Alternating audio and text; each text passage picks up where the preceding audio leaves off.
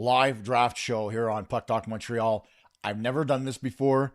I've got TV screen, I've got iPad, I've got my control unit, I've got all kinds of shit going on, and I'm going to apologize up front. There are going to be mistakes. Granted, I'm going to flub something, I'm going to screw it up, but I'm going to try to do my best to make sure I get everything on the board and we can talk about everything that goes on in this draft as it unfolds. Picks 1 through 32 coming up right here on PuckTalk Montreal. It's time to go live.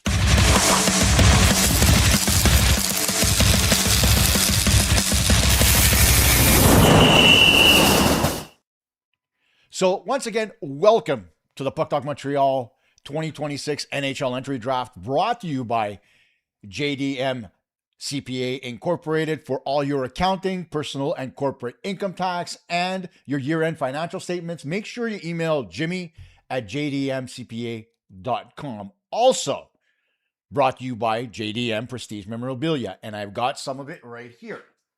I showed it to you on yesterday's show. I'm showing it to you again. Beautiful frames, beautiful work. Of course, Yvon Cournoyer was my favorite player because I was a midget growing up, with the certificate of authenticity and all the stuff that you need to make sure that your jerseys, photos, figurines, and every other piece of memorabilia that you're looking for is authentic. Please make sure you email info@jdmprestigememorabilia.com. They're here for all your needs. Jimmy's an awesome guy. I've known him for almost 40 years. Scary to say that on the air, but great guy. He's the accountant. He's the memorabilia guy. Everything that we're bringing to you on this show comes from Jim. So thank you very much. Now, we got a couple of things that we're going to go through, and I'm going to show you guys up front. Number one, we're going to have the draft tracker. And the tracker is going to update live as we see it. So we'll see how that goes and how it runs, because obviously, like I said, something's going to give. It'll probably be me before anything else. And then I have another screen that's going to be the player card. And in this sense, I've already preloaded Gavin McKenna, assuming he's going to be the number one pick, so that you guys can see his stats in the minors and so on. So a lot going on. I'm also going to bring up scouting reports as we go along and we discuss stuff. I'll be looking at the live chat to see your comments throughout this show. And you're going to have sound bites from the NHL for each and every one of these picks as they come in. Again, I might screw it up timing-wise, but I'm going to do my best to get it out there as soon as possible. I'll probably start the audio as people are walking up to the stage, or as Gary Bettman gets ready to make the picks. We'll see how it runs. Now, the big question, I've put it in the chat. Who goes first? Gavin McKenna or Ivar Stenberg? According to most pundits, both these guys are slam dunks, no matter what you think. And midway through the season, a lot of people were pulling away from McKenna, thinking that his game had started to kind of dwindle a little bit. But as he went to the World Juniors and when he came back to play in the NCAA, needless to say, his game changed completely. So we'll see who's going to go from number one in terms of that. Moving on to what's important for us, and that is the pick for the Montreal Canadiens. What are the Habs going to do with the 28th pick? There's a lot of talk going on right now, including some talk that the Canadiens have offered Jakub Dobeš to the Columbus Blue Jackets in order to get Kirill Marchenko. I think that's complete hogwash. I don't think it's Dobeš. If it's anybody, you want to get money off the books, it's going to be Montembeault. That's what I've heard. That he's one of those guys that they're offering out there, trying to, increase the amount of cap space that they have to be able to bring in other players. It makes no sense to take a guy on an entry-level contract and trade him away, especially when he carried you into the playoffs as far as Dobeš did. And I hope you guys agree with that. But overall, when you take a look at it from the grand scheme of things, right? The number one thing that I'm going to look at in this draft is going to be the actual player that the Canadiens go out and get. Are they going to cave and draft somebody like Maddox Dagenet, who a lot of people are saying the Canadiens should go after? Will they go out and get one of the two Ruck twins, either Liam or Marcus? Who knows? Are they going to do what I said and go out and draft Jack Hextall? That's another question for another day. So we'll see what happens. But as we progress, I'll try to give you as much as I can in terms of scouting, in terms of, what's going on, and my 2 cents. Nothing scripted, nothing written down. It's on the fly. It's off the cuff. It's me. So I know you guys trust me enough to believe everything that comes out of my mouth, most of the time anyway. So we'll see how it goes. We're 5 minutes out from the first pick being made by the Toronto Maple Leafs. And it's funny how things work out. The Leafs have the number 1 pick, San Jose has the 2nd pick, and Vancouver has the 3rd pick. And the 3rd pick is expected to be Caleb Malhotra. His dad was just hired as the head coach of the Vancouver Canucks. Are they going to go that direction? Is it something that the Canucks really want to do and put the Malhotras, both dad and son, on the spot right away? In terms of that, I think it's unfair to the dad, right? I like Manny Malhotra. So everything this guy's gone through, he was one of the premier face-off guys in the National Hockey League, had his eye poked out basically, and he's blind in one eye, had to stop playing, right? And so when you look at what he had to go through in order to get to where he is, including as an assistant coach, through all the trials and tribulations, including the stint here in Montreal, now the head coach of the Vancouver Canucks, I want to see him succeed. And is it really in his best interest to have his son as one of his players? Rocky Balboa chiming in here on the chat. Thanks for joining. Get Marchenko. Give Montembeault and Hage for him. Columbus would lap it up. Here's the thing about that. Hage isn't going anywhere. Okay? As far as I know, and I very well know Hage's family, I don't think he's going anywhere. If anything, I mean, it'll be a surprise to most. So we'll see what happens. But overall, I don't think Hage is being moved. Montembeault, most likely. I've also heard that they've offered Kirby Dach or the rights to Kirby Dach to Columbus. So we'll see whether or not that happens. And from what I've heard as well, the Canadiens are planning on qualifying both Kirby Dach, which surprises me a little bit, and Joe Veleno. But we'll see whether or not that actually happens. A lot of stuff going on. Personally, I wouldn't offer sheet Dach. I would offer him a lesser contract to see whether or not he actually wants to sign because of the fact that he's been so injury prone. But players are players. They want to go out and get the most they can, especially with a guy like Dach, who you know is injury prone. You want to get a max contract as much as you can. So will he? He's an RFA for 1 year. If the Canadiens sign him for 1 year at $4 million, are you okay with that? Me, not so much. I want to use the cap space to make this team better, get tougher on the bottom 6, get a little bit more physicality, maybe sign a right-hand defenseman, whatever it takes. But overall, I want it to be something that works for the Montreal Canadiens to make them better in the playoffs. That's ultimately what we're all looking for, right? So we'll see how that works out. Still a couple of minutes before the number 1 pick goes up, as I'm watching here on Sportsnet. So I got a funny story to tell you, by the way, about my friend Jimmy, who's sponsoring this show, both as an accountant, which is on this side, and from his memorabilia company. Here's the thing. When I was 16 at the time, and I was working for Jimmy's cousin at his restaurant, lunch hour, my best friend anyway.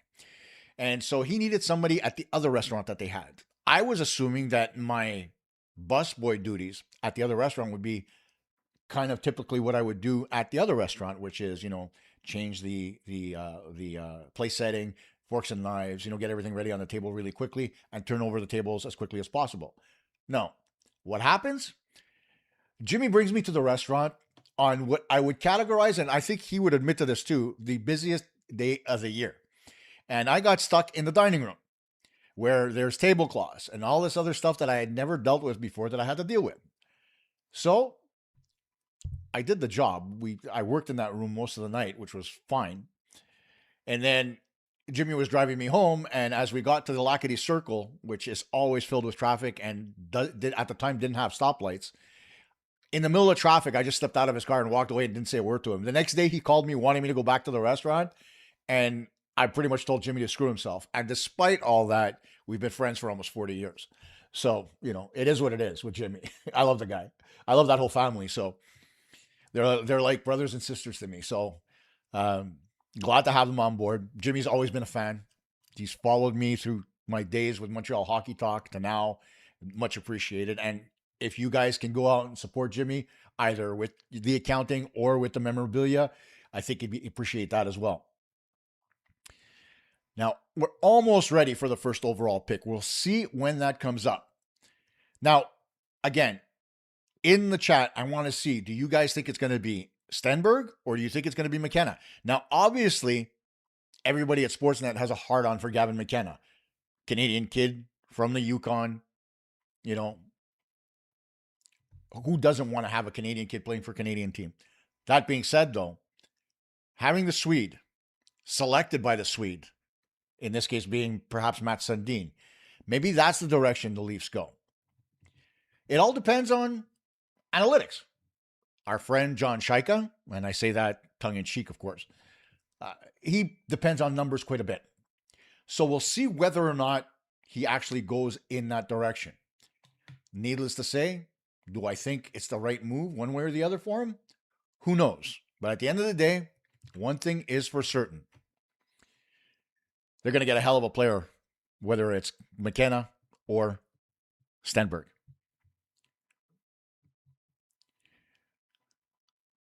All right, let's get it going now. As the draft is about to begin, all of us sitting here, tell me what you think the Canadiens should do with the 28th pick, right? Let me know. I would say trade it, right? Because the draft, after all, isn't as deep as you'd like it to be. But it is what it is, right? And as I watch the screen, I don't know if you guys are watching on Sportsnet or the NHL Network in the States, wherever it might be, it's the same feed. I love the couches. Here's my question, though. You take all these kids that are prospects and you stick them on those couches. And I've been to drafts at the lower levels, right? In terms of bantam players and midget players in both the CCHL and other leagues. And the thing I always hate is watching the kid that doesn't get picked when he's expected to get picked. Watching the kid that sits in the crowd waiting for his name to be called and it doesn't get called. And that's the part I have an issue with in terms of, especially the first round. Because there are going to be players, especially in the later rounds. So when you're talking about a guy like a Maddox Dagenet or the Ruck Boys or Jack Hextall or whoever it might be, they're going to be sitting there, twiddling their thumbs, waiting for themselves to be picked. And if they don't get picked, they end up coming back the day after. Now, obviously, right, hopefully they don't get on camera and they don't get, embarrassed in terms of that. But when I watch those things live, it's always a difficult pill to swallow to watch those kids. Because after all, they have high hopes. They believe in themselves. So they think they're going to be able to, do things a little bit differently. So we'll see what happens. But overall, I mean, most of the guys that are sitting there are going to get picked one way or the other. So we'll see how that goes. Man, oh man, let's go. I'm anxious to see how this turns out, especially the show, because I've never done this before. So we'll see how it goes, and we'll see whether or not it's McKenna or Stenberg. And man, oh man, the intro that Sportsnet does is always long. Russell, $79.95, not the year for the Habs to be drafting. Trade the pick and get some ready NHL ready talent. I'm on board with that. Unless of course some fluke happens and somebody slips, or slides down. But at 28, you're going to get a marginal, maybe second round pick that has upper end talent. That's where your target is. So yeah, I would move the pick if and when the opportunity presents itself. But the question is, does the opportunity actually present itself? Right? We'll see.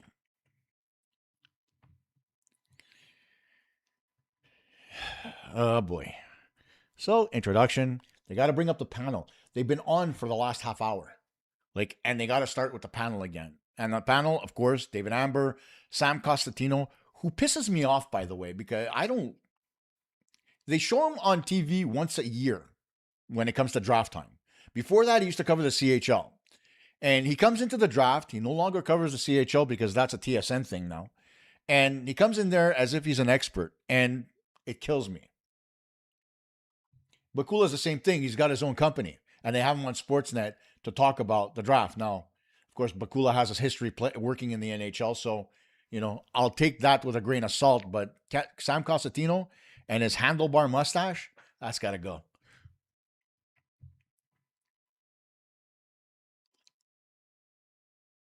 So, gang, here's the question. Who goes first? The pick's coming.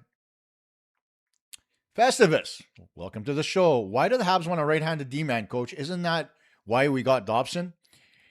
You need depth, Festivus. That's the important part, right? Because when a player is pressured and he's on his backhand, he doesn't really have the right kind of leverage to clear pucks properly.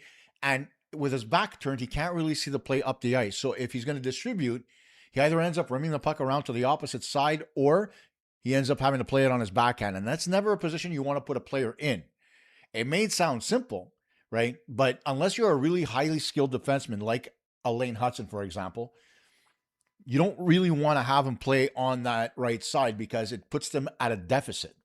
You want players to be in positions where they're going to succeed.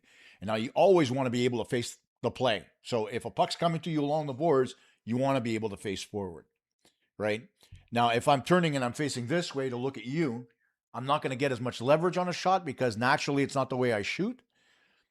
So that's kind of where most coaches are in terms of left-right. It doesn't always work out that way. Sometimes you get left shot defensemen that prefer the right side, but those guys are few and far between.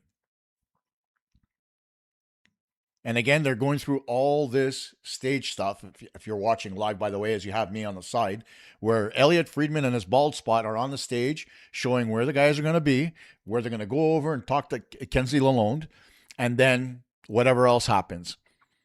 At least they don't have that stupid little pedophile closet that they had last year. That was crazy. It looks so weird. Why would you have sliding doors and have a guy go into a room where the rest of the crowd can't see him? Didn't make any sense to me. The open concept, a hell of a lot better.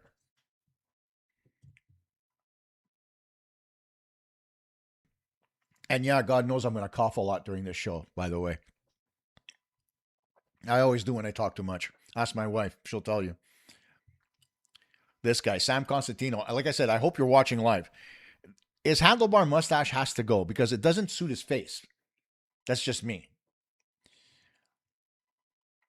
Okay, come on. Let's go, guys. Like, seriously, get the pick in. Let's get it going. Why do they procrastinate? You know, they say the show the draft starts at 7 o'clock, and it never starts till about 7:15. But anyway.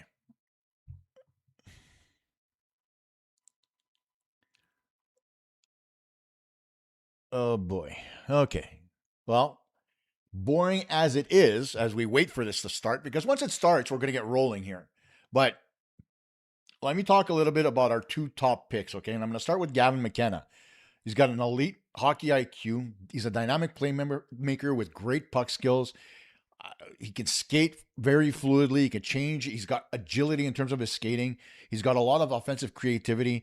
And his overall assessment is written like this. Where are we going here? It looks like it's starting. They just put the light on the podium, the famous podium. And here comes the eternal bobblehead, Gary Bettman. All right, you want to hear what he has to say? Let's open it up. Now you don't know what to do. Good evening, Buffalo. And welcome to the 2026 Upper Deck NHL Draft. Since hockey is the ultimate team sport and Buffalo's support of its teams is legendary, I figured I'd ask a couple of local line mates to help me get this draft started and minimize the booze. Buffalo Bills offensive tackle Dion Dawkins.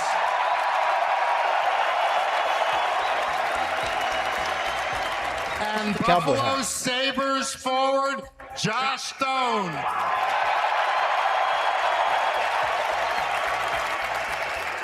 Dion. I don't want to listen to this. Dion. What does Dion know about hockey? I hope this isn't as bad as last year, because last year was a complete, utter waste of time. And God help me, Dion Dawkins is wearing a green sash around his neck and green glasses. Sorry. As he's talking and we get this started, going back to McKenna. McKenna projects to be a true franchise player, probably hovering between 95 and 110 points at his peak when he does get beyond his rookie year. His vision, which is elite, creativity, and hockey sense separate him from the rest of the draft class. If he continues to add strength and become more effective in contested areas, he has legitimate superstar potential and is widely viewed as the favorite to be selected first overall in this year's draft. Now, when you're looking at Stenberg, a lot of the stuff very similar. And when you look at his overall projection, his ceiling is a little bit less at about 85 to 95 points annually. His floor, roughly about 60 to 70. The reason a lot of scouts have Stenberg neck and neck with McKenna is that his game has remarkably few weaknesses. And you could say that about McKenna as well. McKenna may have a higher offensive ceiling that thanks to his elite creativity, but Stenberg's polished, complete game gives him one of the high-profile probabilities in this draft. If a team wants the safest bet to become a perennial all-star, Stenberg presents a compelling case for the first overall pick. So there you have it. McKenna is the pure offensive guy. Stenberg is the more complete hockey player, according to what they say on Elite Prospects. Now, here's the fun part, okay? What do you actually think? Does Toronto really want the offensive guy? Or do they want the all-around player that plays a 200-foot game? That's going to be the interesting thing.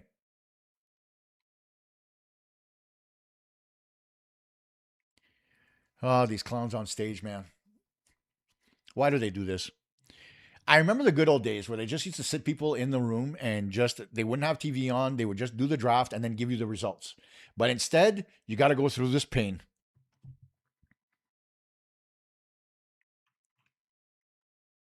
Oh, he's hugging. He's hugging Gary Bettman, who's about 2 feet shorter. Talking about Deion Dawkins. Just too funny.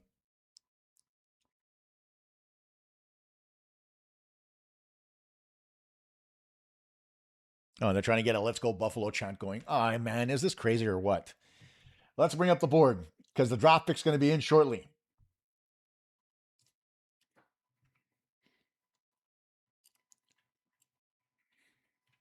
Come on, gang. You're saying, "Let's go Buffalo, let's go Leafs." Get your pick in. Let's get this started.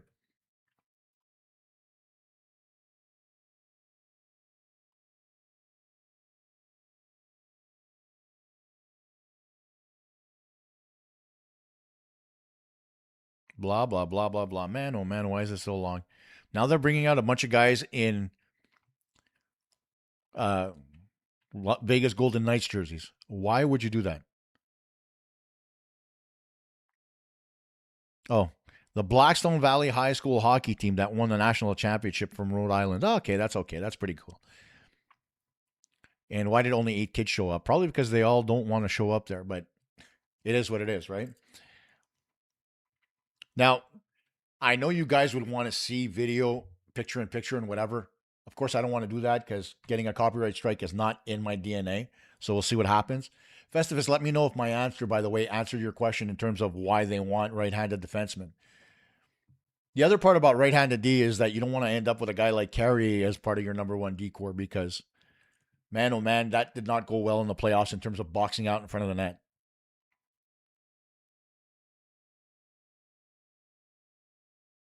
There we go. He finally announced that Toronto's on the clock. Hey, and they got 3 minutes. I don't even think it's going to take 3 minutes. And wouldn't it be funny? You see some of these guys that are in the crowd already that are wearing Gavin McKenna jerseys. Wouldn't it be funny if the Leafs decide to go with Stenberg? What does he do? Burn the jersey after that? Like, seriously. Why not wait? Like, or do what other guys do. Take a marker to a t-shirt or something. Don't buy a $200 jersey with his name on it. And now they got the picture-in-picture. McKenna's on the phone. And Stenberg is just standing there very stoically. I envy these kids, man. It's a dream for any kid that's played hockey, whether it's NHL or otherwise. Yeah. Camera's on McKenna. Everybody wants McKenna. Do you think the Leafs should take McKenna? I don't see enough of this online, man. Like, come on. Let's get the chat going. Let's get a little bit of talking going. Welcome to Leafs Nation, Gavin. They already have the signs, too. Just for shits and giggles, I'd like to see them actually draft Stenberg just to see how disappointed everybody's going to be.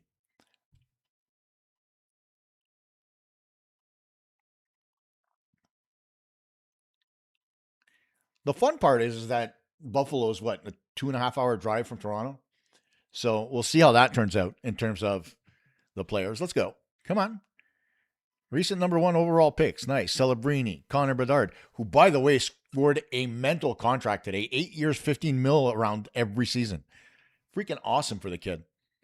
And he did that without having any support in Chicago. So it speaks to his talent, right? And what he's been able to show the Chicago Blackhawks he can actually do. It also speaks to the fact that Chicago doesn't want to lose any players like Bedard because they can't afford not to have him in their lineup.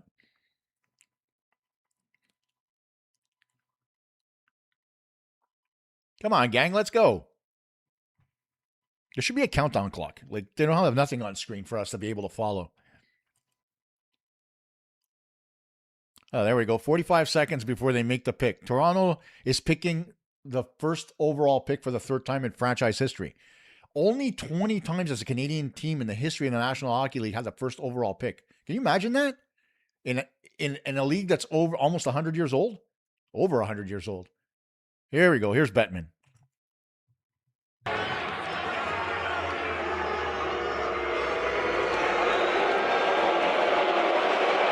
I love how they boo this guy. He's made every team so much money. Passion of fans in Buffalo. It is now time for the first pick in the 2026 NHL Draft. Please welcome one of the Toronto Maple Leafs' most diehard and iconic fans. If it's Steve Dangle, I'm going to puke.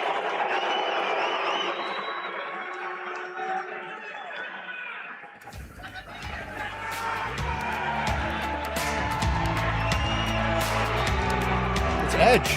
Nice. It's not Edge. Justin Bieber. Yeah. What's up, Toronto? Man, what an incredible night. Oh, man, the child in me is ecstatic right now. I've been a Leafs fan since I was just a little boy, and these nights are so special. I'm so grateful to be here. But we got something to talk about right now. And if you follow me, what's going on, guys? How are you? What's going on, guys? How are you guys? Hey, hey. Justin's checking out all the moms. We got something to share with you guys tonight. I don't know if am I supposed to come up right up here? Hey, how are you? Good, good, good. Thanks for having me tonight. Yes, sir. Wow. I'm ready. Pick's already on Should the I go board. for it? It's Gavin McKenna. The Leafs made the pick. Justin Bieber just takes too long. And the stream is slow. So there you have it. Gavin Mr. McKenna becomes the first we would overall like to pick draft you to the of Toronto the Maple NHL Leafs. Draft. And when you take a look at his stats, it's a no-brainer. 129 points in his last year of eligibility in the Western Hockey League with the Medicine Hat Tigers. And then last year, 51 points in 35 games, along with another 14 points during the World Juniors. This is an awesome pick by the Toronto Maple Leafs, and it's the only one they could actually make, right? If you look at the Leafs in general, what are they going to do? Go out and pick another guy who's a non-Canadian? I mean, it goes without saying that McKenna was absolutely the pick that they needed to make here. So as he's celebrating with Pat Brisson's his agent, and he's going to make him a hell of a lot of money as his contract comes up, right? Right now he's going to be on his entry level. McKenna going up on stage. Going to put the Leafs jersey on for the first time, taking off his jacket now. And they always have those fun linings on the inside of the jackets. I'd love to know what it is, but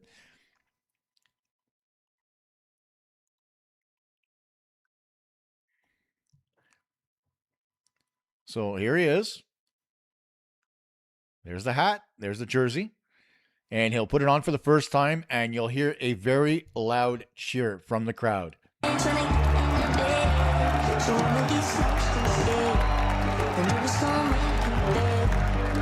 Great job by the kid. He gets picked first overall. And there we have it. So let's get away from that. Obviously, the next pick is going to be that of the San Jose Sharks. They're going to be on the clock soon enough. And Justin Bieber's trying to interview McKenna, so let's listen in. And I wanted to show you up in this screen right here, right now. Thanks, JB. Gavin, welcome to the Toronto Maple Leafs. I'm sorry I'm not able to be there with you guys today, but it was 10 years ago when I was standing right where you are. I know how exciting this is for you and your family and what an incredible honor it is. Austin Matthews, I'm muting that. I don't want to listen to him. So, guys, what do you think of the pick? Tell me about it. Do you think it's the right move for the Toronto Maple Leafs or no? Do you think it's a mistake? Let's see here.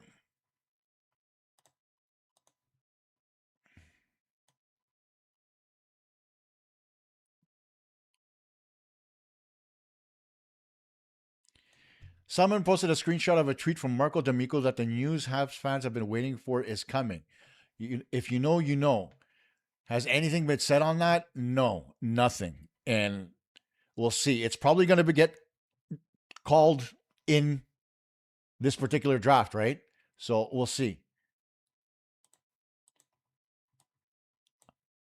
What in the world's going on with my chat? Hang on, guys. I'm trying to fix this up as we reload this stuff. There we go. That's better. I don't know why you guys weren't loading up. Let's see here. That's Katie's question. Does the 28th go in the package to Columbus? Let me take a look here and see, because Jimmy, what did I do to you? Goodbye, Gus. Dude. Let's see here. We'll do this while you listen in on them talking to Gavin McKenna and Justin Bieber. So hang on a second. Okay, Gavin, congratulations again. And when you saw your captain, Austin Matthews, 10 years ago drafted, same place, same jersey, what's it going to be like to play with him?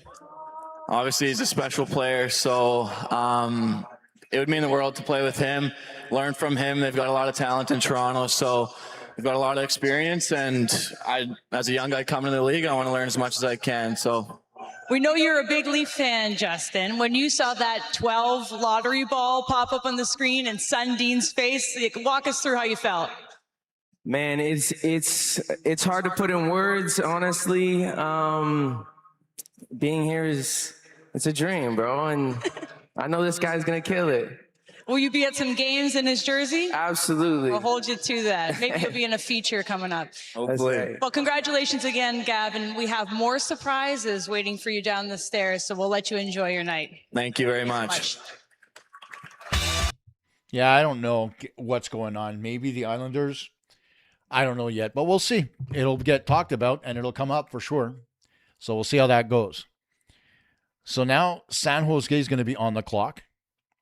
So they go from Justin Bieber to Matthew Schaefer, but we'll keep talking. Russell, you want the Stenberg connection. We'll see how that pans out.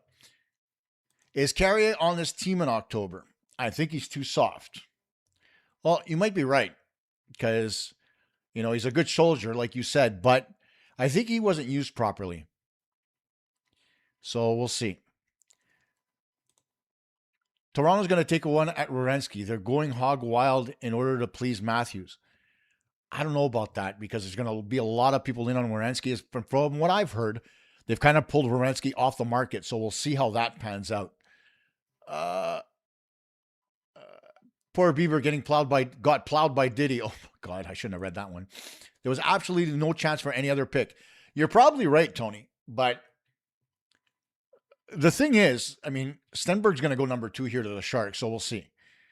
And the Sharks are going to get a good player either way. And yes, Russell, Leaf fans are going to be very happy. Rocky Balboa. Okay, check out now trade McKenna for Werenski. That's funny. Guys, Werenski has apparently been pulled off the market. It's not for 100% sure, but that's what I've heard.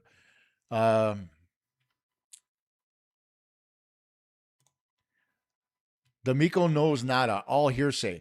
And there's a lot of that going around, and that's why I try not to get caught up in it, right, in terms of what's going on with the trades. Because, as I say very often, you try to throw shit at the wall, and eventually something's going to stick.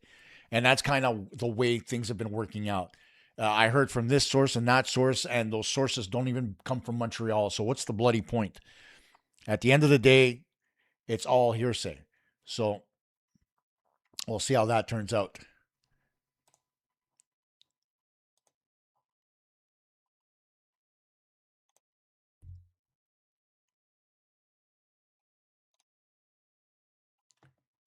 What are you sorry about, Festivus? Nothing to be sorry about. Let's see. There was a Swedish player that projected to go late first, early second because he's just coming off a knee injury. Anyone know his name? I saw a player eval on him earlier, that made me curious where he goes. Let's see. I don't know if it's going to be easy to find, but I haven't heard in terms of, it's hard to gauge because hang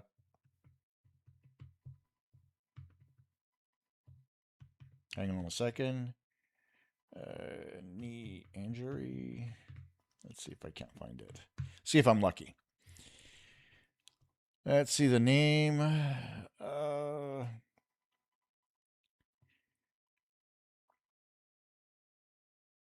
There's two of them, actually. There's Jonas Lagerberg Hohen from Leksand.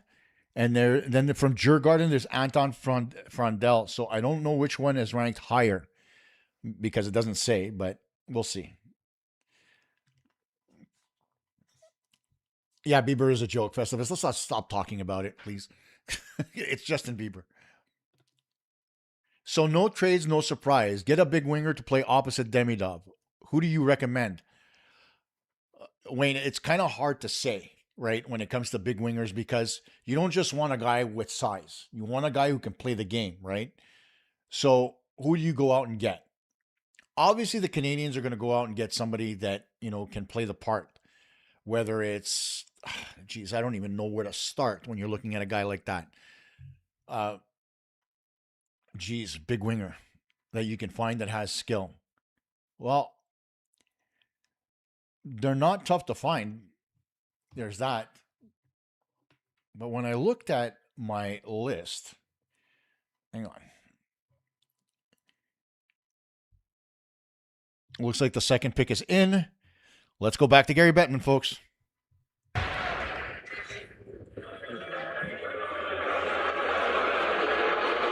Let's keep doing it. I love the enthusiasm. Making the second selection for the San Jose Sharks is an Olympic gold medalist who last week became the first draft pick of the new PWHL franchise in San Jose, Layla Edwards.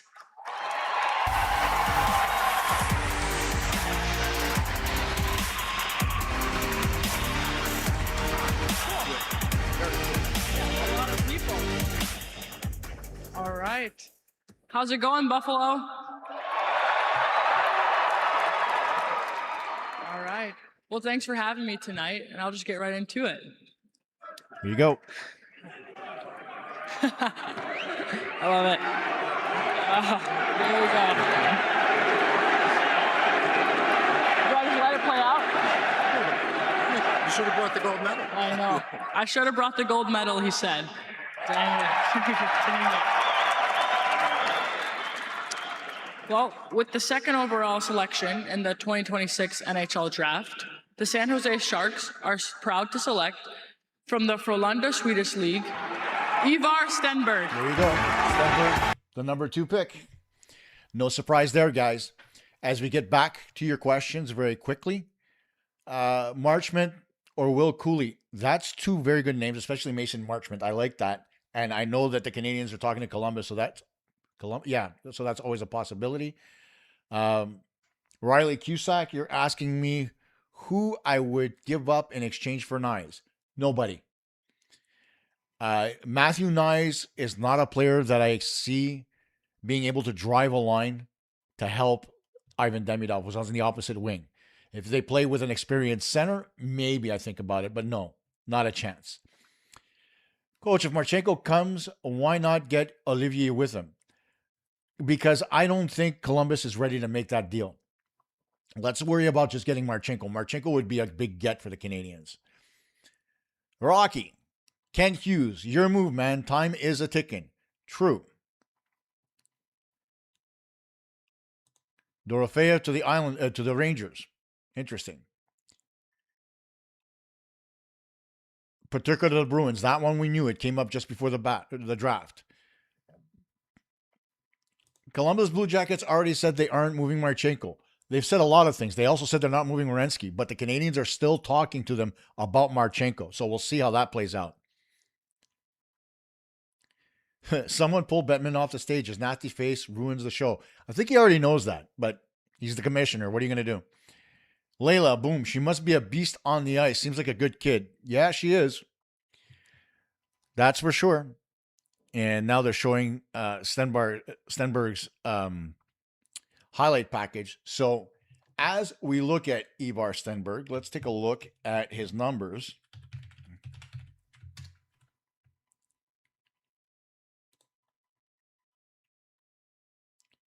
And I'm waiting for shit to come up. So just bear with me a second.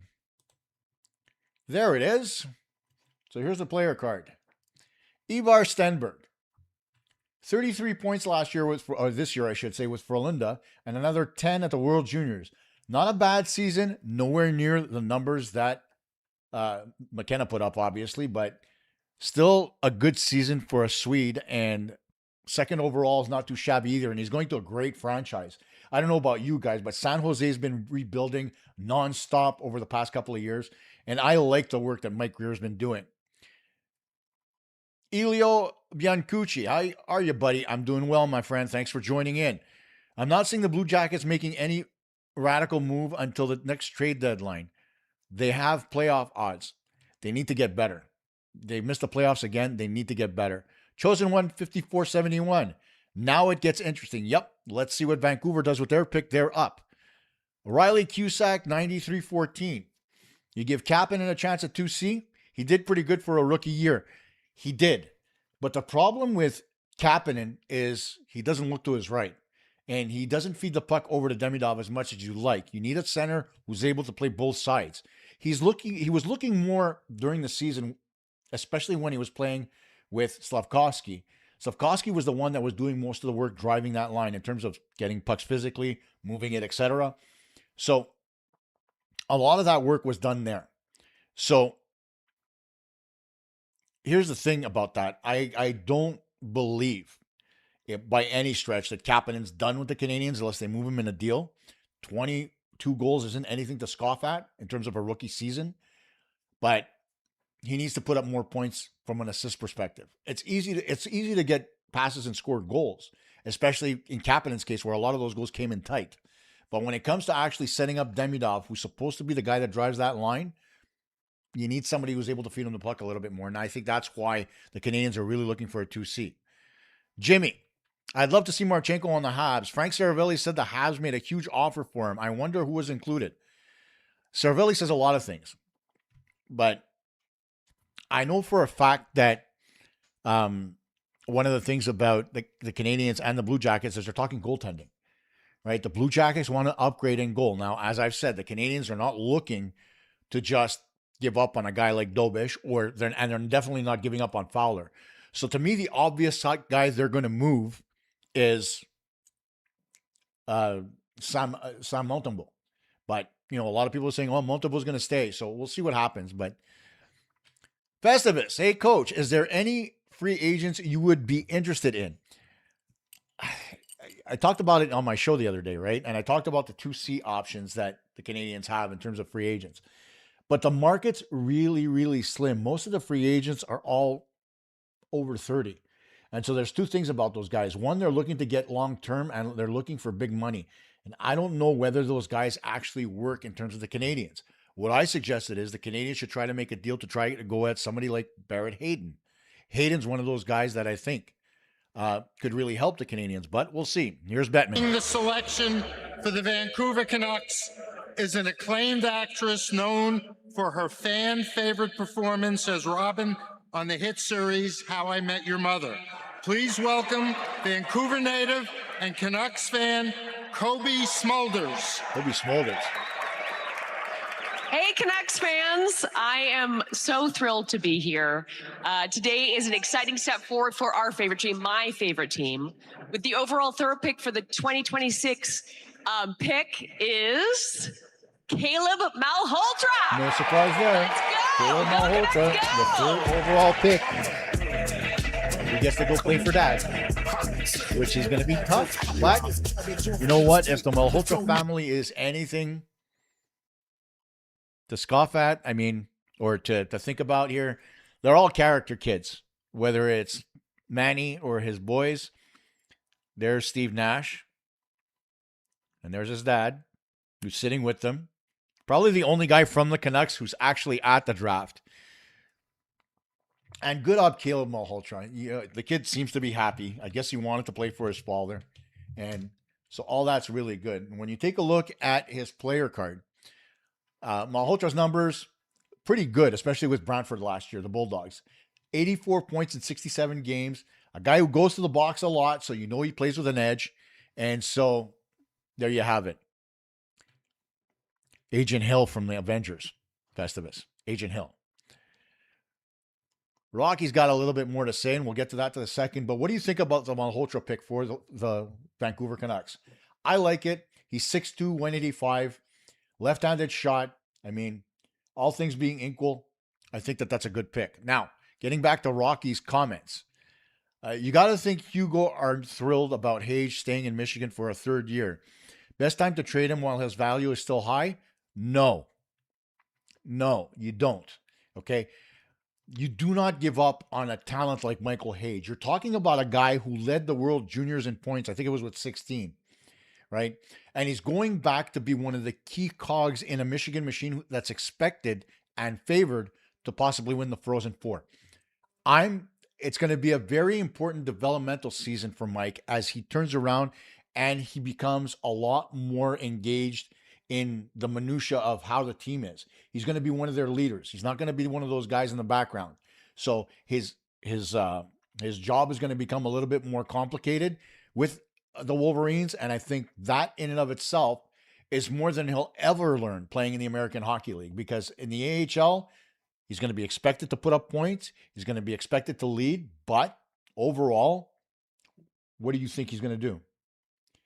Do you want him to go play in a league where it's a little bit too physical and he might get hurt? I'm not ready to do that. I don't know if you are, but we'll see.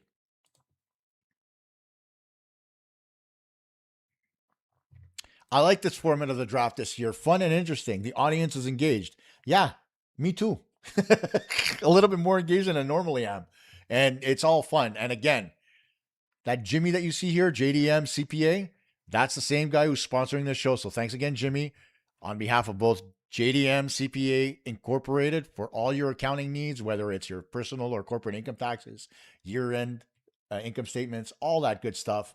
Make sure you email Jimmy at jdmcpa.com. And of course, JDM Prestige Memorabilia. Guys, his stuff is awesome. He takes care of you. He makes sure he gets what you want when you want it at a very reasonable price. Make sure you email him info at jdmprestigememorabilia.com. Now, back to the chat. Chris, people seem to forget Hage was injured last year at the end and would not have played. That's another thing. But when you take a look at Hage, you got to look at the grand scheme of things in terms of the package, right?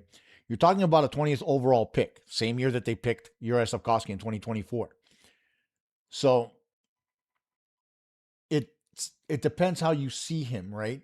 We know that he's got issues in terms of winning faceoffs. Is he going to get bigger? Absolutely. We know that's what he's working on. Is he going to get faster? They do every year as they build more muscle in their body. So we'll see what happens.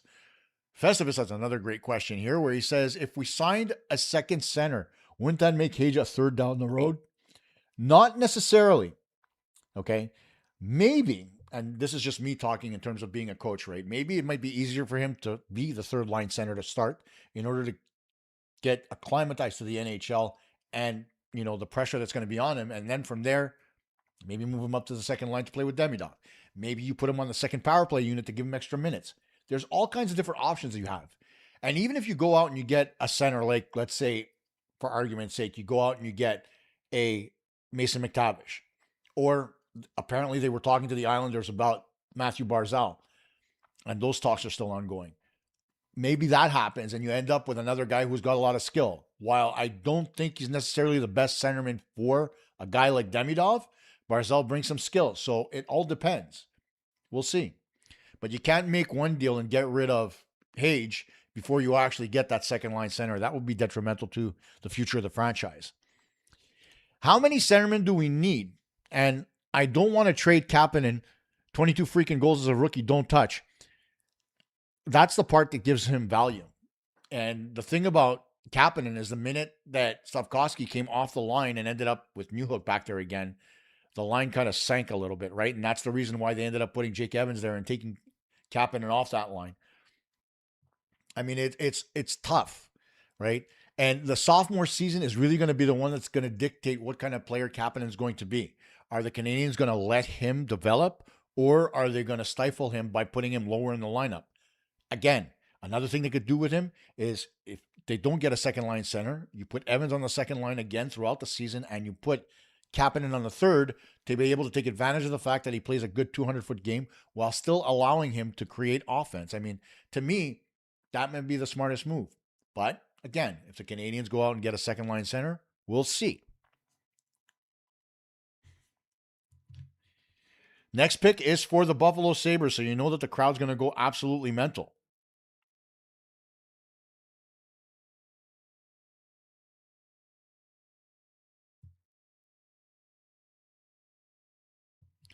Yeah, I know, guys. You can't really do anything about live shows when there's a bit of a delay. Sportsnet's saying it at one time, I'm saying it at another. So the pick is in for Buffalo. Let's go back to Gary Bettman. The selection for the Buffalo Sabres, please welcome back Dion Dawkins and Josh Stone.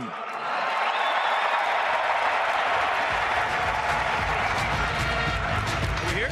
We're here. Oh, wow. Dawkins looks like he already forgot the pick.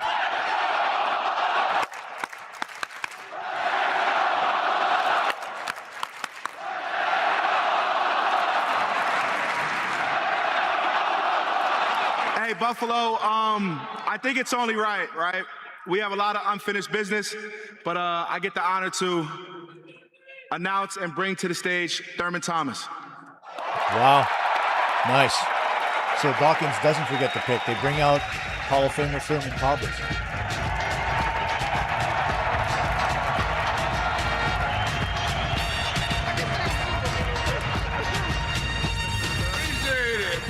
Oh, this is awesome. With the 4th overall selection in the 2026 NFL Draft. NHL Draft, my bad. Sorry about that. The Buffalo Sabres are proud to select from the Prince Albert Raiders, Daxon Rudolph. So Daxon Rudolph, the pick for the Buffalo Sabres.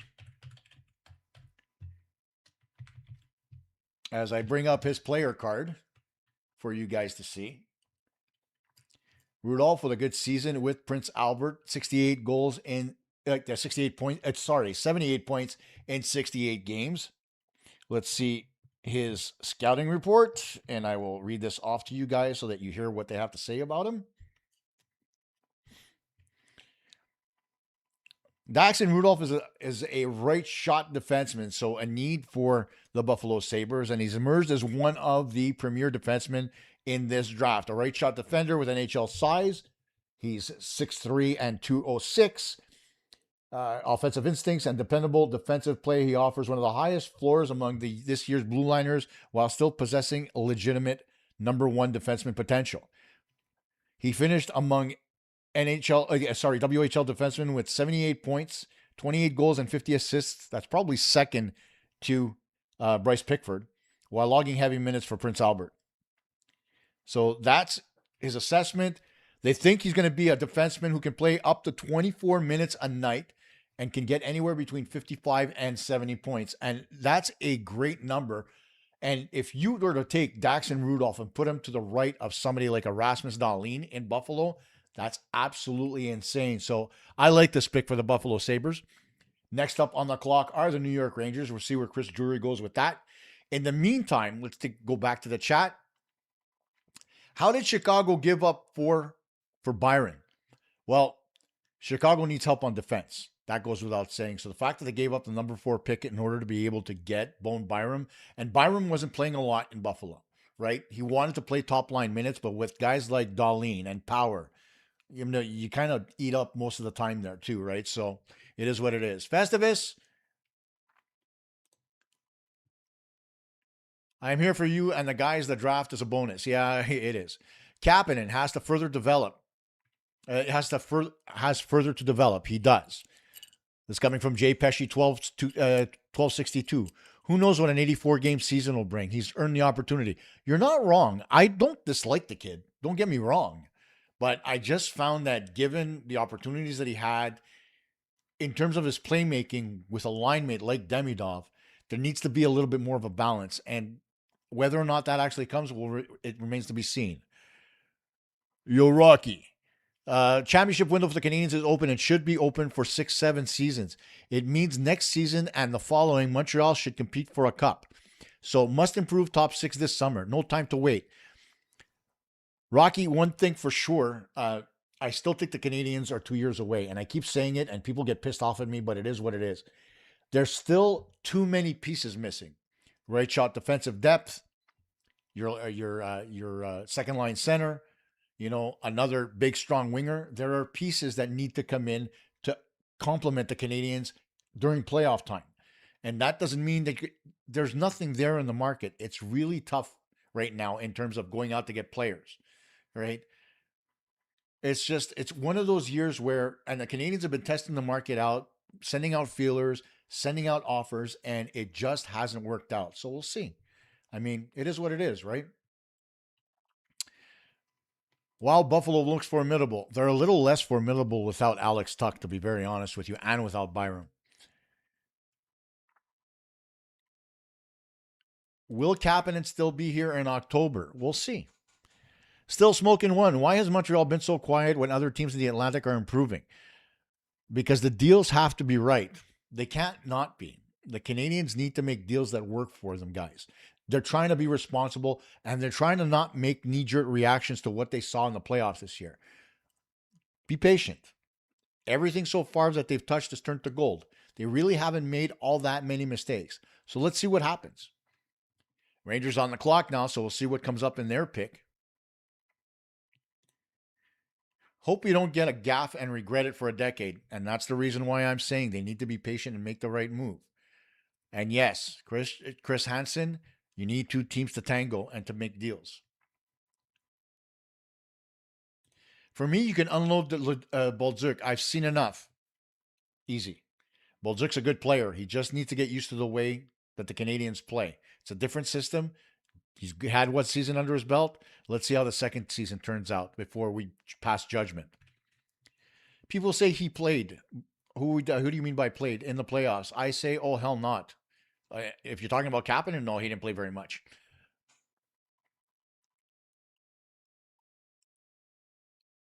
Can any of the draft picks fix my computer? Jimmy? No, obviously not. Still smoking one. Other teams have been willing to move players at Chris Hansen. Yeah, they have. And the deal's got to be right? You're not going to give up too much to be able to get something, right? That's the mistake that they're trying to avoid. And like I said, the market's pretty crappy. Teams are asking for too much. It's not a buyer's market. It's a seller's market. And yes, Hugo will not overpay, not overplay. Draft format is very hard to watch. It's lame for sure. It's not as bad as it was last year, to be honest. Last year with that closet that opened up where players went in and they were talking, and I hated that. I think the sitting on the couch and talking to Kenzie Lalonde is a little bit better. And being there and everybody seeing the team rep talking to the player is a little bit different. So let's not call it, a complete loss just yet.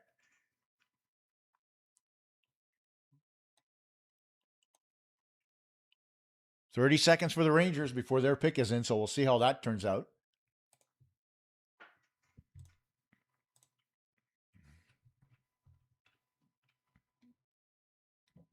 And what kind of draft format do you like? You like it when all the kids are there and when the teams have everybody on the stage that nobody knows? I mean, for me, I was indifferent, right? One way or the other. It's about the player, right? And the first round is the only round where you really have all that super coverage in terms of what they're going to do. So it looks like the Rangers pick is going to be in a second. Shout out to my boy. Actually, it is out, but they're going to announce it now. Got it already on the board. But let's go to Gary Bettman. With the 5th overall selection in the 2026 NHL Draft, the New York Rangers select from Jokerit and Munchen of the Finnish and German leagues, Alberts Smits. So there's your pick, Alberts Smits. And the fun part about this is the Rangers didn't even give enough of a shit to send somebody to Western New York to be able to be at the draft to introduce the kid. They had Bettman do it, which is really, really sad. And the thing about Smits is, when you take a look, he's a defenseman, right? Really rugged. He played for 2 teams this year, including a small stint in the DEL, but he spent most of his time in junior. Had 13 points in 38 games. But let's see his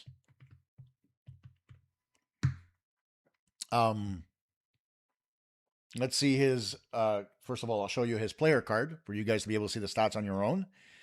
But let's see. When we took at his assessment, Smith may not be the flashiest defenseman in this class, but is one of the safest bets. A combination of NHL size, skating, defensive awareness, and professional experience gives him an exceptionally high floor. If his offensive confidence continues to grow, he has every tool to develop into a top pairing defenseman. No surprise many teams view him as a top 10 talent and one of the most NHL-ready blue liners available in this year's draft. Not even a guy to talk to this kid. Man, that's sad. Like, not even the war room, like you were saying, right? Who will be the highest potential bust in the top 5 this year? Listen, defensemen are hard to pick, right? So you got to go to the top 3, and it's really hard to say. I don't know if there's going to be a bust in those top 3, but we'll see how it happens.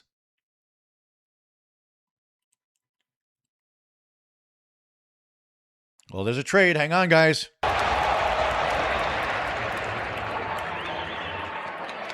We have a trade. The Utah Mammoth trade JJ Peterka to the Boston Bruins. No surprise there. We already know about it. Jesus. Ugh. And talk about killing the mood.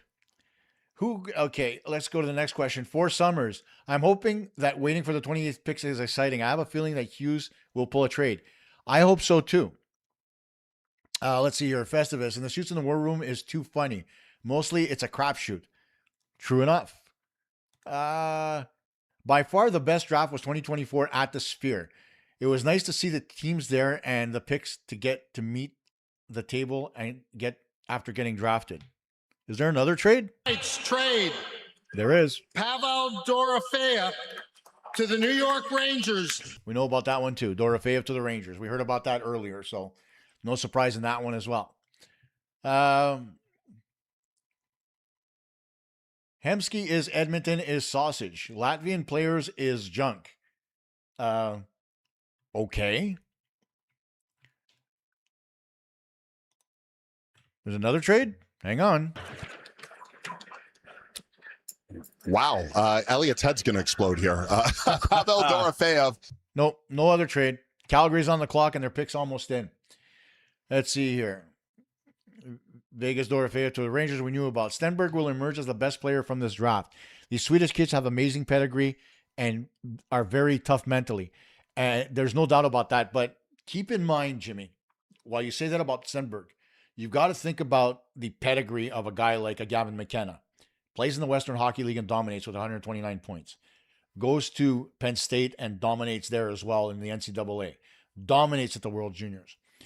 Comes from Yellowknife. And we know from what we've heard in the past, in the Yukon, there isn't much in terms of hockey. This kid has to move to Kelowna in order to be able to play organized games after a certain age. So that long road, if you look at the pedigree of players and what they're going to be able to bring to the table, I honestly think Gavin McKenna is going to be just as good, if not better, than Stenberg, especially from the offensive side of things. Rangers scored. Listen, man, we'll see. If there's one thing about the Rangers that is abundantly clear to me, they always screw things up, right? And I'm not going to be surprised if that happens again with Drury. Hopefully that changes, because my boy Paul Cuthbert down in the U.S., who, by the way, has his own podcast, Go To Sports. Make sure you check it out on YouTube. He covers everything in terms of New York sports. His head's going to explode if the Rangers don't start playing better. He's been disappointed for years and he stopped watching. Time for us to go to Calgary. Their pick is in. Next up for the Calgary Flames, co-captain of their 1989 Stanley Cup Championship team and a member of the Hockey Hall of Fame, please welcome Laine McDonald. Oh, there you go, Laine McDonald. The mustache lives. Man, this guy looks great at his age, doesn't he?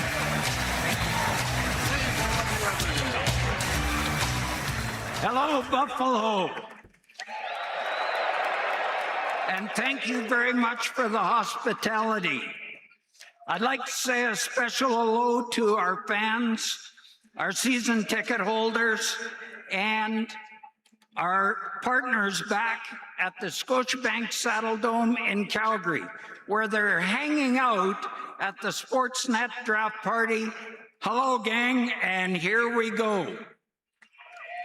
So the fifth pick is already out. It's Carson Carroll's defenseman from Prince George Raiders. Another Raiders defenseman going in the NHL draft, the Calgary Flames are very proud to select from the Prince George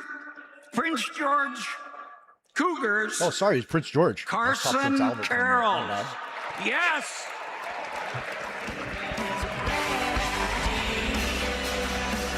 Unbelievable moment for Carson Carls.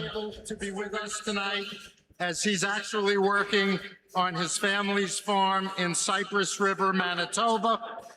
Despite not being able to be here, he's going to join us remotely. Carson, there's Carson congratulations. Carroll, working on the farm. Sounds like a good kid. Good for him. If you look at him, here's a defenseman that puts up numbers again. 73 goals in 58 games. He's 6'2", 198 pounds, so he's still got a little bit of room to grow. Played in the under-20 championships, played in 5 games, got a single point. And let's see what his scouting report looks like.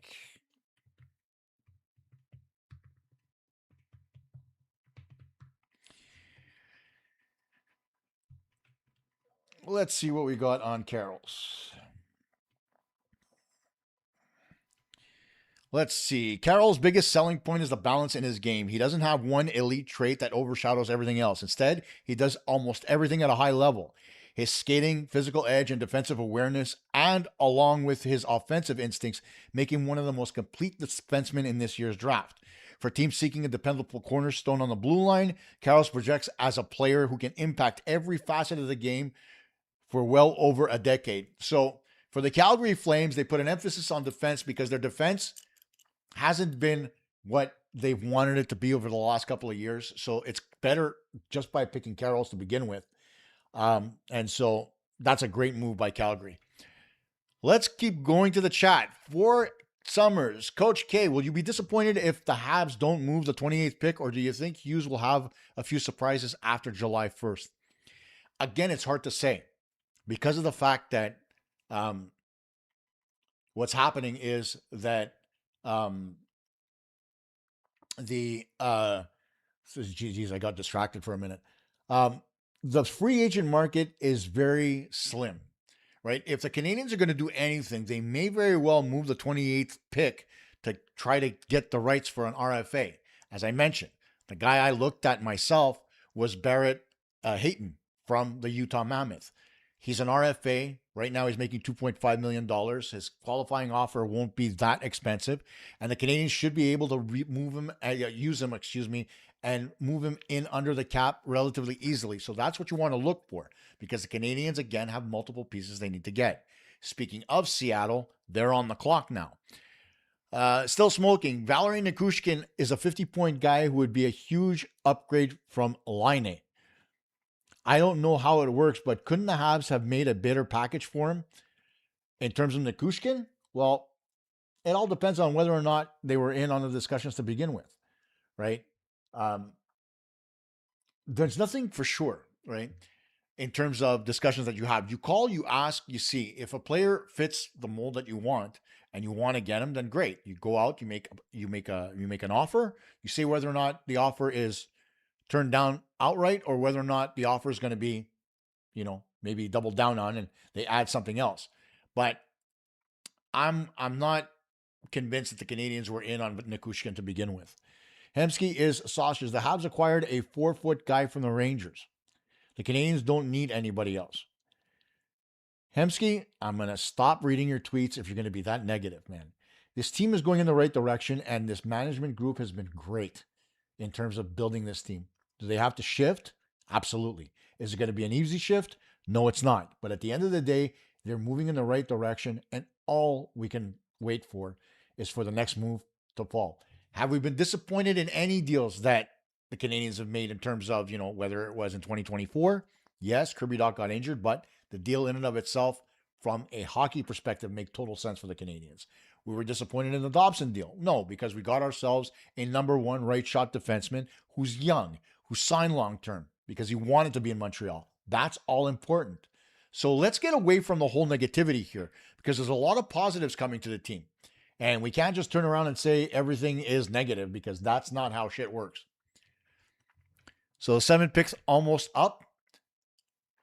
I believe it's in. So we'll go right back to the stage and listen in on Gary Bettman. Let's find out from the commish. With the 7th selection in the 2026 NHL Draft, the Seattle Kraken select from the Sault Ste. Marie Greyhounds, Chase Reed. So Chase Reed is the pick from Sault Ste. Marie for the Seattle Kraken.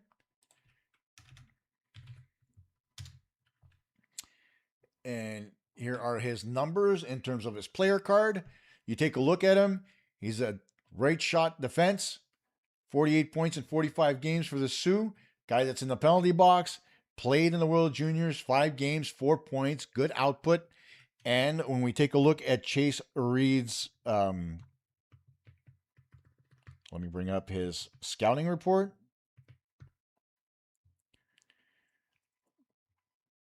And let's see whether or not they actually have somebody talk to this kid from the Seattle Kraken. That's the interesting part. I don't like this draft because there's nobody there from the team to talk to these kids when they get off. So let's see here. That's not what I was looking for. His overall projection. Let's see. Chase Reed is widely regarded as the top defenseman in this year's draft. Guess not, since he went 7th overall. And one of the few blue liners with legitimate first overall upside. Combination of elite skating, offensive creativity, transition ability, and two-way potential gives him one of the highest ceilings in the class. Many scouts believe he has all the tools to become a true number one center at the NHL level. So on the surface, a very good pick by the Seattle Kraken. We'll see whether or not that actually pans out. As we take a look here at the board, we're down to the 8th pick, where, the Winnipeg Jets are on the clock now and about to select.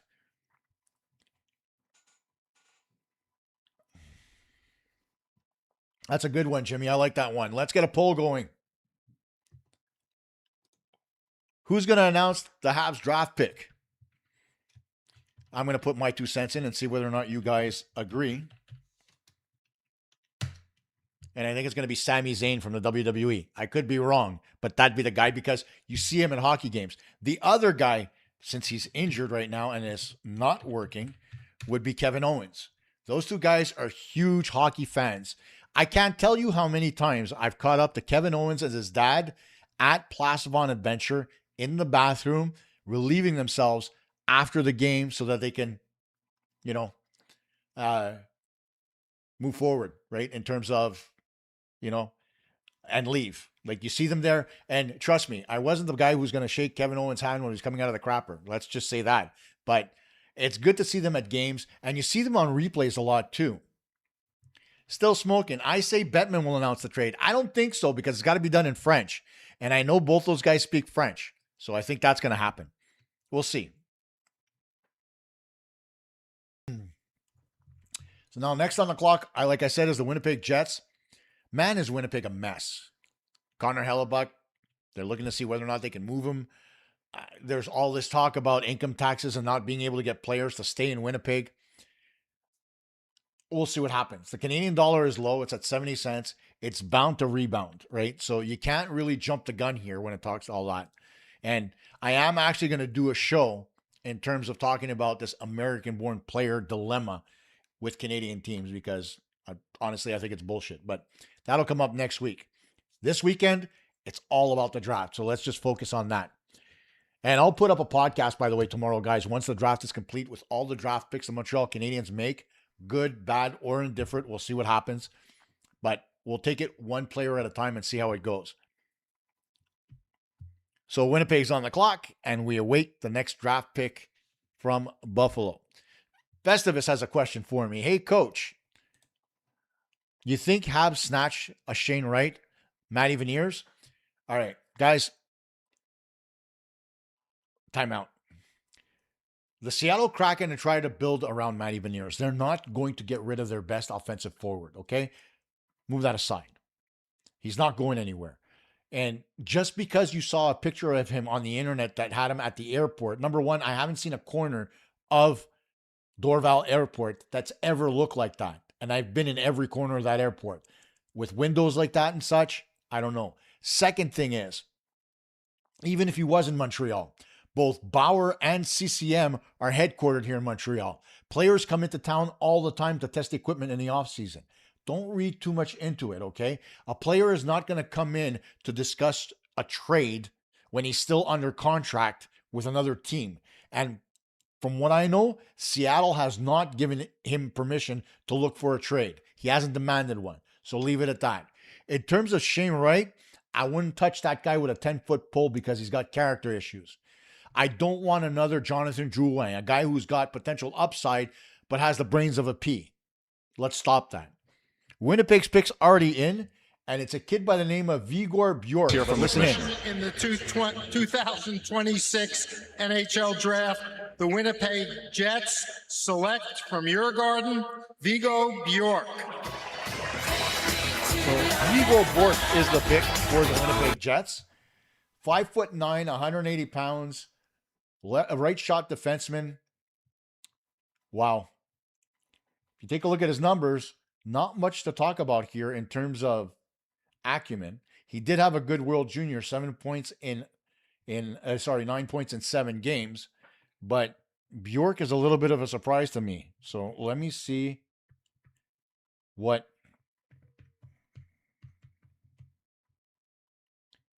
did I spell it right? Yeah, I did. Let's see what the scouting report is on Vigor Bjork.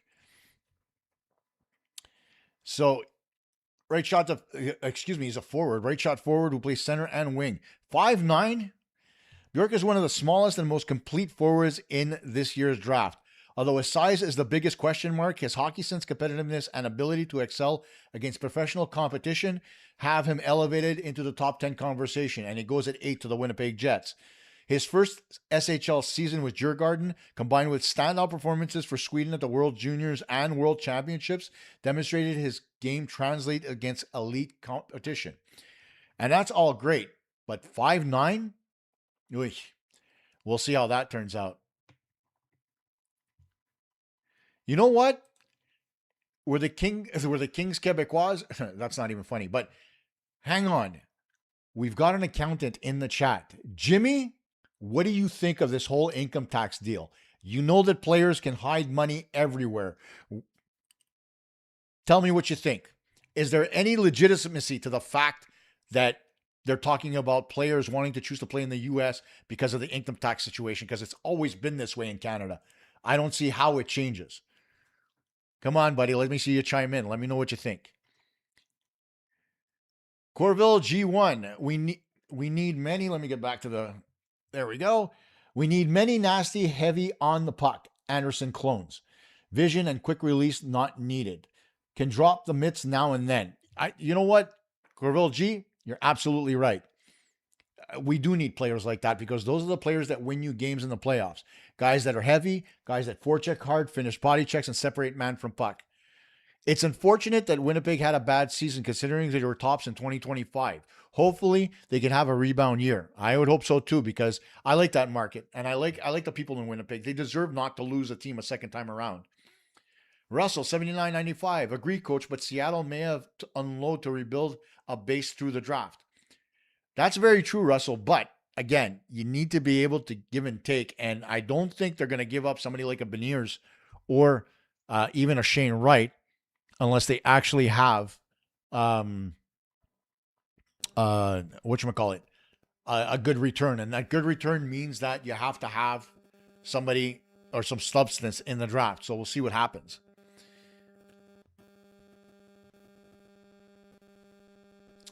Russell, 79.95. Think about what Robertson's refusing the deal means for Seattle. And it may mean tanking for better draft picks to build a foundation that will attract guys like Robertson eventually. Absolutely, that's very true. Refusing 15 plus million over 8 years, that says a lot. Okay, Hemsky, not reading that tweet. That thing in the chat. That's absolutely false. It's bullshit, and I'm not going to bring that up at all.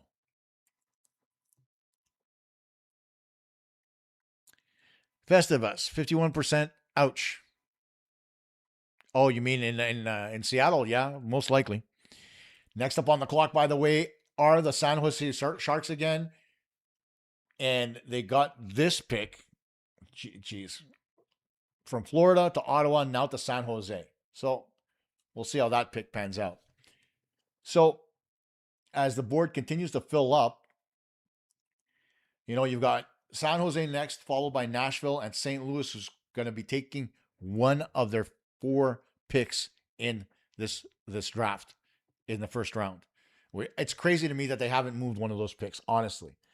When you've got that kind of draft capital in a draft like this, you want to move it. So I don't see how St. Louis hasn't moved one of their picks, or 2 for that matter, to be able to either move up in the draft or to be able to acquire a good player.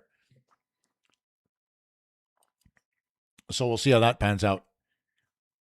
In the meantime, guys, listen in for Jimmy asked the legitimate question. Let's see. Who do you think is going to make the announcement for the Montreal Canadiens at 28 if there's an announcement to be made? We'll see whether or not that actually works out. Once again, don't forget, this show is brought to you by Jimmy from JDM CPA Incorporated.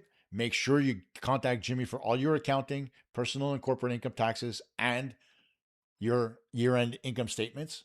Make sure you send him an email, jimmy@jdmcpa.com. And if you're a memorabilia collector and you want to build your collection, there's no better place to go than my boy at JDM Prestige Memorabilia. Info@JDM Prestige Memorabilia. They will get you signed jerseys. They will get you framed photos like the one I have of Yvon Cournoyer. They will get you your figurines and so much more.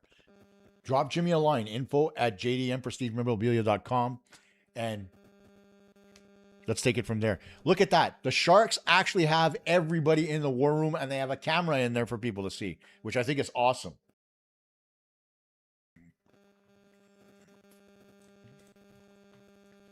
So the pick is in for the San Jose Sharks. Let's listen in, and if it comes up on the board, I'll let you know. San Jose Sharks, please welcome back Layla Edwards.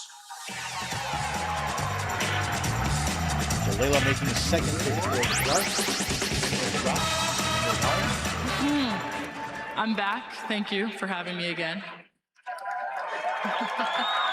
It's a good crowd, really good crowd. I love it. All right. Do we have any Sharks fans in here? So Keaton Beerhoven is the pick. She's about to announce that. That was a lot more than I was expecting. I hope to see you guys at some PWHL San Jose games. All right. With the 9th overall selection in the 2026 NHL Draft, the San Jose Sharks are proud to select from the North Dakota Fighting Hawks, Keaton Beerhoff.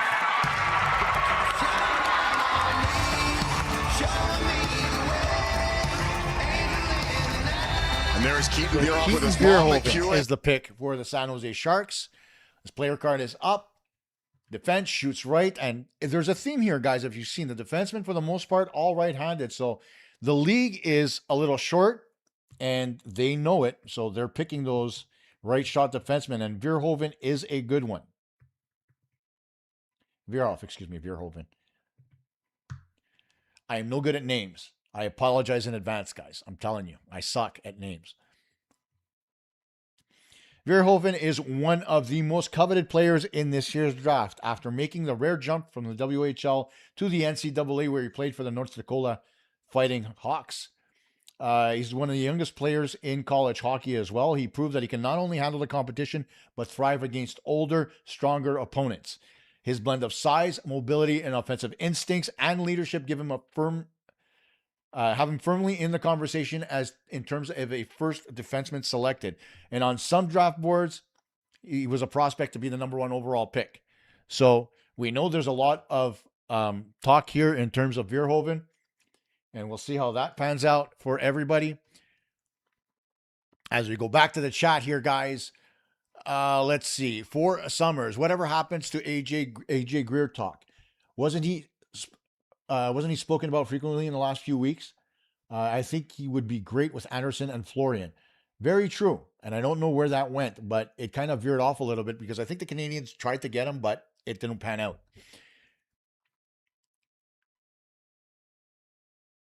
Many creators to pick from today, and you are killing it. Chosen One, thank you so much. I'm trying my best. It's the first time I've ever done anything like this, so I'm trying my best to be as good as I can at this, so I appreciate it very much.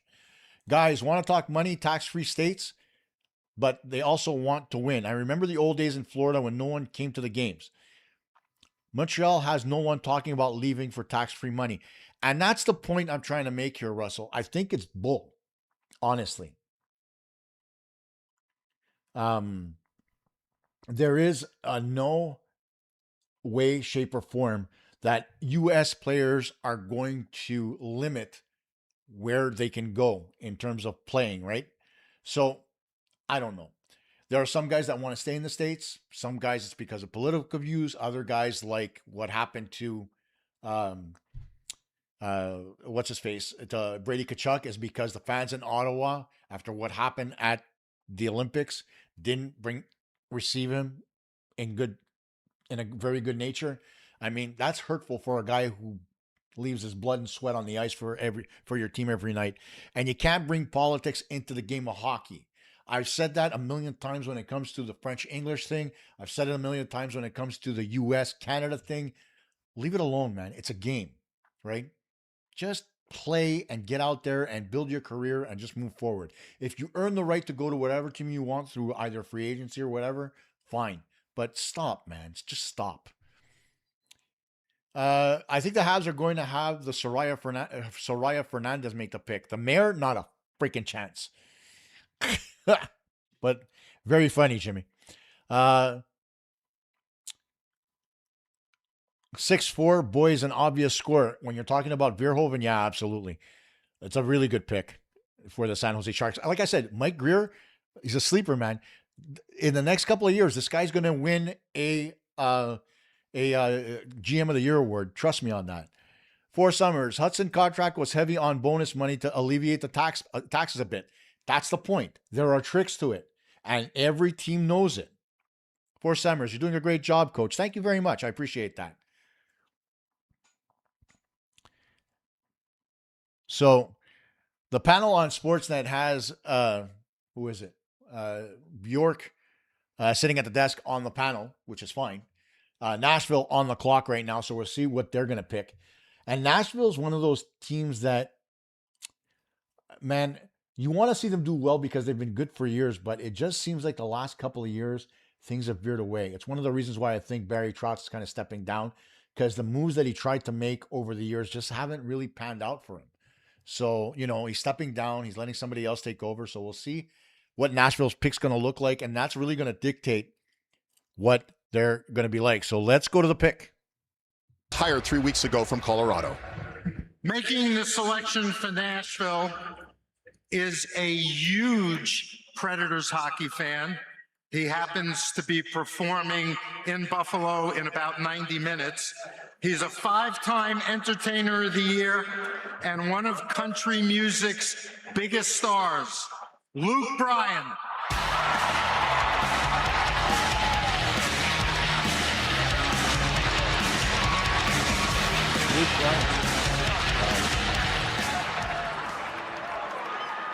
How we doing, Buffalo? Looking good. So it's good to be here representing Music City and a hockey town.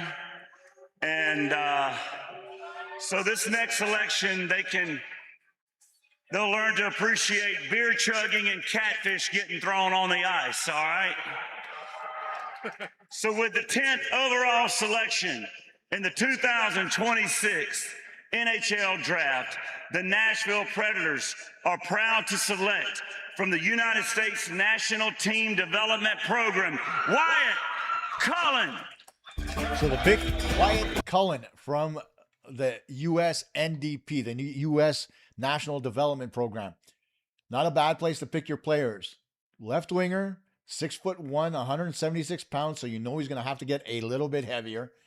With the development program in 15 games, he had 16 points, 25 penalty minutes. And when I look at his where am I going with this? Oh yeah, his scouting report. Wyatt Cullen has been one of the biggest risers in the 2026 draft. After recovering from a significant hip injury earlier in the season, the son of former NHL forward Matt Cullen put together an outstanding campaign with the U.S. NDP program and is now projected by many to be inside the top 10. And look at that. Top 10 pick, Wyatt Cullen, a guy who's got the pedigree, being the son of Matt Cullen, who was a hell of a player in his time in the National Hockey League. He gets picked 10th overall. It's one hell of a pick for the Nashville Predators.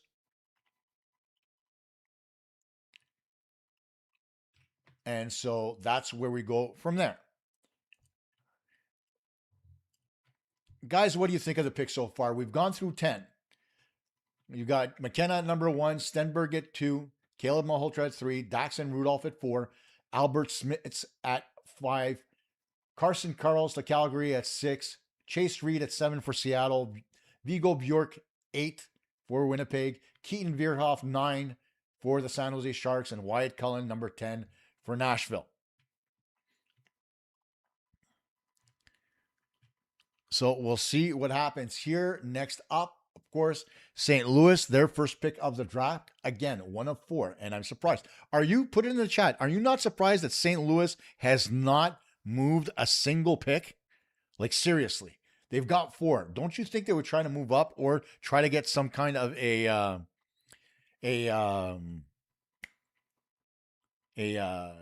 return for one of those players in terms of bodies?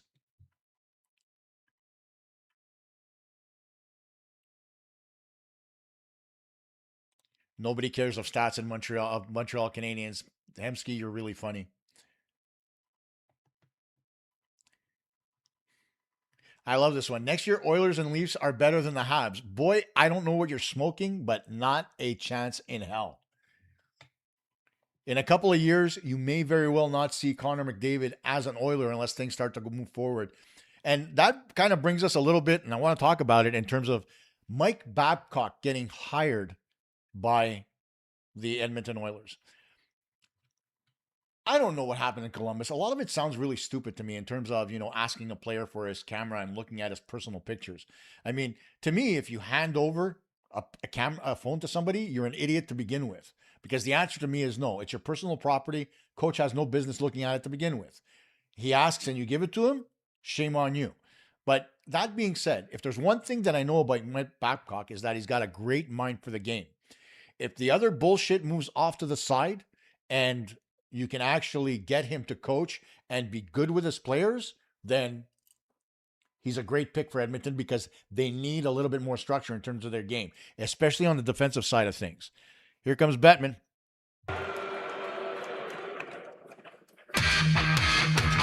Maybe not. they're just playing some stuff for the St. Louis Blues. I thought Bettman was going to make an announcement. Everybody got psyched out.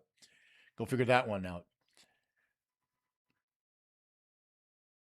Memo for next year, Gus. You're doing an amazing job, brother. Next year, perhaps you have a whiteboard and a screen share, and you could be writing the picks in.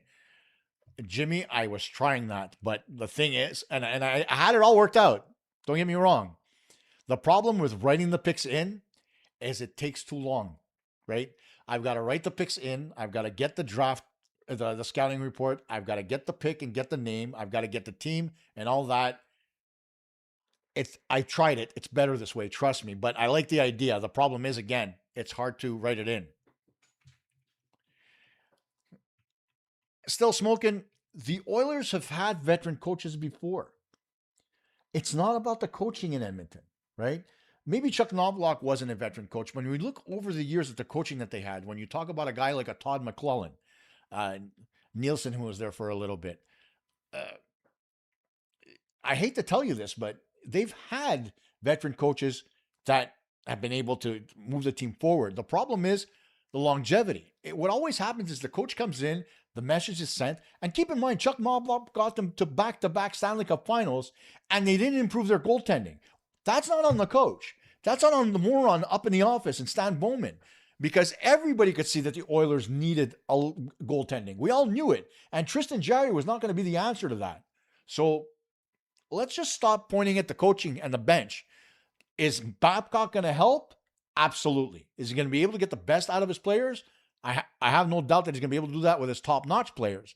But the one shot on Babcock is that he treats his bottom six like pieces of garbage. And that's not going to get him any love from any of those guys to be able to play for him. Now, the pick is in for St. Louis. I'll keep an eye on the board, and we'll listen in to Gary Bettman. Pick. Please welcome Blues fans live from the Enterprise Center.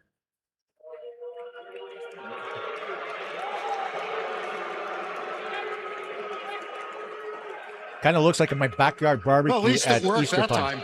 With the 11th overall selection in the 2026 NHL Draft, the St. Louis Blues select from Boston University, Tynan Lawrence. Tynan Lawrence is the pick for the St. Louis Blues. They're first of 4.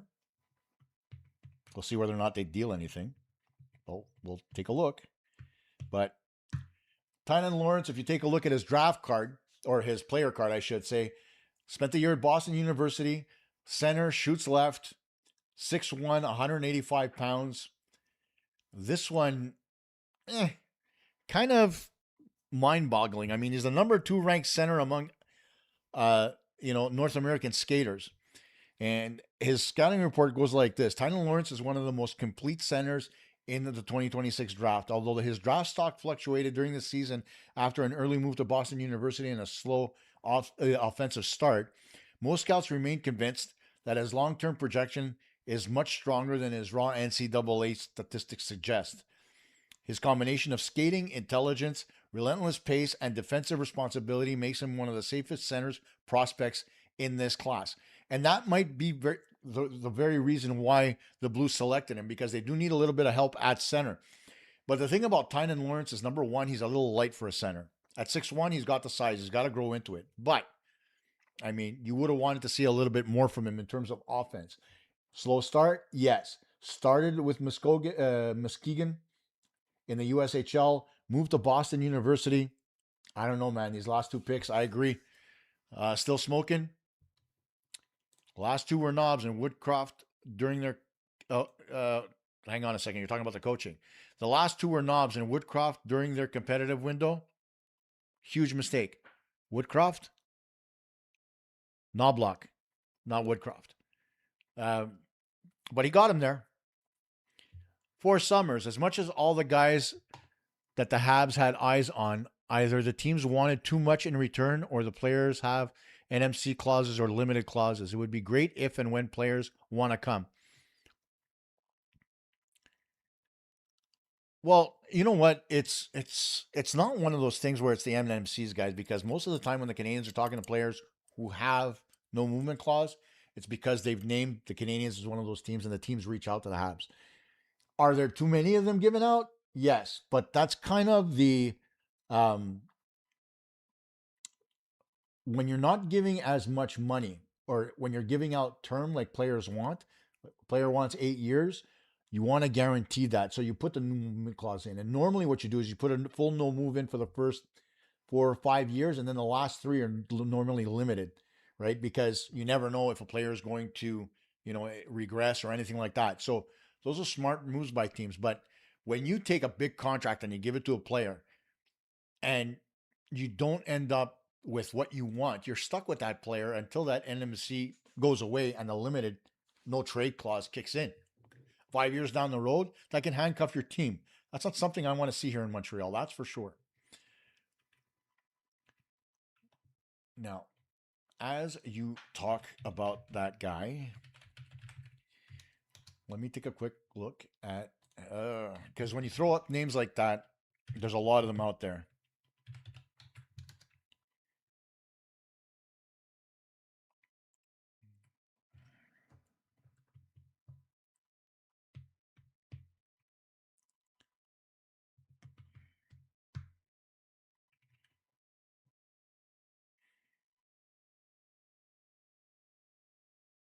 So, in terms of the name you asked about, absolutely.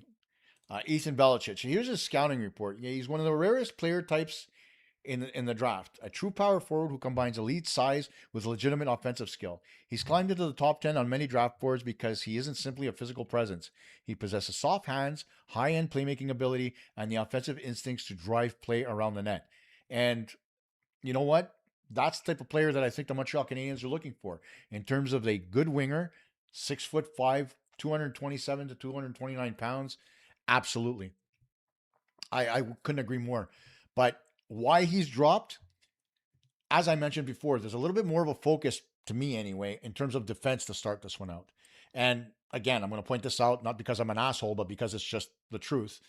Through 11 picks, there still hasn't been a player picked from the queue. Now, last year, there wasn't a single player from the queue picked in the first round. So keep that in mind as we continue to go down the list here.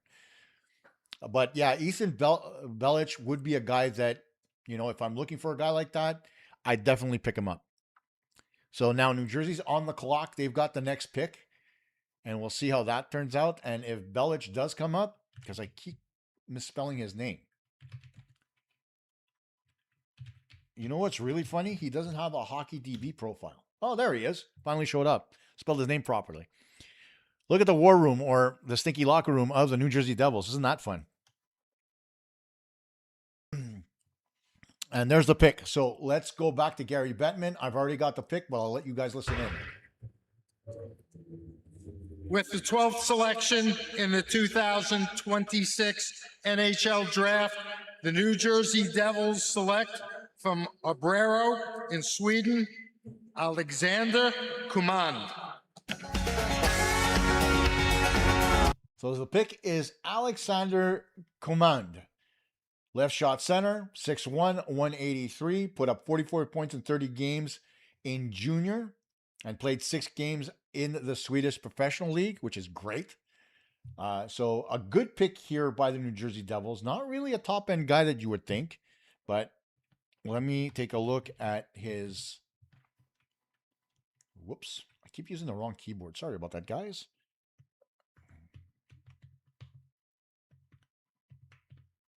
And pronouncing the name Command would be the way I'd say it.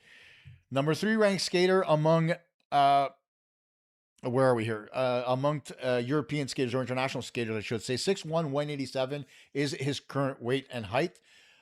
Command has been one of the fastest risers in the draft class. Swedish center impressed scouts with his intelligence, detail-oriented game, climbing into the first-round conversation after a strong season with Orebro's U20 program. He's widely viewed as one of the safest two-way centers available outside the draft's elite tier, which is, of course, the top 10. Good pick here by the New Jersey Devils. I think he's going to fit in nicely in their system.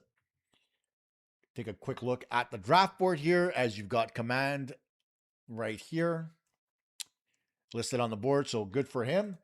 And we'll take it back to the chat. As Russell, thank you again for saying that. 50 watching and only 18 likes. Give Coach a like. Thank you, Still Smoking. Appreciate that. Habs should jump you and get him. Jump up. Yeah, nice fix there. Belic to Devils could make sense, but that didn't happen either. We'll see how far he slides. I'm going to kill this name, so I apologize in advance. Anyanandisic 2506. Why Simon Nemec not work out with the Devils? Listen, that's an interesting question. I mean, he was a Tom Fitzgerald guy, and Fitzgerald no longer there. So it's very interesting to find that out. I can reach out to Amanda Stein, who works for the Devils, and find out why she thinks that didn't work. But I wouldn't be surprised if it was just style of play, wanting to change it up a little bit. Peter Guitar. Where is Jonas Langenberger in your assessment? Let me bring it up. Oh, Lagerberg. Sorry, Langenberger. Jesus. I'm telling you, I butcher names like my father used to butcher meat. He was a butcher by trade, by the way, if you didn't get that. Langerberg. Of course, I spelled Jonas wrong. The easier part of the name. And I misspelled Langerberg. It's not Langerberg. It's Lagerberg. Lagerberg.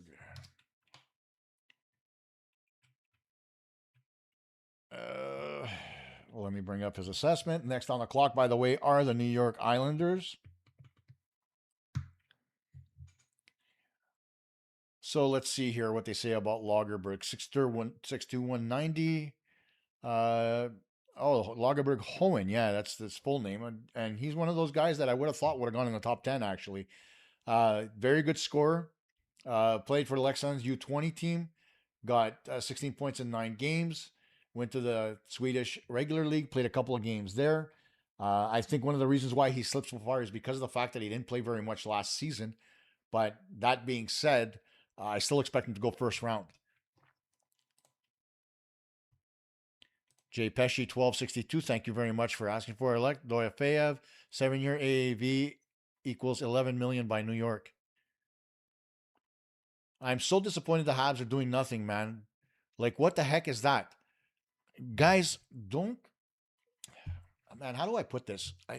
Don't get disappointed, okay? Because the draft isn't just a single day. The first round is today. The draft is multiple days. The Canadiens have more picks later on. Teams are going to want to shuffle. Things are going to happen.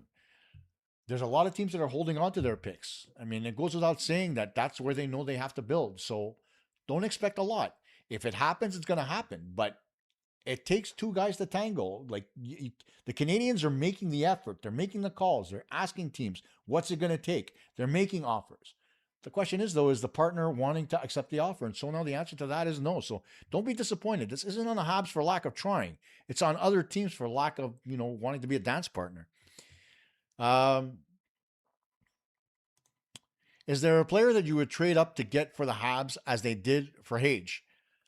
I don't know, because this draft isn't necessarily all that strong. Once you get passed by the top 10, it's really a crapshoot, right? So it all depends what other teams want. In terms of our picks, I mean, again, remember the Canadiens picked Zarovsky in the second round last year after trading away picks 15 and 16. Anything can happen, right?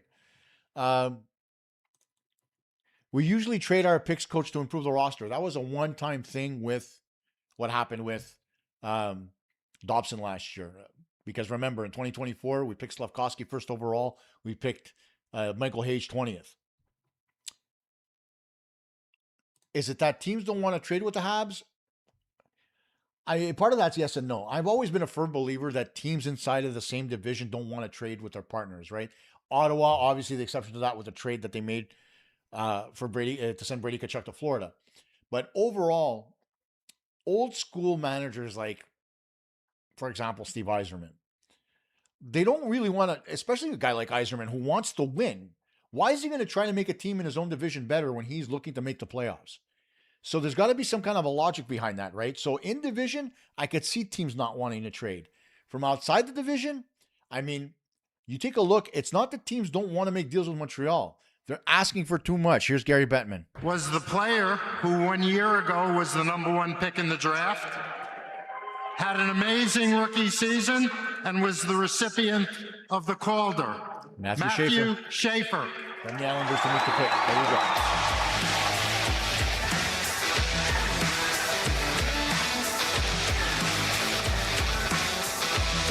How we doing, Buffalo? This place is awesome. I'd like to say, on behalf of the Islanders organization, I'd like to thank the city of Buffalo, the Buffalo Sabres, and the NHL for hosting such an amazing event.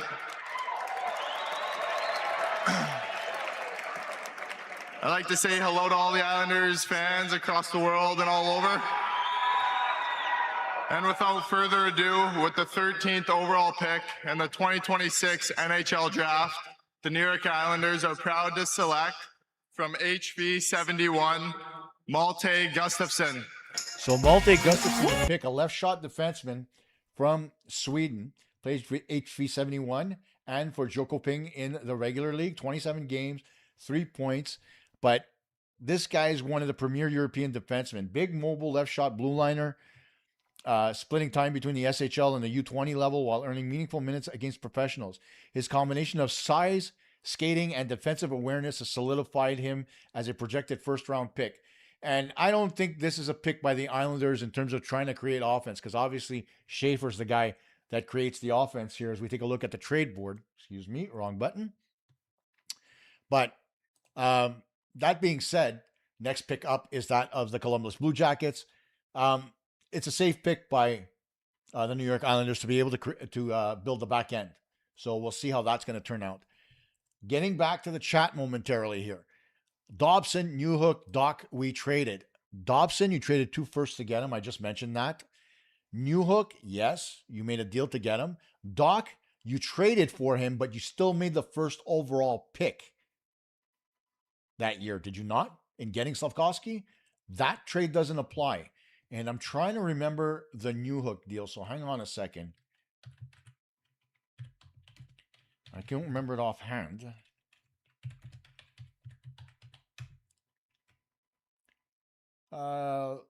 Newhook, you traded a 2023 first-round draft pick, 31st overall.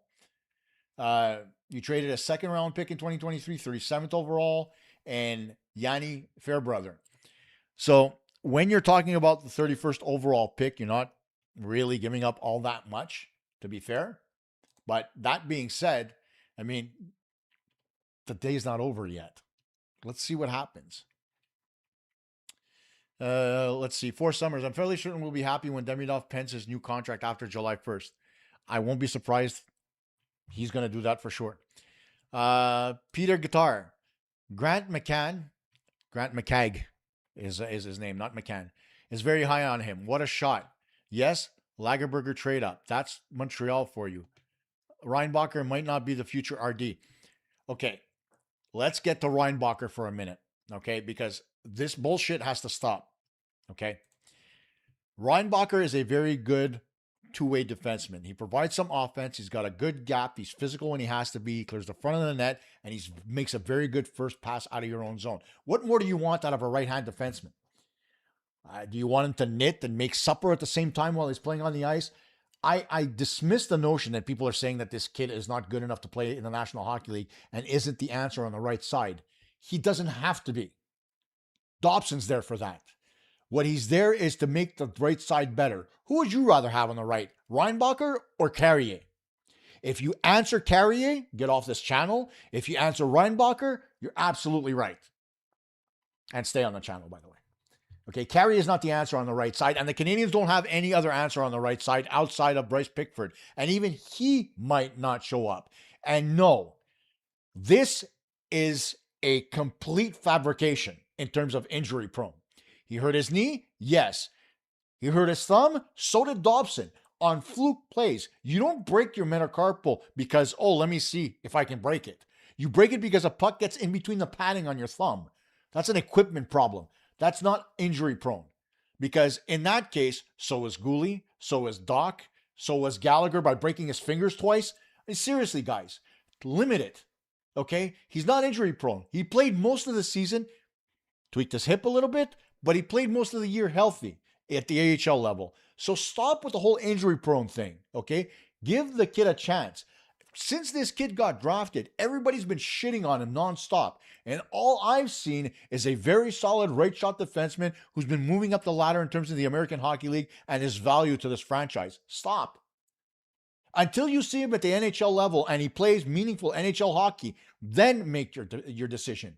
But in terms of what he's done, not only in Austria, playing there, but playing at the American Hockey League level, and both injuries that he sustained, by the way, the second knee injury and the thumb happened in preseason in Montreal.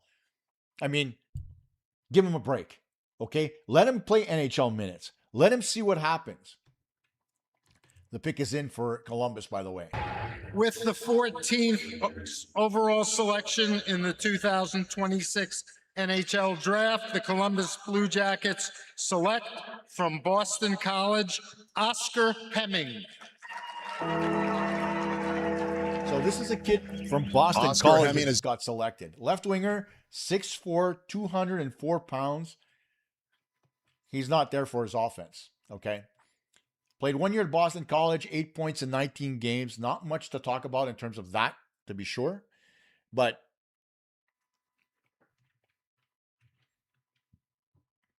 that being said, when you take a look at Hemming, he's one of the most intriguing power forwards in the draft. An unusual season in which a contract dispute delayed his move to North America and limited him to just 19 games with BC. He remained a consensus first-round prospect because of his rare combination of size, skill, hockey sense, and goal-scoring ability. Now, when you take a look at his history, there's not much listed there, right? But his overall projection is 30 to 35 goals and up to 80 points. His floor, maybe 25. So there's a lot of people here talking about him and thinking highly of Hemming. So we'll see what happens. But at 6'4", 204, that's a good one. Bearded puts in, you could also say the same for Guhle. Exactly what I just said. And look how he's played. What do you want with Reinbacher? A full season. We want a full season from a lot of people, Roy, including Guhle, including Dach, including Newhook, including Laine. We wanted a full season. We didn't get it. Shit happens. This isn't, PlayStation, like we say, where, injuries, you could turn them off. 4 summers, RHD are a bonus. So hoping he has a fantastic camp. I hope so too. And a healthy one. Now, in saying that, here is Hemming's card, and you can see there's not a lot of points there. So that's that. Now, getting back to the chat, number 5 pick, you know your hockey. That coming from Peter Guitar. I'm not critical. He should be playing next season. Good luck, Mr. Reinbacher. And that's the key here, right? 4 summers. Looking really good in Laval this year. Everything points to Reinbacher making the jump to the NHL. And I don't understand why so many people are shitting on him. Reinbacher looked good in his 2 Habs games. I don't know what to make of his injuries since I watched from afar. And you can't make anything of injuries. His knee issues were because of growth spurts. He's outgrown those, so he's done. The thumb injury, fluke. The hip, from a body check. It is what it is, guys. He's not playing baseball, and he's not playing table tennis. He's playing hockey. There are going to be injuries. Coach, if Reinbacher doesn't make the team this camp, it's terrible. 4 years it's going to be. And I agree. But again, not because of anything else. They just decided not to keep him this year because of the thumb injury. But, I was impressed with what he did, including those couple of games that he played at the tail end of the season. I was impressed with what I saw. So it is what it is, right? Belic drop. Trade to move up for Belic. You know what? That wouldn't be a bad idea. We'll see if that happens. It's not only once he got injured every season since drafting him. And so what? Players get injured all the time, man. The question is, what does he do when he gets back? Does he play good hockey? Yes. Now, can he stay healthy at the NHL level? That comes with maturity. That comes with a little bit of luck. Because, like I said, the thumb injury was a fluke. Do you agree Guhle underperformed this season? Yes. And here's the reason why. The groin tear really messed his mind up. Okay?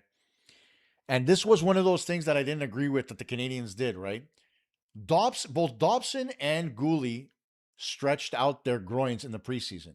Dobson sat out a game. Guhle sat out a bit. They were brought back into the lineup, and that eventually led to the tear for Guhle. While Dobson seemed to be okay, it seemed kind of minor. When we saw Guhle get injured and they showed him on the screen, he was laboring quite a bit. I didn't like what I saw. And now I'm not a doctor, so I can't tell you the severity of a groin injury or a adductor or whatever the hell else you want to call it. But at the end of the day, a healthy Guhle is among the best young defensemen in the league. So I want to see him stay healthy. But he's another guy every single year gets injured. Let's see if we get away from that. St. Louis again on the clock here as we take a look at the board. Oscar Hemming, of course, being the last guy that they took. So I'll move that board up a little bit too so that we can move forward. But, you know, this is a pick that St. Louis got from Detroit. So we'll see how this pans out for them. But that being said, I mean, again, we continue to discuss Reinbacher and Riefke 9101. If Reinbacher comes into camp healthy and shows he belongs, big problem solved. Agreed. And I think that's what's going to happen. And if that's not what the Canadiens thought, then why move Logan Mailloux to get Zach Bolduc? Just as an example, right? It's all in their assessment, so we'll see. Festivus 87. I was hoping the Habs would have played the boy in the playoffs and taken Carrier's spot. You know, I had the same feeling. And I think, Jimmy, if you remember, I said this exact same thing. I wanted him to be in the lineup, in the playoffs. At least give him one game to show what he can do and whether or not he can be better than Carrier in terms of moving. Looks like, look at Austin Matthews. He has not had 3 full seasons. Injuries happen. Reinbacher's not made of glass. Well, that's the whole point. And by the way, Brett Kulak got re-upped by the Colorado Avalanche. 5 years at $4.5 million, I think. Yeah, 5 years, 4.5. And what you're saying about McTavish to St. Louis, nothing's on the board as yet. So I don't think that's happened as yet, but we'll see. Hang on. Make a switch here.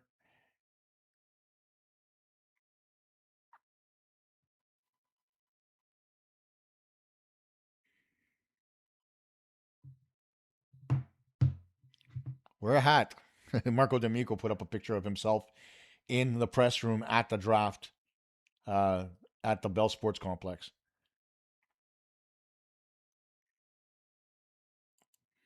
Okay, so it looks like St. Louis is going to make that pick, so we'll see how that's going to turn out. But moving on here, McTavish to St. Louis, I don't know if that's going to happen. We'll see because now they're going to have an overabundance of centers. Festivus 87, Guhle, I've given up on. He's mostly injured, brutal. And that's the thing that has to happen. We need to make sure that he stays healthy. And a healthy Guhle, like I said, last year, Guhle was by far the best 200-foot defenseman the Canadiens had. He needs to stay healthy for them to be able to take advantage of him. Okay, something's coming up here. Hang on. St. Louis Blues are acquiring Mason McTavish from the Anaheim Ducks. So this is the one we were waiting on last night. We thought it might be the Blues for pick number 11. It's not. It's the Blues for picks number 15 and 29. Now, the other thing to be aware of here is that Anaheim has not always been interested in futures this year. There was some talk if they traded for picks, they might flip them themselves. So we'll see where this all goes. But the first step, if there are more, is McTavish to St. Louis for 15 and 29. Oh, I love it. So McTavish got traded for 15 and 29. Wow. So that means that Anaheim's on the clock now and not St. Louis. Wow. That's a bit of a surprise to me. I didn't see that one coming because of the depth that they have. If anything, does that mean that St. Louis is going to move away for Robert Thomas to try to move him? That's the other question that we got to have, right? So we'll see. Maybe the Canadiens are in on Robert Thomas. Who knows? But it's hard to say. So 15 goes to the Anaheim Ducks. And they're on the clock. And Bettman, there we go. The trade alert goes up. Yes, absolutely. He's only had 1 full season. McTavish is not a great fit for the Habs, not after his last season.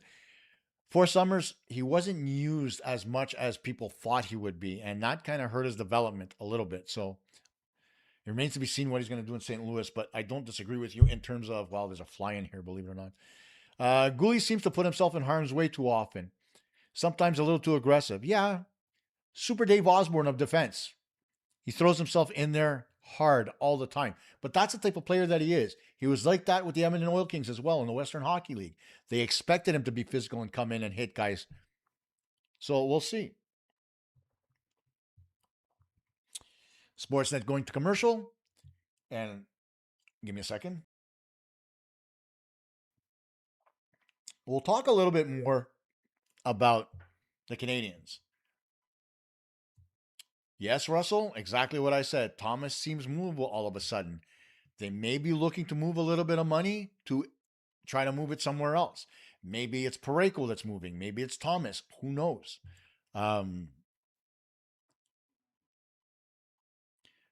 We could have matched it for McTavish. Why didn't we get it? We try and get it. Nobody said that we didn't. The Canadiens made a play for McTavish. Okay, they put up the 28th pick. They offered futures. And like they said, like Elliot Friedman said, sometimes it's not worth it for them. Maybe, as was suggested, Anaheim made the pick to try to flip it to another team. Maybe Anaheim doesn't make the pick. We'll see. Right?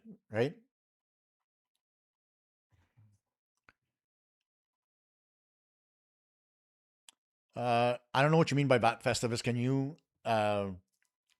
enlighten me for a minute? Because Brutal coached 2 picks. Where's Hughes? They haven't had any picks yet, so I'm kind of confused. I'm good with the Habs not getting McTavish. I wasn't super excited about him. I think there's a better fit out there. I wouldn't disagree. McTavish is young, and that's kind of why everybody wants him. After last season, his go-get wasn't really what you'd want to see for a team like Montreal, who's young and energetic. So, we'll see whether or not that pans out. Boy, oh boy, Thomas would be the cat's meow with the Habs. He would be. But, will they be able to afford Robert Thomas? It all depends on whether or not St. Louis is willing to retain. If they want to retain money, that they're going to be asking for more, right? If the Canadiens don't retain, well, then we'll see what happens. Maybe, I don't think this is true, still smoking, but maybe management is happy with the results from last year, just overconfident. I don't think that's the case. They're ahead of schedule. Let's be honest here. The Canadiens were not supposed to get to where they were last year, right? They won. They were a little lucky to win versus Tampa. We all have to agree on that with 9 shots in Game 7. They also won against Buffalo when most people thought they wouldn't be able to get past the Sabres and the Sabres' size and speed. That happened too. Goaltending let the Sabres down. Everybody's expecting the Sabres to get better. We'll see. But overall, when you take a look at things, the Canadiens overachieved this year, and that was brought out by the Carolina Hurricanes to a major extent. So we'll see what happens. So the Ducks, let's see. The pick's in, so they're making the pick at 15. 15th selection in the 2026 NHL Draft, the Anaheim Ducks select from the Saginaw Spirit, Nikita Klepov. Klepov. That's a joke for all the Greek listeners out there. Here's a kid Nikita Klepov, the left winger out of Saginaw, and what a year he put together. First Russian off the board, but plays in the OHL. First rookie to lead the OHL in points since Patrik. Think about that. My goodness. Klepov, 15 to Anaheim. They obviously loved what they saw. They moved Mason McTavish and they grabbed Klepov. What do they get in him? Yeah, you see his coach, Chris Lazary, really happy. But what they get in this guy is a highly skilled dual threat offensive player. And he comes over from the USHL last year, playing in Sioux City, 12 goals and 31 points. Think about that, guys. He goes from 12 and 31 to 37, 97. He comes in, he's trying to identify what he's going to be in Chris Lazary's lineup in Saginaw. So he's playing a pretty good two-way game. He starts to gain some confidence. The points really start to roll in. But by December, he's too in love with points, and he gets away from that defensively responsible game. Lazary calls him in and says, hey, dude, we need a more complete game from you. You got to get back to doing what you were doing at the start of the year. He does it and then finishes the... Anaheim, Pat Verbeek moving up to get the pick, and he manages to get that pick while What I was saying, while he trades away Mason McTavish. It's a win-win for Anaheim. They needed a little bit of help on the wing. They got it. And then a good young winger as well. So we'll see how that pans out.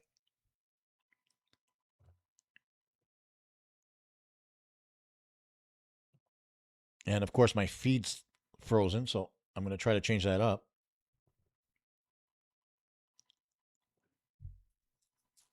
In the meantime, let us get back to the chat and take a look at what you guys are talking about. 2 picks for McTavish.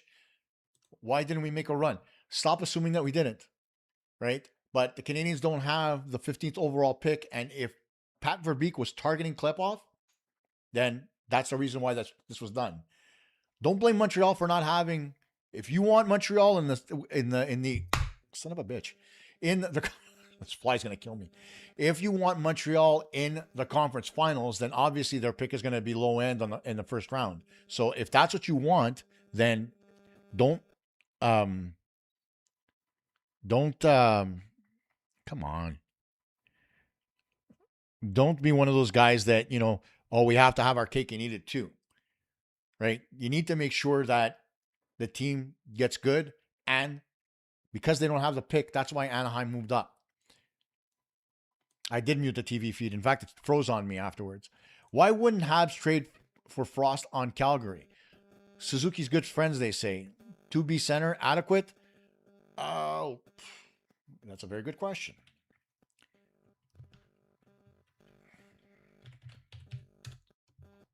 Let's see here.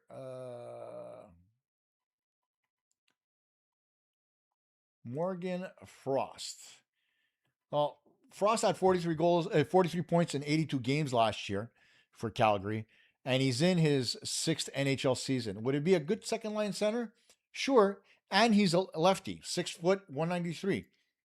Might be a good person to look at for Montreal, but we'll see. Brian K49, thank you very much. I appreciate your comments in terms of my job here, but I haven't been able to, jump around all that much because, again, my feed froze, and not my feet, guys, my feed. So I'm trying to get it back up and running, so bear with me.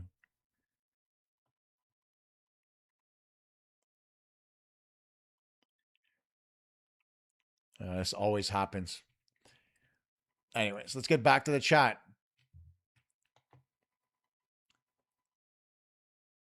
He was the one guy I wanted NGL in Klepov. I don't know what NGL means, but okay. Larkin's still available? Yes, he is. He hasn't been traded yet. We'll see whether or not that happens. Anaheim gets a heck of a player at 15. Wow, this could be a heist. It could be the best pick of the draft. I agree. And absolutely, it's not Belchez. It's Belek, right? Is dropping, guys. Come on, Habs, get him. Still 13 picks to go. We'll see. Maybe, just maybe, the Habs end up making a deal to move up in the draft and get him. Oh, not going to lie. Thank you.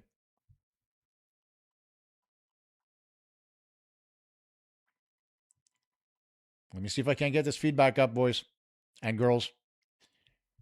Bear with me a sec.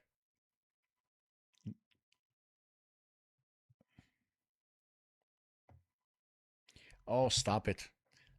The touchscreen on this thing is very temperamental.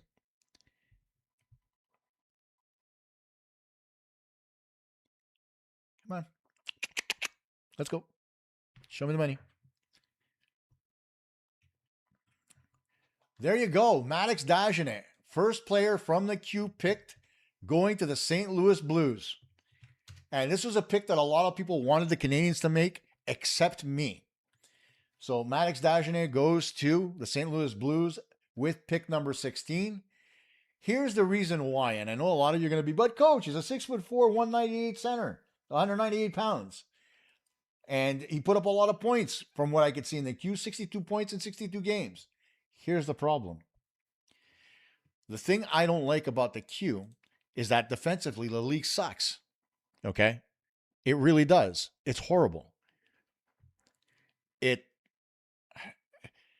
There's so many points that players put up in terms of the queue that why would I want a guy in Maddox Dagenet who got 62 points in 62 games And really, even if you watch his highlight package, a lot of his points of his assists were secondary assists. They weren't even primaries. I want a guy who can feed the puck over to Demidov, not force Demidov to get in there and play dirty.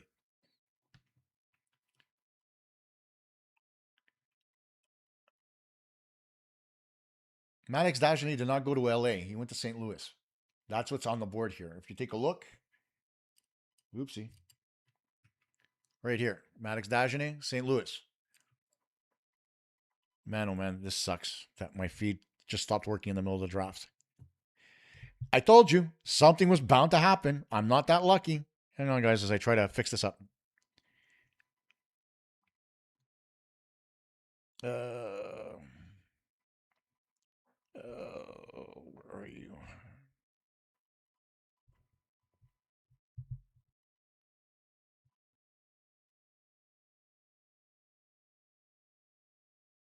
Okay, so that's connected again. Let's see if this works now. As I continue to look at the board, and I apologize, guys. It looks like I may be good to go. Yes, I believe I am. There we go. So Dagenet sitting there. There he is on the screen now. Played in Quebec. Son of former Hab Pierre Dagenet. So who's in the crowd. So I'm happy for the kid. But 16th, I mean, this is a guy that was projected to go 20th overall. So I'm a little bit surprised, to say the least. Okay. Festive is making more coffee. If you're close by, bring it over. Guys, once again, let me just remind you here that the show is brought to you by JDM Prestige Memorabilia, makers of this beautiful frame for me, which was a gift, right? Of Yvon Cournoyer, my favorite player growing up because I was a little bit of a puny kid. Comes with a certificate of authenticity, very well packaged, very clean, very durable. Make sure you check it out. Info at jdmprestigememorabilia.com. Back to Gary Bettman. Who was selected for the Jim Gregory General Manager of the Year Award? You see the list of finalists. Our winner was surprised last night. So now they're announcing the winner of the GM of the Year Award. I bet you it's going to be Bill Guerin, but we'll see. There you go. Yep. Bill Guerin wins GM of the Year. Hey, look at that. The guy carrying the trophy is my friend Isaac from the Hockey Hall of Fame. He's one of the curators.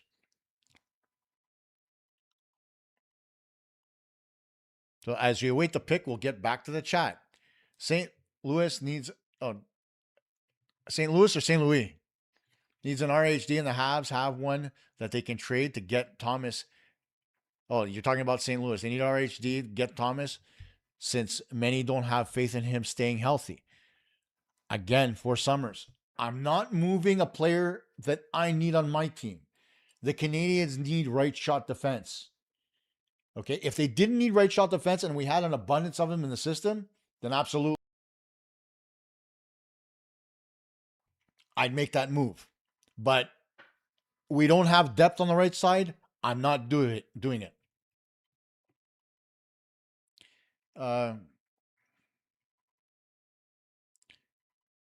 For our dad, Pierre, very emotional. Yeah, he probably needs to, anyway, the people that know him in Montreal know what I'm talking about.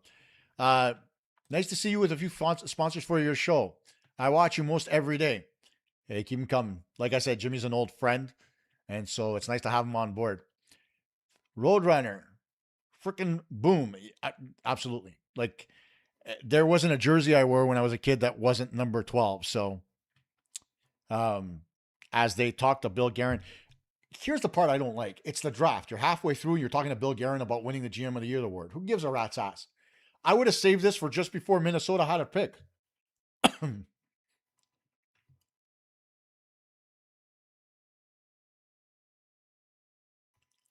A woke pick. Obviously, being able to get somebody like Quinn Hughes is a huge get. Being able to sign Kirill Kaprizov and get to where they were in terms of playoffs was a good thing for Minnesota. But I got to tell you something. I'm choking here.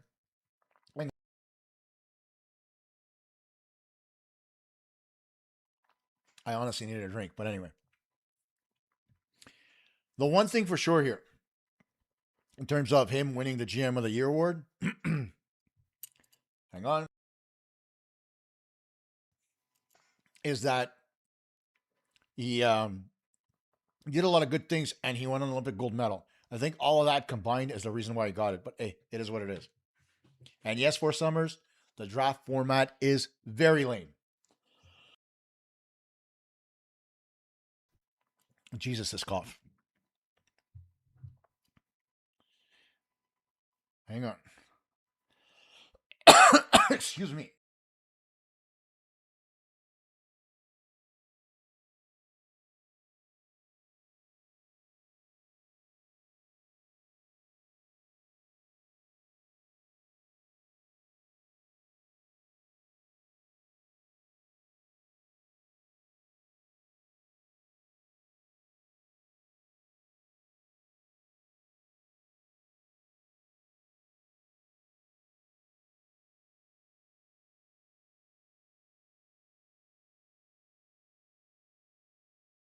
There we go. Gave you a little bit of a break from me trying to barf up a lung.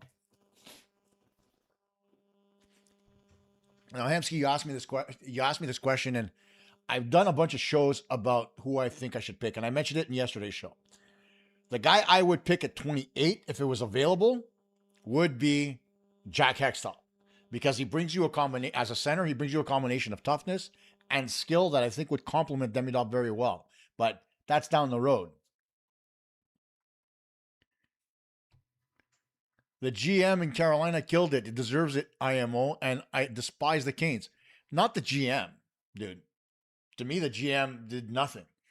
Rod Brindamore is the guy who put that together.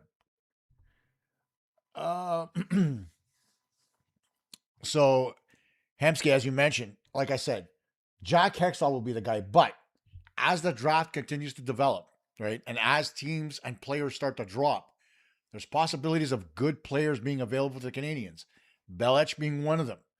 I wouldn't be surprised if he drops. But then the Canadiens have to make a choice. Do you go out and get that guy because he was so highly regarded and you grab him? Or do you end up going with the pick that you think you should have gotten? Or are the Canadiens still going to trade the pick? Nobody knows. LA's on the clock. Their pick should be in because they're at 0, but don't know what's going on. We'll see. As Gary Bettman comes out. Section 219, do you have something? Oh, we got a trade alert.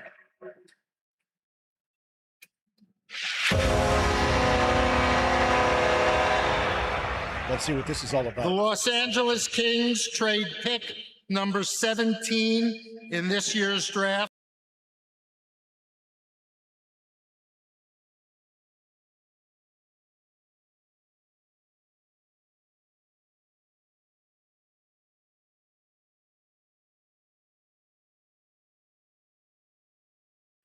So Utah picks 17. Utah, they pick up pick 17, and the Kings get 19 and 83, which is probably Utah seeing something. Bill Armstrong's no idiot, so chances are they want to get somebody. Getting back to the chat here while Utah makes their pick. Which one would be a good pick, Hemsky? Let me know which one of them. When you're talking about Hextall, or are you talking about Belech? We got the trade in, Katie. Thank you for that. Zorowski was a steal last season. Many scouts had him at 17. That's absolutely true. And the Canadiens managed to get him at, what was it, 36? Can't even remember anymore.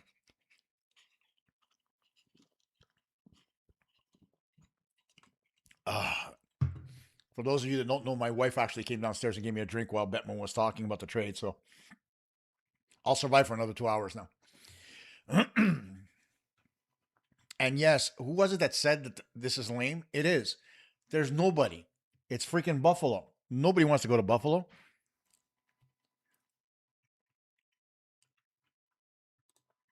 Yeah, Hextall. Yeah, Hemsky. I thought about that pick a lot, and I liked what Jack Hextall brought as a package.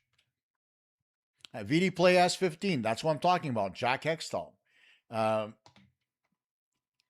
1983 Picks Festivus. I got that. Here. Take a look at this, okay, guys? I'm going to bring up Hextall's player card for you, okay? Hextall had 58 points in 59 games in the USHL with Youngstown, okay? The year before that, his rookie year, 34 and 53. This is not a small kid either. He's 6 foot, 188, has room to grow. He's a right shot center. Okay, granted, the Canadiens need left-handed centers, but at the end of the day, the package that he brings to the table is something that the Montreal Canadiens can use. Whether or not they go and pick it, I don't know. Depends on whether or not they actually pick a 28. I don't know if they will. I'm still of the mind that there may be a deal in place as the first round continues to progress. I could be wrong. The Canadiens might actually pick somebody, but who knows?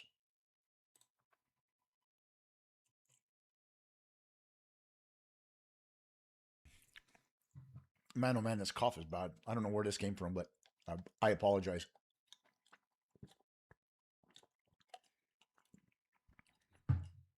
So let's continue looking here. Utah still on the clock. Hang on a second. 2026 Blackstone Valley hockey team for being here tonight. So they thank the Knights, the Blackstone team, for being there. In case you haven't seen it, a month ago they were surprised with a special moment in their hometown.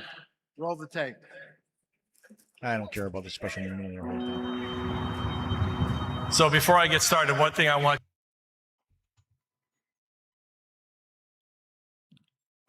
Man, what a waste of time. Can you just get on with the draft? Oh, the Stanley Cup was in Blackstone along with Patrice Bergeron. Nice. By the way, congratulations to Patrice Bergeron, who's actually going to the Hall of Fame along with Carey Price, Pecorine.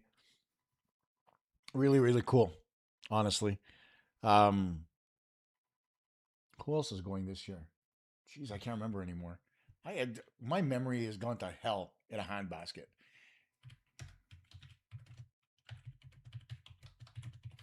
So it's Price, Rene, Bergeron. Let's see here. Keith Tkachuk and Cindy Curley, along with Brian Burke in the builders category. So, yeah, all of them well-deserved. I mean, there's not one guy in this list that doesn't deserve to go to the Hall of Fame. That goes without saying. I'm just watching the coverage, and they put a baby in the Stanley Cup. One of these days, baby in a diaper is going to take a dump in there. They're going to have to really clean it out, and Phil Pritchard's going to be cursing. I've met Phil, by the way. He's one of the nicest guys you'll ever see. Could I show the screen when it's the Canadiens' turn? Unfortunately, I don't want to get dinged with a copyright strike, because doing this, you can't really show what's going on screen. Sound, one thing.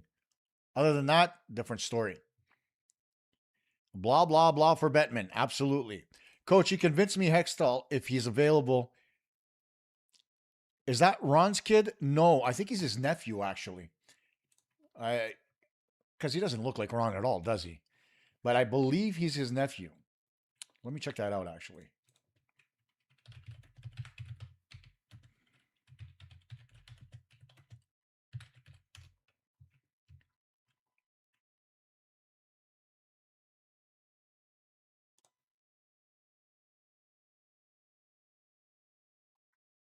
Actually, it's Jack Hextall's father is Ron Hextall's cousin. So as they continue to talk about these kids from Blackstone, we will continue on in terms of coverage. Now, let's see here. Let me see if I can't bring up something interesting. Because I want to take a look at, hang on.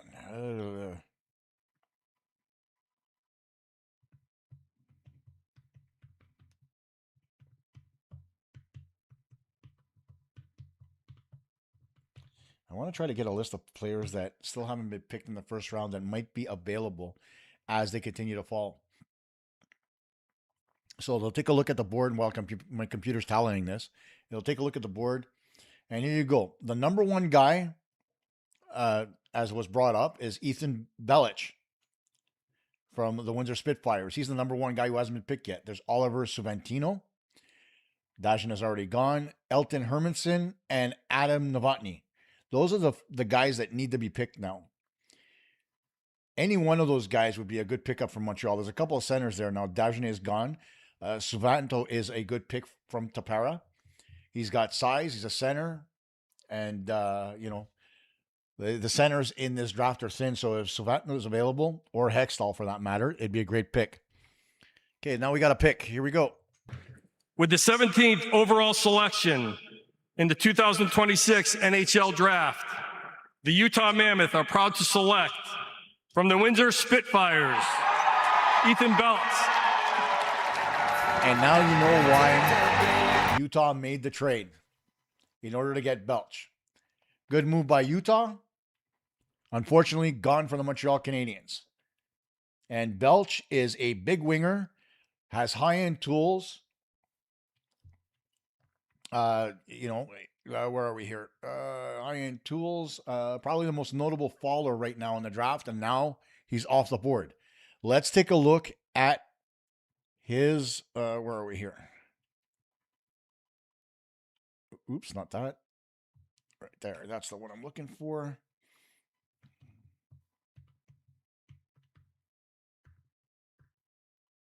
So B-E-L-T-Z. His name is so hard to spell. So let's see here as we look at his scouting report again. He's 6'5", 227 pounds, possesses all the tools to become a massive NHL forward. Power forward, that is. And what separates him from other players of similar frames is his offensive intelligence. Rather than relying solely on his physical gifts, Belch is a skilled playmaker who excels in puck retrieval, net front play, and offensive zone possession. He's widely projected to be top 15. Obviously, that he fell below that. And some evaluations actually had him at top 10. So a good pick here by Utah. Unfortunate that the Canadiens can't pick him now. Gleb, you guys are throwing names out there that I haven't even looked at, so bear with me a second. Gleb Pugachev.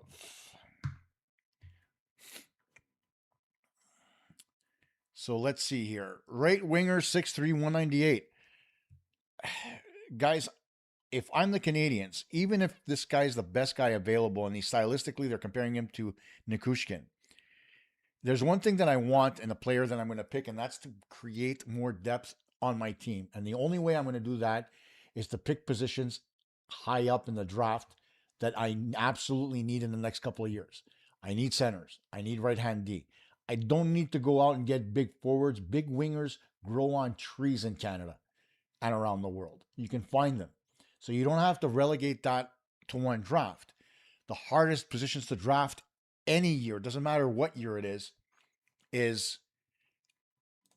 either center or right-hand D. Again, you can look this up. Right-handed players, okay, only make up about 25% of the players in the National Hockey League. So if there's, 740 players in the NHL across all the rosters, give or take, right? 25% of that is less than 200. So it's a small window, and right-hand defensemen even less than that. So, you gotta make sure you pick what you need. Do you want to go out and get a skilled player? Absolutely. If there's one that slips that you think you can get and he's going to make a difference on your team long term, go out and get him. But to me, it's important to bridge the two together.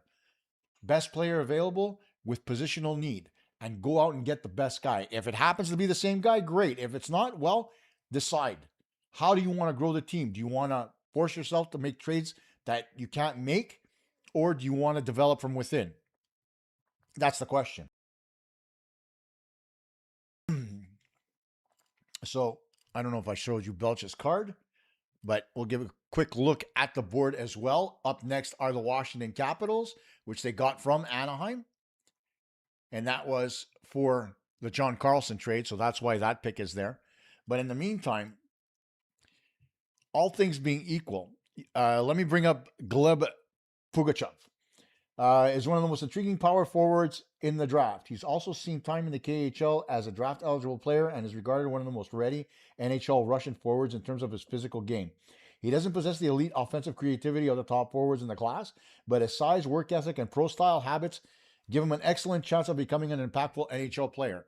Not somebody I pick in the first round. If I was going to pick somebody in the first round, he'd have to have a complete game. Not only his size and strength, but an offensive game to go with it. He's not first round material. That's where I'd go with that. Yeah, still smoking. That's to answer your question in terms of Pugachev. Adam Novotny sounds like he's Czech. He might be. I don't want Habs to pick anymore. Trade the pick and get someone to improve. I've been saying that for days. Not happening. I answered that question, right? Yeah, I did. Do you think?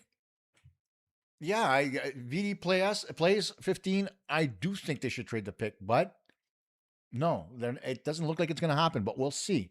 There's still time here. Prior on the Hextall, I remember having played in Dennis Hextall, who played in the 70s, and I don't know if Ron and Dennis Hextall are related. That'd be something to look up, I think. But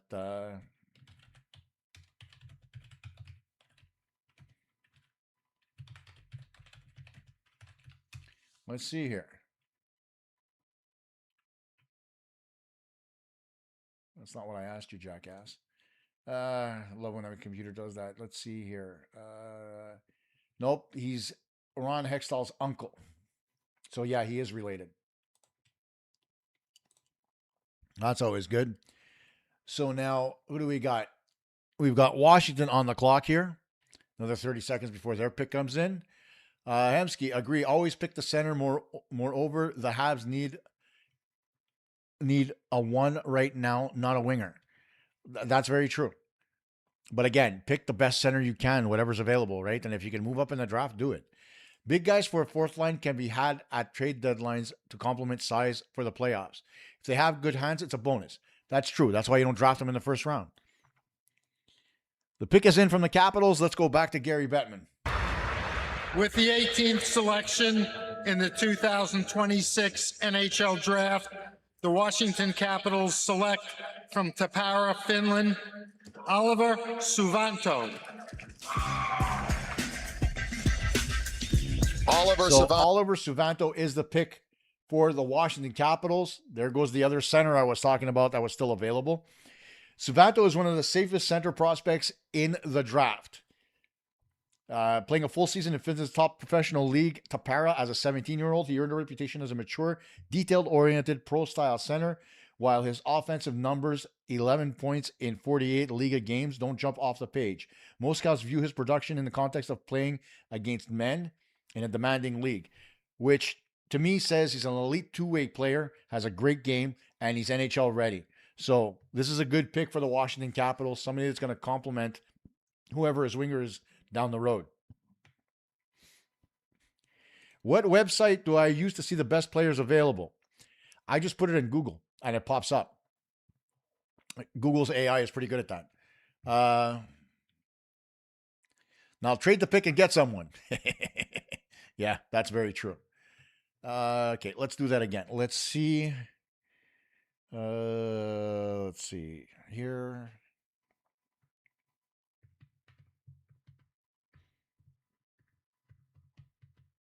As players are coming off the charts, let's see. With Suvanto gone, let's see how if we update the list, what it looks like.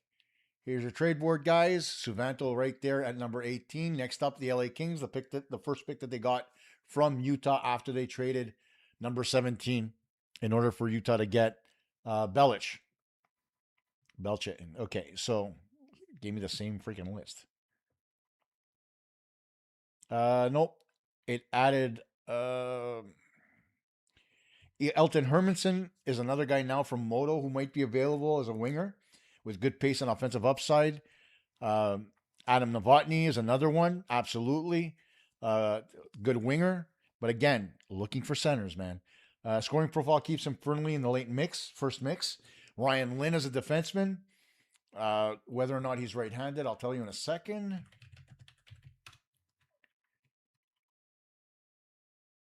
Ryan Lynn, where are you? He is a right shot defenseman, 5'11", 178. A little small for my liking, but still available.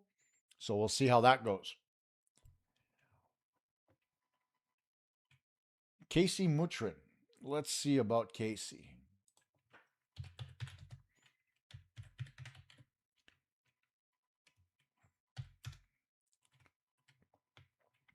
Casey, USHL National Development Team Program, 16 points, 25 games, right winger.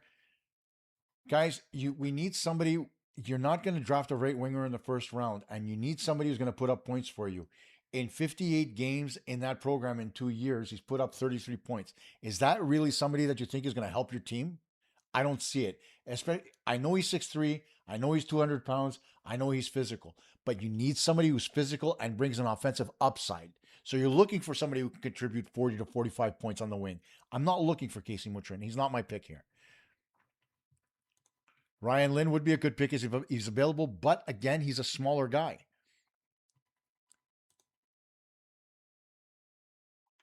Lagerberger's a good pick. I don't see why they wouldn't be able to get him. Lagerberg Hone.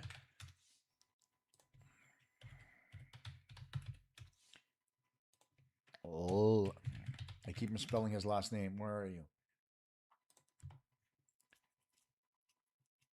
Yeah, he'd be a good pick. I wouldn't be surprised, like if they were able to get him. But again, he's another guy who right wing shoots right, doesn't put up a lot of points, and he's only 185 pounds. He might be 6'2", but he's a little bit light. I'm not going for that. I'm looking for guys. If I'm going to go for a winger, I'm looking for guys that have offensive upside and can be physical at the same time. I don't need playoff performers that can't be that guy. Kind of defeats the purpose of the draft. Imagine if the Habs make play a sneaky game and draft the Ruck twins. Listen, I brought that up on one of my shows, and people were like, "No, coach, they're not going to do it." Listen, the Ruck twins put up all kinds of numbers in Medicine Hat this year. We're at 19. I think Liam's projected to go around 20. Who knows? We'll see what happens, guys. I like to get the Ruck twins would be a major coup by the Canadiens. But again, would I prefer them trading the 28th pick to become better? Absolutely.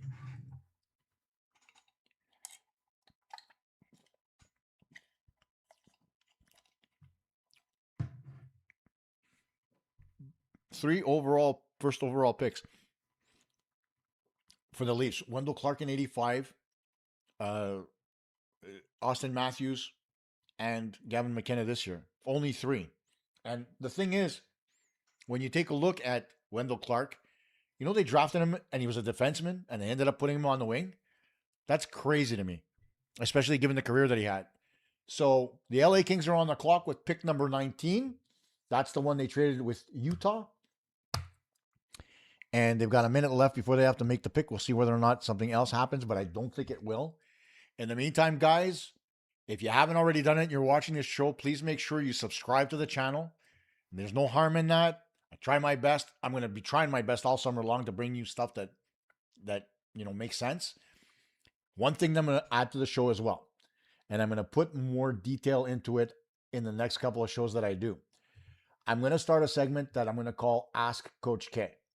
And the Ask Coach K segment won't be about player acquisition or anything of that nature. What it's going to be is me using the whiteboard over here to teach you guys the game of hockey like I would if I were behind the bench. Ask me your questions. If there are parts of the game that you don't understand, why teams do it, why coaches ask for something, stuff like that you want me to go into detail, I'm going to put together shows at least once a week to be able to say, you know what, guys, here's what it is. This is the reason why it's done. And listen, I'll do my best to try to find video to accompany whatever it is I show you. It's difficult. It's not something that you can do easily. But at the end of the day, I want to be able to tell you guys that like I did the best I could with, being able to teach you guys the game of hockey so that you understand it at the same level I do, or at least you can understand where my brains are going. Elton Hermanson gets picked by the LA Kings, right winger. There you go. That's one of the guys I just named. From Moto, gone. Why am I always right about this shit? So here is Hermansson's card for you. Right winger, right shot, 6'1", 181, a little bit on the light side. Had 21 points with Moto's top team in junior the year before. 9 points in 13 games. Wasn't much, but let's see what they say in terms of his scouting report.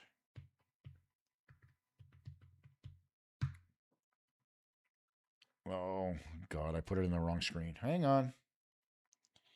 Elton Hermansson. I love peanut butter sandwiches. Stupid. Let's go.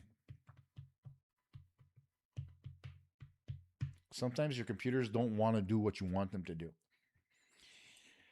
So Hermansson is one of the most offensively gifted European forwards in this draft. Playing for Modo in hockey Allsvenskan, he showcased high-end puck skills, transition play, and creativity that made him a projected first-round selection. His offensive ceiling is almost the highest outside of the elite tier. Scouts remain divided on whether or not his all-around game will allow him to become a true first-line NHL winger. That last line is the reason why I don't pick him as high as they did, but certain people are seeing his upside, so we'll see how that goes. Now, back to the chat for a minute. Each time I hear Twins in hockey, I always get those two Swedish funny guys that played for the Canucks. Yep, and one of the most brilliant moves in NHL history in terms of what Brian Burke did in order to get those Twins. So let's call it what it is.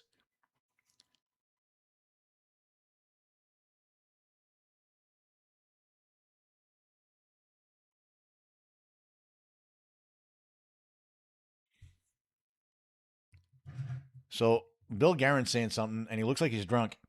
But I used to like Bill Guerin as a player. I don't know about you. Good power forward, tough as nails, played a good, strong game. I always liked him for that. But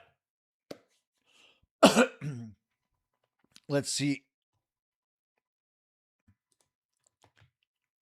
Thomas Cherenko. What's that about?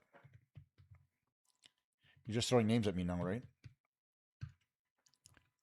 Well, of course, I misspelled his name. Hey, look at that. The computer actually picked it up. Playmaking center. Let's see. Maybe you're onto something here. Although he is 5'11", and I don't like small centers all that much. We've got enough of them as it is.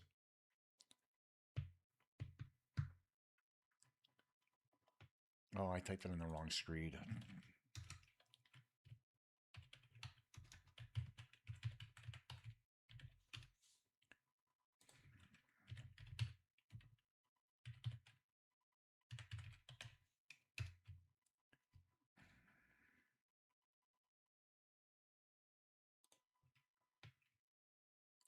Yeah, 5'11", 172, 31 points in 44 games playing in the Slovakian league.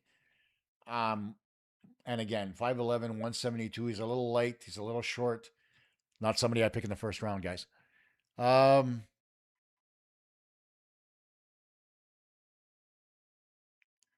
Sabres next to the toilet bowl of the NHL where careers go to die. That must be Toronto.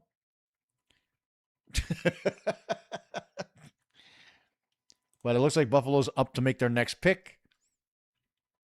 And we'll see what Juraj Kekalainen has in store for his team for the 20th pick. Still 8 more to go before the Habs pick. Will they make a deal or will we just stand pat? Once again, guys, got to thank the sponsor of this show, JDM CPA Incorporated. Everything in terms of accounting available to you from them, including personal and business tax returns and year-end income statements. Drop a line to Jimmy at JDMCPA.com and JDM Prestige Memorabilia. Info at JDMPrestigeMemorabilia.com. Get your favorite stuff, whether it's jerseys, figurines, photos, autographed, all with certificates of authenticity. You name it, Jimmy can get it. Again, that email, info at JDMPrestigeMemorabilia.com. Pick us in. Here we go. Thurman Thomas. Thurman Thomas coming back out to do the pick again. See whether or not he says NHL or NFL again. All right, here we go, baby. with the 20th overall selection in the 2026 NHL Draft. There you go. The Buffalo Sabres are proud to select from Miami University, Ilya Morozov. All right, Thurman got it right that time, and it is Ilya Morozov. And you guys talked about Gavin McKenna and that unusual strength with the 15 pull-ups. Well, this guy had 17 pull-ups, the second most. Obviously showed his strength at the Combine. The 5th NCAA player taken, played out of Miami U, and the 7th straight forward, as you suggested, Sam. They got their D-man and Jackson Rudolph. Here they are with Morozov, and what are they getting with him? They're getting a monster of a man. Top 10 in 6 of the events at the Combine, so fitness and size are not going to be a question whatsoever. Got off to a hot start, sort of trailed off towards the end, but you're looking at a guy who is going to come to work every day, put the work boots on, put in the work necessary to do it, look at the video, get on and work on his skills. There's no question that daily this guy thinks about improving and getting better. Yeah, he's a monster, guys, and when he isn't producing offense, he's going to do a lot of really good quality things otherwise for the organization. He's going to check, and he's going to be hard to play against. All the things that Jarmo Kekalainen and the Buffalo Sabres certainly learned in their playoff run this year, and knowing where they want to go moving forward. So, does he need to be at yeah, don't call him former Habs scout Grant McKegg. He was an amateur scout for a hiccup.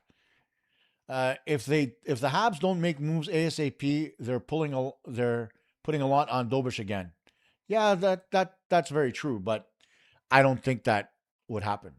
For Summers, would you offer Dach a contract for a big guy with talent? He's underwhelming. Is it all the injuries that have affected his career? They have. If there's one thing about Kirby Dach that's certain, he had the skill set, right, coming out of junior. He had all the tools. The problem is that he got snake bit by injuries, and the 2 knee injuries back to back really screwed him up. The thing about Dach is this, and I think it's a little bit unfair to judge him. Hear me out here before you start yelling at me, by the way. To truly get back from a knee injury, you need a full calendar year, 12 months, to build the strength back in the knee, to build the surrounding muscle tissue, stuff like that. We saw it happen with Andrei Markov. Markov injured his knee, came back too early, injured it again, ended up being a full year, rehab, work, etc. Came back, was almost himself again, although he couldn't pivot to one side the way he did originally. That's the kind of patience they needed to show with Kirby Dach. Don't worry about rushing him back. Make sure that he comes back as healthy as possible. And that's not what the Canadiens did here. Whether that's because the player said he was healthy and they believed him, or whether it was a decision made by the team, is a completely different story. But that being said, I mean, Kirby Dach has the skill to be a very good forward. He's got the strength to be a very good power forward. Whether or not his body breaks down is a completely different story. That's what he has to work on here. Katie Wynn, I think Hohn's weight stats got derailed by that knee injury. But the trajectory that he was on before he got hurt makes me think that he would bulk up and be a menace now that he's getting healthy. I'm not saying he won't, but his offensive numbers are not something that I'm going to write home about. It's like, think for a minute the mistake that the Montreal Canadiens made going out and getting and drafting, Alex Galchenyuk. Full year in junior, knee injury. They based what they got on the points that he got previous to that. And he ended up being a bust. So between you, and not just because of his work on the ice, but between the years as well. So honestly, I'm not looking for guys with size in the first round. If he's there in the second round, maybe it's something I look at. But in the first round, not so much. So just for you guys out there, in case you want to know, Philadelphia's on the clock. Still smoking. Sorry. Yeah, I left it on there and it was louder than me. I get it. Like I told you, it's not going to be a perfect broadcast. I've got 2 hands and too many things going on at the same time. So it is what it is, right?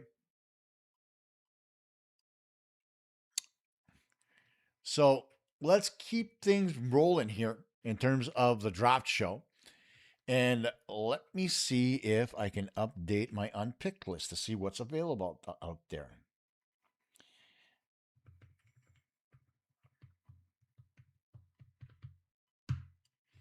Of course, Google's AI doesn't really update as quickly as the NHL site, so you're going to have guys that overlap, but it is what it is, right? Okay, so we've got Novotny, which you guys have mentioned, Ryan Lynn. There's Jack Hextall for the first time. J.P. Hurlbert, strong production profile, offensive upside, a more skilled bet. He's a forward. And the first goalie, Braden Noling, is in range and probably less relevant at 28 since, the Canadiens don't really need depth in goal right now. They've got plenty of it between Dobish, Montembeault, Fowler, Radkov, Volokin. I mean, there's a lot there, so you don't really need to fill the coffers with guys that you're not going to need. So, Sportsnet showing the New York Rangers war room. Here's Elliot Friedman. Pavel Dorofeyev, 72 goals the last 2 seasons for the Vegas Golden Knights. They acquired him tonight for 2 first-rounders, 1 tonight, and a top 10 protected in 2028, and a third-rounder as well. Not only did they acquire him, but Dave, they signed him. A 7-year extension at $11 million per season. The Rangers 7 years, $11 million for Dorofeyev.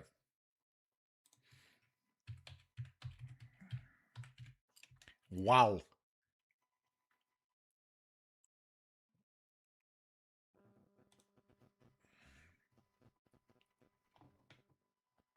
$11 million for a guy that got 64 points last year. Wow.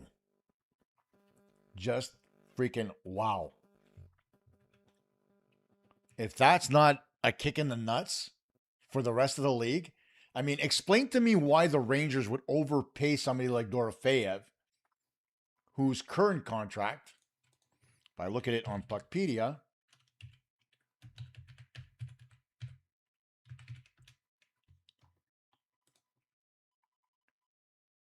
okay, that's the cap hit now. His last contract, come on, show me the last numbers. Jeez. Come on. His last contract, $1.85 million. So how do you go from $1.85 million to $11 million for a player who had, where is it here? 64 points. And then you wonder why this league is so messed up. Okay? You're going to tell me you couldn't re-sign him for 8 or 7? It's a pretty substantial payday. 88 million, is it 7 years, $11 million, $77 million for a guy that gets you 64 points.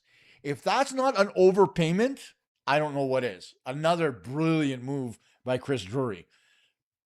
Paul Cuthbert, where are you, my friend? Where would the Ruck twins fit with the Habs? And guys, like I said, I did this show. So one of them's a center. I can't remember if it's Liam or it's Marcus. And hang on, I'll tell you now. Let's see here. Yeah, that's not going to help me. Here. Liam Ruck. I believe he's the winger. Liam is a right winger. 104 points last season with Medicine Hat. And Marcus was a center. Looks like the pick is in for Philly, so we'll get back to it. But Marcus had 108 points as a left-handed center. We have a trade. The Philadelphia Flyers trade pick number 21 in this year's draft to the San Jose Sharks for picks number 27, 62, and 120, all in this year's draft. Man, I'm telling you, San Jose is the most aggressive team at the draft. I just love Mike Greer as a GM. Gotta hand it to him. It's Panarin money, coach. Rangers don't give a shit. They burn money. There's a salary cap, though, Festivus. And when you have a salary cap and you create markets like that, I mean, you're messing with people, honestly. And like $11 million for 64 points. Could you imagine the next guy who turns around? Like What the hell? How in the world do you sign a guy for 7 years, $11 million, and he's got 64 points? And that was his best year. Like, on it, come on. Hemsky is Edmonton is sausage. This is typical Rangers thing. Don't get mad because of that. They do this every year, every and each year. Listen, I'm not getting mad at the fact that the Rangers did it. What I'm getting mad at is that they're screwing up the market for teams like Montreal. It's as simple as that. 4 summers. This is crazy contracts. No wonder the Habs aren't interested in these guys. The pay structure of the Habs plan doesn't fit with these big contracts unless it's a no-miss player, a la Thomas type. Absolutely. There's so much that can be said about the fact that they're taking these freaking contracts on guys that don't deserve them. If a guy gets 100 points and you give him an $11 million contract, I sit back and I say, you know what? Good for you. But if you're giving a guy with 64 points $11 million, you need to have your head examined. So let's see here. The Sharks still have a minute 15. Nope, the pick is in. So let's go back to Gary Bettman.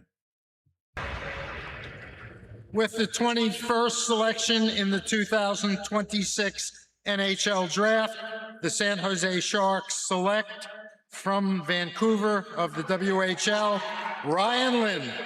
Laine, right shot defenseman, 5'11", 178, 57 points in 53 games. Let's take a look at his scouting report. Stupid.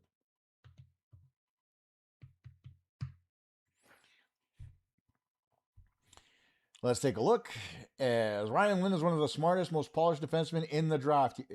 While he doesn't have the prototypical sized players like Chase Reed or Veerhoff have, he compensates with elite hockey sense, excellent skating, and outstanding puck moving ability.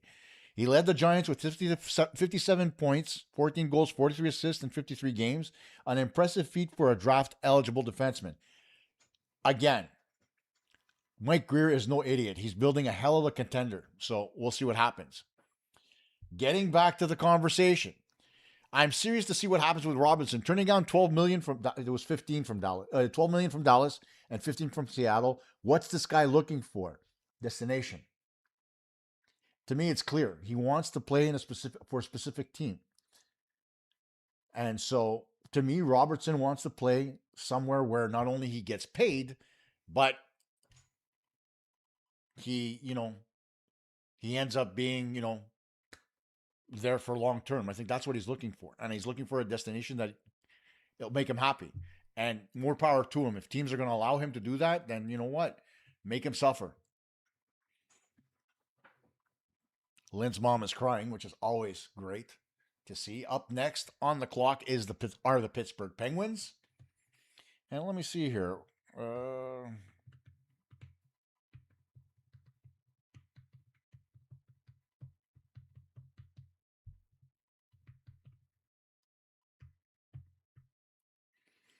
Let's see here as we ask Google. So yeah, just like everybody else, the Penguins are going to be out there looking for forwards. And so if there's somebody that I think, you mentioned Pugachev before, I think that would be the guy that the Penguins are going to target here. Because they're looking for big forwards and right shot defensemen. And with Laine coming off the board, that would have been their primary pick if they were able to get him. But I honestly think what they're going to do here is they're going to go out and they're going to pick up, Gleb Pugachev, and add him to the Penguins organization. Again, here's the thing that gets me most pissed off, guys. And I don't know if you feel the same way, but I hope that you do. If there's one thing that has irked me, I can't speak for all of you that are out there, but I'm old enough to remember the 2004-2005 season and the lost season, right? The lockout, teams not playing, Gary Bettman wanting the salary cap, having the escrow account, wanting to have salaries down, etc. And what happens? This league doesn't give out the Stanley Cup for the first time in ages, and they shut down. salaries came down, things tapered off, and teams were able to compete, and the league started to grow again, because the NHL back then, and that's over 20 years ago, was a shell of what it is right now. Fast forward 20 years, and we're right back to where we were before the salary cap, because you've got these exorbitant salaries because obviously the cap is going up, right? And so you're starting to see teams trying to use up their space to sign guys that they want long term for money that they don't deserve.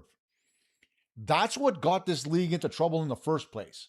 This isn't baseball. This isn't the freaking NFL that's got a blank check in terms of sponsors and the money they get from gambling and etc. It's the National Hockey League. The money's nowhere near the same. So this has to be reeled in real fast, because if you continue growing the revenues year after year after year, and this year and next, the cap is supposed to go up $20 million. If that's the case, and all you're going to do is piss it away on players that you want to get in order to take a run, the league needs to have their head examined. And Gary Bettman, for all the good that he did, he actually needs to stop this right here and now and fix the problem that's been created by the increased revenues around the National Hockey League. That's my opinion. I don't know if you guys agree, but these $11 million contracts, the guys that get 60 points, it's a joke, to quote Lindy Ruff.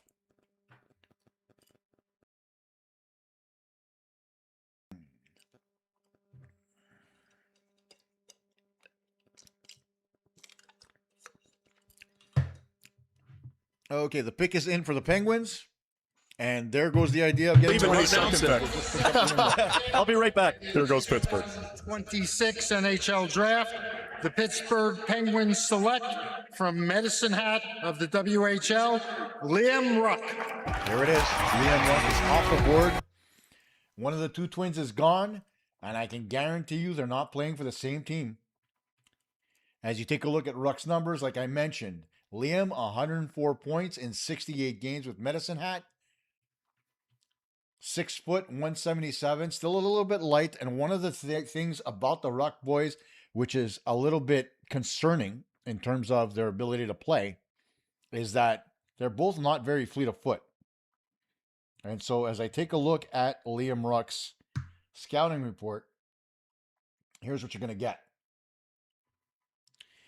Liam Ruck is one of the premier natural goal scorers in this draft. Alongside his twin brother Marcus, he formed one of the WHL's most productive duos with Medicine Hat Tigers. Liam finished 45 goals and 104 points in 68 games, leading all draft-eligible players in finishing second in NHL scoring behind Marcus. Areas of improvement, his biggest question mark, again, is around his skating. He is not the greatest skater, also his strength. At 177 pounds, he needs to add a little bit of muscle. So it is what it is.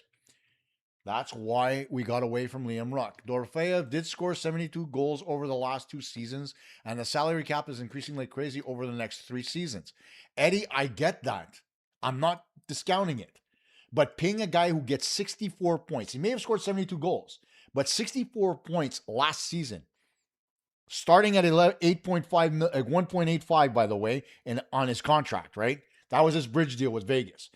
And jumping to $11 million, that's a hell of a pay raise for 64 points. Sorry, it's way too much, and it screws up the market.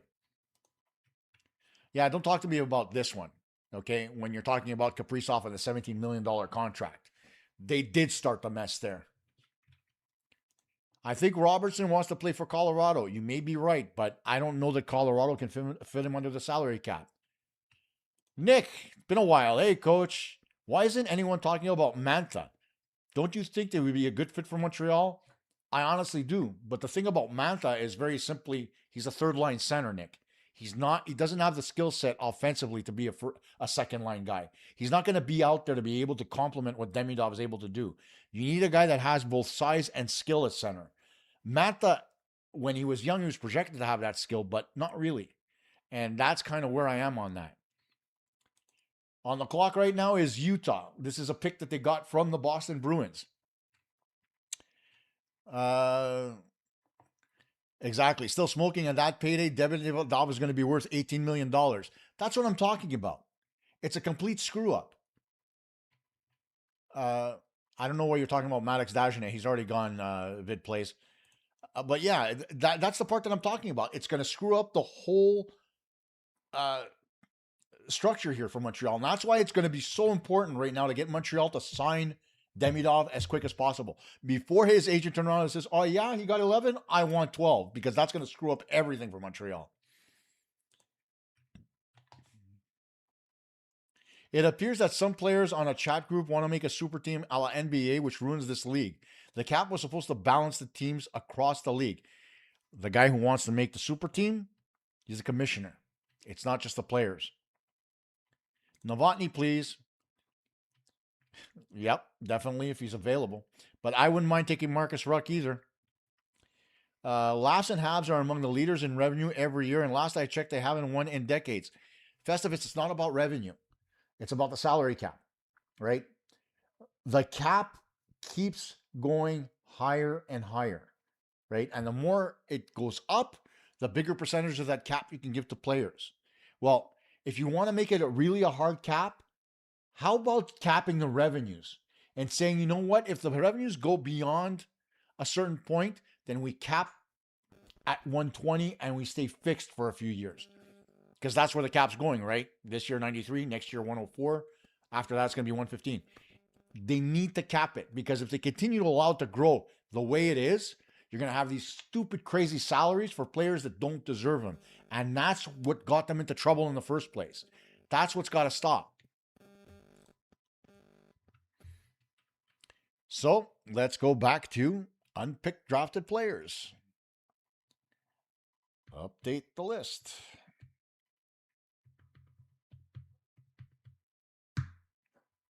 Obviously, Marcus is going to be there because I believe Marcus was, he was scheduled to be somewhere later first or top second.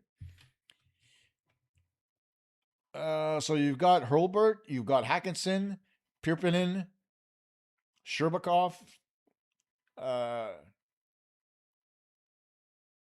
Ignatavicius, Valenti, and Marcus Ruck. Those are all the guys that are available, right? So that's where, if I look here, Hurlbert at 97 points in 68 games, we get a good pick from the Kamloops Blazers. Although if I look at Hurlbert,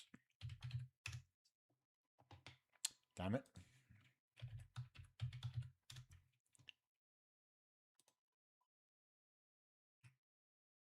Where are we here? 6 foot, 183.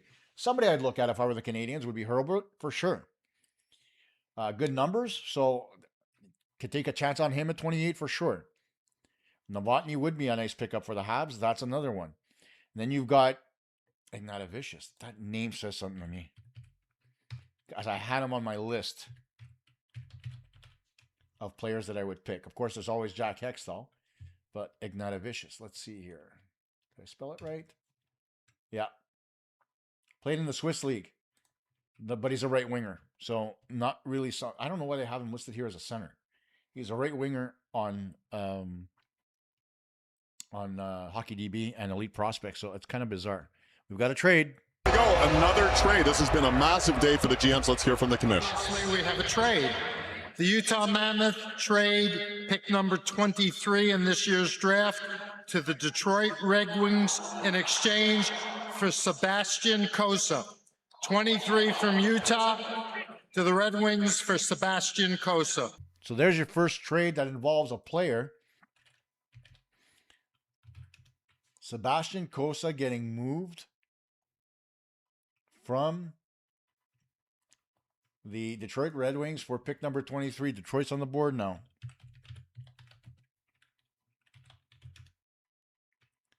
So Sebastian Kosta, he's a minor league player. Nothing much. Only one NHL game. And he's a goalie. So there you go. A little bit of depth in goal for the Utah Mammoth. Again, another guy who's been in the AHL for 3 seasons. Was pretty good in junior, but his save percentage in the American Hockey League has gotten better over the last couple of years. We'll see whether or not that actually translates to the NHL. But that being said, Detroit had an extra goalie. They got rid of him. Now they've got an extra pick. Let's see where they're going to go from here. In the meantime, we'll go back to the board. The NHLPA will never accept that, coach. Why would they? More revenue makes the more players make. I'm not disagreeing with you, but here's the problem with that. Even if the NHLPA disagrees, right? What happens when the revenues start to go down and the teams can't support the contracts anymore? What happens? That's the part you have to look at. Just like we talk about teams needing to play, leave themselves a little bit of space in terms of running their teams during the regular season and leave a little bit of cap room for injuries and stuff like that. Doesn't the league have to do the same thing in terms of the cap coming up? Because if the revenues drop all of a sudden, right, what happens? Well, you end up with teams that aren't making enough revenue and the cap goes down, and suddenly you've got teams that are going to have to move numbers to be able to get to the cap, closer to below the cap. That's not what the league wants to do here. That's why you've got to settle this down. Like, the max contract has to change here.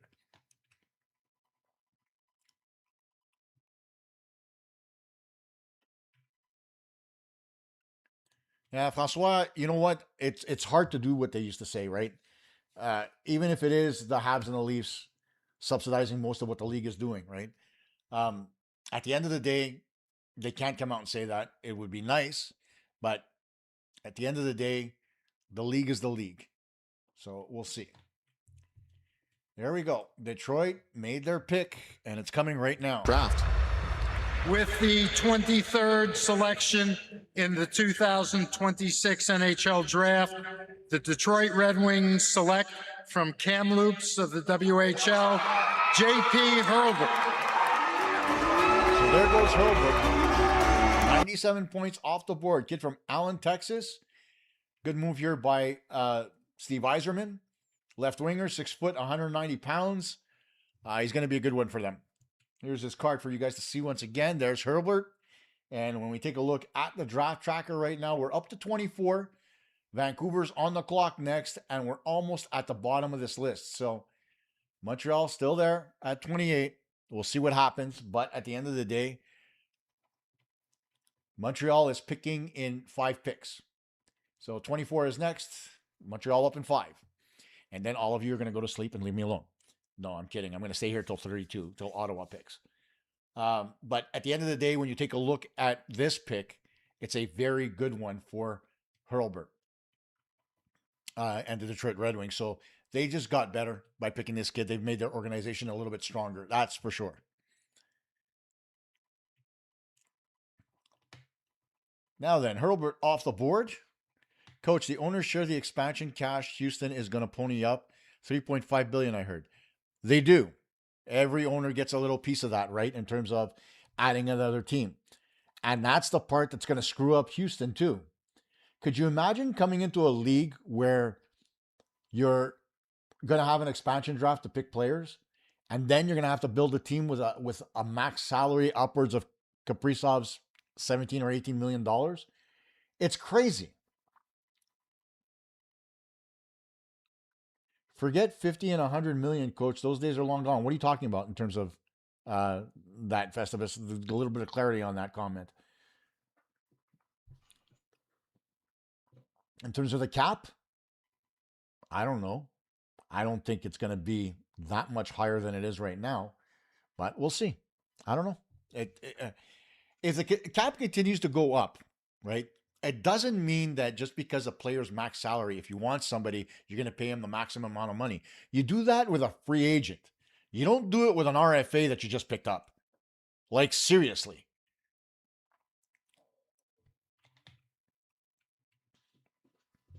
Like, that's the thing that gets me the most here. You're taking a player who made $1.85 million with Vegas, and you're re-signing him 7 years at $11 million. If somebody can reach out and justify that number to Chris Drury, I think I'll be happy. But $11 million for a guy that got you 64 points. I don't care that he got you 30 goals, right? Juraj Slafkovsky got me 30 goals this year. Don't give a rat's ass. It's messed up, man. It's going back in that same direction, and it's starting to scare the piss out of me, just to be honest. Like, can you imagine? Like, and here's the thing, right? And I'm going to, from a personal perspective, when we had started Montreal Hockey Talk, 2004, 2005 was the season where things started to go a little bit downhill in terms of we lost the Stanley Cup final, we lost the playoffs, all that stuff. And Montreal Hockey Talk started to go downhill. Why? Because we had sponsors, we had to reimburse them if they pulled out, and we had to go back and start all over again. And it killed the business and it killed the show because of that. And that was kind of the sad part. And that's why it hurts so much from my perspective, right? Because we had something tangible. We had a lot of followers for that show. We had a panel, myself included on that panel as producer and panelist, that was second to none. It could rival anybody in the National Hockey League. And it went up in flames. Why? Because of the whatchamacallit, the second lockout was the one that killed us, not the first one. So, I mean, it is what it is, right? Yeah, I got that. You're talking about the expansion fee. $3.5 billion is $2 billion in expansion fees and $1.5 billion for the new arena, as they will not play out of the Toyota Center. Okay, and that makes complete sense. But even if the expansion fee is $2.5 billion, they still get a part of that. The Nordiques just got priced out of business. Forget that. Guys, like, for as much as I'd love to see the rivalry back with the Quebec Nordiques, the thing about Quebec is that it's not a corporate town, right? It's a government town. There aren't that many big businesses in Quebec City. So to be able to sustain an NHL franchise is near impossible, right? So, like, we got to stop asking for miracles in this case when it comes to Quebec City. They went out, they built the arena thinking that it was going to come their way when the Canadian dollar was a little bit stronger. Now that it's dwindled again, there's no way. They can't sustain it. And I'm sorry to say it because Quebec's got a great fan base. You look at the way they support the Ramparts, I have no doubt that they could support the Nordiques. But the gate isn't what makes the money. It's the corporate sponsorships. And the Canadians just don't have, the Nordiques just don't have it in Quebec.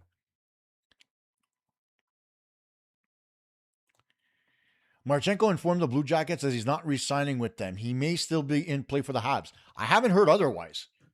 Like, my guys are telling me that the Canadians are still in on Marchenko. So, I don't know what you think, but I mean, it is what it is. I'm not really too insecure about that. Definitely still in the running for it. From what I'm saying, from what I'm seeing.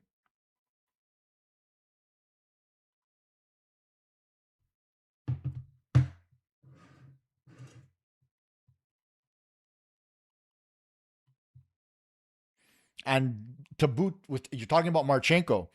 Pierre LeBrun just put it out there that the Blue Jackets are now fully aware that it's unlikely that Zach Werenski will extend past his current deal. How's that? Something's up in Columbus, and I don't know what it is. Hemsky, thank you. I'm not giving $11 million to a guy who has 149 points in 240 games as a forward. Houston Rockets owner has no interest in sharing his arena with the NHL, hence the extra $1.5 billion for the new rink. Plus, the reason for investigating Austin is a possibility. Marchenko is the same guy that Demidov has. Not only that, but Marchenko and Demidov know each other, so that's also part of that. Festivus, coach, the Habs are lucky taxpayers foot the bill. Why the...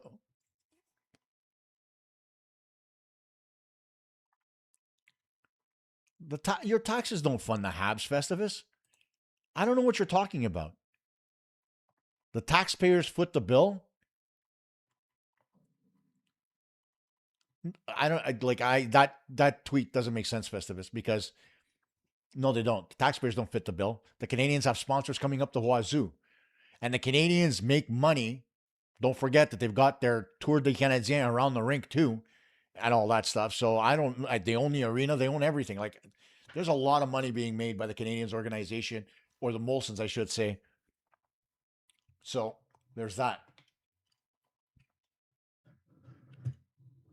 So what have we got here? Novotny goes to Vancouver. There you go for pick number 24. So that pick's gone. Son of a bitch. So another one bites the dust for the Habs, but that's okay. The guy I wanted, Jack Hextall, still on the board. So I'm not killing myself yet. Here's Novotny's card. He had 65 points in 58 games with the Peterborough Petes last year. Those are decent numbers. And before that, well, he was playing with in the Czech League, but he looks pretty good. Let's see what Novotny's scouting report is. As I bring it up very quickly. I always feel like there's a bug on my legs. I don't know why that is. Probably because I'm wearing shorts. Anyhow, let's see here. Sorry, not there. I put it in the wrong screen again. Son of a... Novotny. There we go. Nobody good left available for us. Not true. Left winger. Novotny is one of the more complete power wing prospects in the 2006 draft. Again, left wing, right wing. It would have been nice to get at 6'1", 205, but the Canadiens need centers and right-hand defense in their system. That's all I'm going to say about that. Kent Hughes should not sign anyone for more than $10 million a year. They need to get players to understand that teams win the cup, not individuals. Nick, that's a great point, but the thing about it is very, very simple. In terms of contracts, that's all mandated by the league, right? And no player is going to say no when the cap's going up and they want to get what they deserve. So whether or not Kent Hughes creates an internal budget, that might actually handcuff the Canadiens. So he's got to stay firm in his beliefs in terms of growing the team, but he's also got to stay within his budgetary constraints because right now, you know, the Canadiens are still up against the cap. So let's see. All of our taxes do not pay for the Canadiens Festivus. I don't know where you get that, but that's just wrong. Columbus is starting to become the new Sabres. Everyone wants out, including Werenski. I don't know if you call it the new Sabres, but, you know, because Buffalo is now actually a decent place for people. So let's see here. Nobody good left available. Like I said, that's not true. There are plenty of players still available in the first round if the Canadiens don't trade the pick. Surely, mostly they buy season tickets and write them off. No, that's not our tax money. If you write them off because it's a business expense, it's the business. It's not your tax money. It's not my tax money that pays for it, right? And businesses, yeah, they buy the tickets, they give them to people because that's how business people work. They've been doing it for years. But that's not individual taxes. My tax money, I don't buy season tickets. I don't write them off. It's not my tax money. Hemsky, Marchenko, Demidov, Zorovsky, the 1998 Blues Red Wings vibe. Yeah, you're not kidding. 3 Russians on one line. That's something I don't think anybody ever thought they might see in Montreal. But it would be a beautiful possibility. That's for sure. We'll see whether or not that comes to fruition. So now on the board, we've got the Ottawa Senators. Their first pick, 25th overall. We'll see where they go here. It looks like the pick is in. So if Armstrong will shut up, maybe they'll make the pick. We'll see whether or not it comes up on the board early as well. They've still got 30 seconds. So I was wrong in saying that. But honestly, the panel's got to stop talking. That's just me. Once again, guys, we've still got 8 picks left. Got to thank tonight's sponsor, sponsors, I should say, JDM CPA Inc. Everything you need to do about accounting. So Festivus, if you got questions about that tax thing, ask Jimmy. Email him at jimmy@jdmcpa.com. Everything to do with your accounting, personal and business income tax returns, and your year-end income statements for your business. Also, we got to thank JDM Prestige Memorabilia. Jimmy does a great job in terms of getting the jerseys that you want, going out and getting any photos that are signed, framed beautifully with certificates of authenticity, everything that you need for your memorabilia, figurines, and so much more. Email Jimmy at info@jdmprestigememorabilia.com. Coach, they sell them for cash on eBay. It's still not tax money. They write off the tickets and they sell them as they get the cash back, but they give them away to their people as well. And it's not the businesses that sell the tickets; it's people that get them from businesses. Okay, that's a whole other thing there, Festivus. It's completely off the topic here. I hope Habs pull a miracle and get Olivier. Maybe he wants to leave Columbus too, but I haven't heard that yet. Boy, would that Russian connection be great. What a line that would be. Very, very true. Here's Gary Bettman.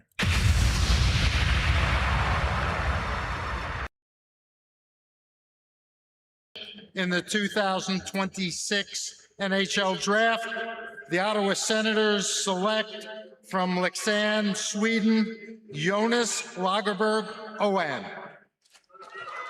Jonas is not here tonight. There's your guy, Katie. Lagerberg Hohen gets picked by the Ottawa Senators, 25th overall in the first round, 6'3", 128 right winger. Again, this guy's a project. You know, he was listed originally at 6'2", 185. He's lost weight, so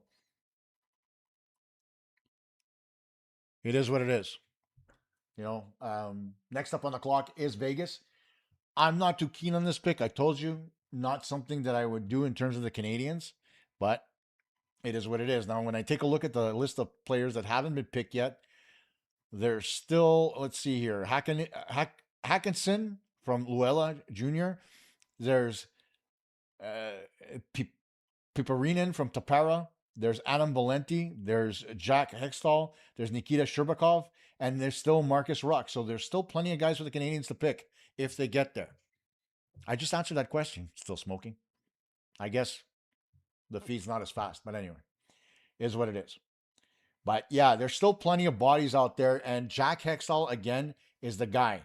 Katie, I know you're not happy with them picking up Hohen, but he's not the guy that Montreal is looking for. They're not looking to get a big right winger in the first round, especially not a guy that doesn't put up points.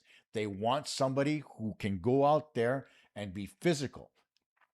Let me see Hohen's scouting report, okay? Give me a second.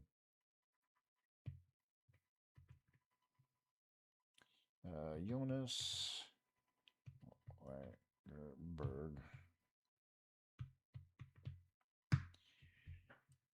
Okay, let's see this one. Vegas on the clock, as I mentioned. They've got the 26th pick. The Canadiens just 2 away. Lagerberg Hohen is one of the more fascinating swing for the fences prospects in the draft.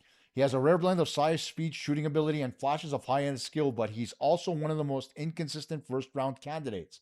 Some scouts see a future power forward who can score 30 goals, while others believe he needs significant development to reach that ceiling. And that's why you don't pick him here.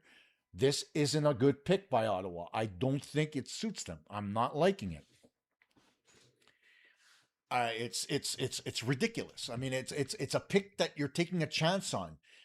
He's 18 years old. He's gonna end up probably playing another year in Leksand if he doesn't come over to North America to play in the American Hockey League. And he doesn't sound like the type of guy who can make inroads in the American Hockey League because he just played 2 games in his first professional season in the SHL. So we'll see how that goes for Ottawa. Not a pick I would have made again in the first round. Second, maybe, but first round, definitely not. Here's this card again, as I forgot to put it up on the board. And right now, this is what we're looking at. Novotny gone. Lagerberg, Hohen gone. Vegas on the clock. 13 seconds left before they have that pick. I don't think Fantilli's going anywhere, Festivus. I mean, didn't he just re-sign with... Whoops, don't want to do that.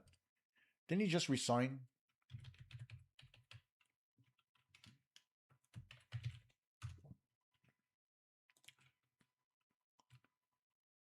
No, he's got no contract. He's an RFA, I think. Yeah, he's RFA with no arbitration rights. If that would have been a play for the Canadiens, I would have done it already. That's for sure. 6'2", I would have made that move, and I would have moved the pick for him. I would go all in on Fantilli if Columbus is listening to him. But again, Marchenko or Fantilli, I'm going all in on Marchenko first. So we'll see. Right? Let's see here. I know we need centers and right shot D. I was hoping Hohen would be a steal. Hopefully, your fave Hextall sticks around for us. I don't think Hextall's going to go anywhere, honestly. Oh, Montreal just moved up. There's a trade coming. Montreal has somebody in their sights. They made a trade with Vegas. Let's see what it is. Rescinded. Speaking of trades, another trade alert. Here's the commissioner. We have a trade. The Vegas Golden Knights trade pick number 26 in this year's draft to the Montreal Canadiens in exchange for pick number 28 in this year's draft and Montreal's own third-round pick in the 2027 draft. 26 for 28, Vegas to Montreal, in addition to the 28th, the third-round pick in the 2027 draft. As a result, so third rounder gone. Montreal's on the clock. They've moved up 2 spots. There's somebody that they want. And so we'll see what that's going to be, guys. Everybody excited? Drum roll, please. And we'll see who they're going to pick. So the Canadiens are looking again, centers and right-hand defensemen. So that's where my focus would be. So as I look at my list of undrafted picks, and I update it now that a couple of other picks are gone. And Sam Kosta, I love how these guys in Toronto are going to try to tell me what the Montreal Canadiens want. Xhekaj would be good. He's going to cost a lot, though. Let's see here. Yeah, you were right, still smoking. Great guess on your part because Vegas was taking their time. So, let's see here. Hutson, Paparinen, Ruck, Ignatevicius. Look, the Canadiens have their pick. Hextall, they have their pick. We'll see what they're going to get here at 26. If I'm a betting man, in terms of who they're going to pick, honestly, I think they're going to go get Marcus Ruck. We'll see. Or they're going to get either Ruck, Hextall, or Valentini. Those are the 3 guys I think they may get. I'm guessing here. But from the 3, I also think they might take a shot at Ignatevicius, but it's not so much. I mean, Ignatevicius is lower down on my totem pole in terms of who's available. But in terms of centers, it would be Valentini, Ruck, and then Ignatevicius later. So let's see what the pick's going to be in a minute and 10 seconds. Guys, who do you think the pick's going to be? Last chance for you to be able to say it. Let's figure it out. Or does Montreal make a deal? They move 26 for something else. Interesting times here. Let's see. They don't look very nervous. Marty Lapointe and Nick Bobroff are sitting there, and they look nervous, standing at the back of the room. Come on. Let's see. Come on. Is the pick in?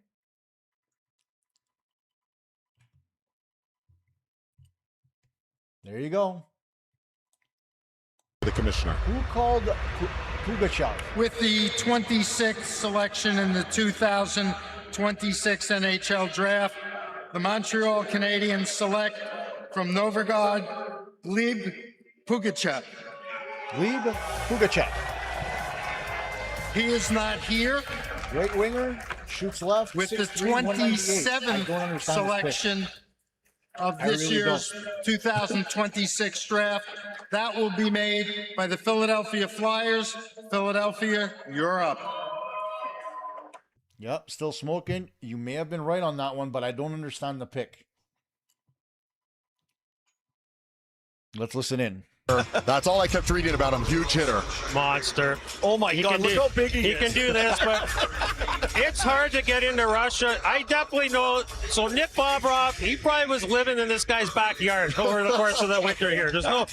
He would definitely know the size and weight of this guy. He's a power forward. But look at that between the lines. Little race to a puck, far down. This guy swallows people physically. So there you have it. A guy that swallows people physically. I don't mind that profile at all. But let's see about Gleb here for a minute. Right wing, 6'3", 198. Pugachev is one of the most intriguing power forwards in the draft. He blends pro-ready frame with a relentless physical style and enough offensive skill to project beyond a checking role. Although an emergency appendectomy delayed the start of his draft season, he returned to post solid numbers in the MHL before earning time in both the VHL and KHL as an 18-year-old. And you know what? That's what I want to see. That's a great pick by Montreal. His strengths, apparently he plays a very heavy abrasive style, finishes his checks. He's difficult to contain and he thrives on board battles. Boy, oh boy, loves that profile. High energy player, constantly pressures puck carriers, strong defensive habits and willing to back check, and projects as a player coaches will trust in difficult situations. He's got underrated offensive ability. His comparable is Valery Nikushkin. Uses his size and skating to pressure defenders. He's relentless north-south. He wins pucks with effort and physicality and has enough offensive touch to contribute to a top 6 role if his development continues. Another comparison, and this one I like even better, is Tom Wilson. So if that's what we're getting, and no, this is not an Anderson clone still smoking. He's better. Offensively, he's got more skill. He's not, I'm not dissatisfied with the draft. Okay. I like this pick. I really do. Given that he had an appendectomy and his numbers don't really show what was available. Look, if Riley, you're asking the question whether it's worth moving up. It's one pick and a third rounder a couple of years down the road. The thing about it is, yes, and Russell, we didn't get better tonight. You never get better at the draft unless you're picking inside the top 10. Let's stop that narrative here. You're picking at 26 or 28. So you're getting a guy who is going to fit a particular role at this point, but has the skill set that you're looking for. This is exactly the skill set that I identified in my shows, where I talked about the right winger needing to be a guy who's got size, speed, skill. He's physical. He can back check. He plays a good 200-foot game. This is the prototype. This is the player. Now, the Canadiens need a center. Yes. The Canadiens need a right-hand D. Yes. Bettman's talking. 6 NHL Draft. The Philadelphia Flyers select from London in the OHL, Maxim Sokolovsky. So Maxim Sokolovsky goes to the Philadelphia Flyers. That's a left shot defenseman. And there's his card for you. Well, we won't go over that too much. He's played one junior year, 8 points in 44 games. But going back to the Montreal Canadiens for a minute, guys, okay? It is a great pick for 4 or 5 years from now, as you mentioned here, Russell. But again, it's a first round pick. It is a guy with the skill set the Canadiens need on the wing. It's a win. It's a great pick. Now, could they have picked a center? Yes. Would I have preferred to go out to get Jack Hextall? Maybe they projected Hextall to be available later in the draft. But we'll see. All things considered, I like this pick.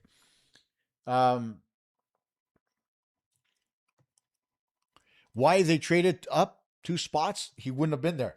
They knew something. And that's the thing, right? So chances are that Philly might have been sniffing around if Vegas wasn't going to grab him. So that's probably why. So it is what it is. They made a deal. They traded the pick. They got the player that they want. We did get better. We're only 1 day closer to seeing Hage and Jarofsky. There's that too. I was hoping to trade a pick for a player. Russell, that's a tough part, right? In this draft. If the draft was deep and there was a lot of talent as the draft got down to the later part of the round, then yeah, maybe you can trade that pick for some value, right? But he's a big kid, okay, who plays a physical game, who's got skill, who's got nastiness, everything that you want in a power forward. I think as a left winger, he's going to complement Juraj Slafkovsky as the second line left winger extremely well. especially if his high-end skill matches that or is close to what Demidov is looking to play with. Then you can go out and get a center who isn't as skilled to be able to play on that line. So it kind of serves two purposes here for Montreal. Will it work ultimately? Only time will tell. Again, there are guys. Pekka Rinne was a 6th-round pick, for Christ's sake, and he's going to the Hall of Fame. Drafting is not an exact science. You do the best with what you have. So it is what it is. The Slafkovsky at 6'8", 240 pounds. Again, he's a piece of meat. And listen, Russell, it's not that I'm right and that you're expecting too much. It's fine to expect your team to get better in a certain way. There's no harm in that, right? I'm not trying to downplay what other people are thinking, but I'm just trying to adjust it for what it is, right? We know that there were 3 things Montreal was looking for. They're looking for the center, a second-line center, and I don't know whether or not you're going to find him in this draft because we were too low down the totem pole, right?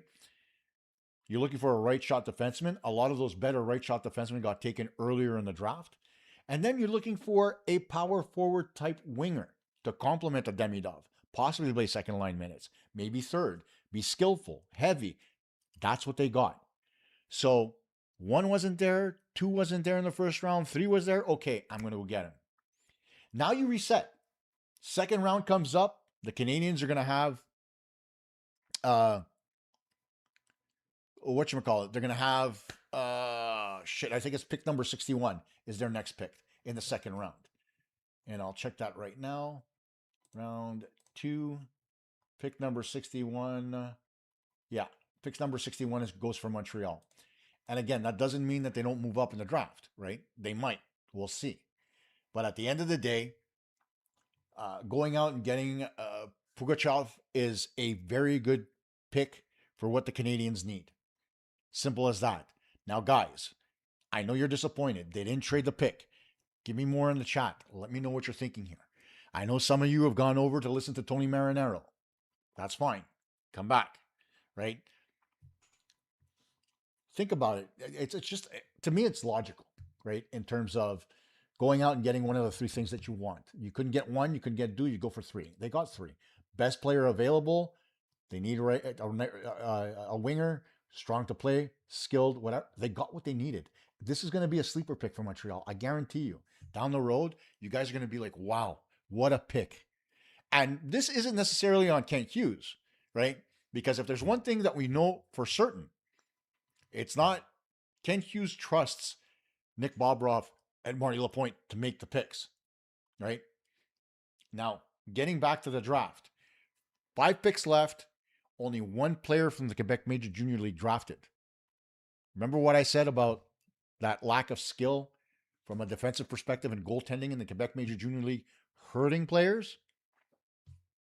Again, here we are. Second year in a row, out of 64 players almost that have been picked in the first round in the last 2 seasons, 1 from the Quebec Major Junior Hockey League. If that's not what's the word I'm looking for? If that's not an indictment of the hockey development system in the province of Quebec, I don't know what is.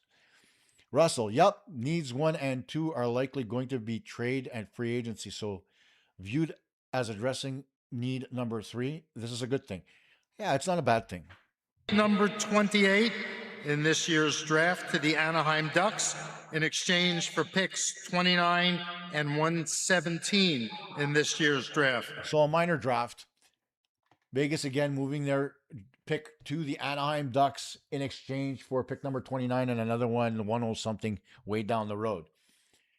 The Ducks have made their pick early on. Where did they get it here? They got Klepov, so I think they're just moving down the list.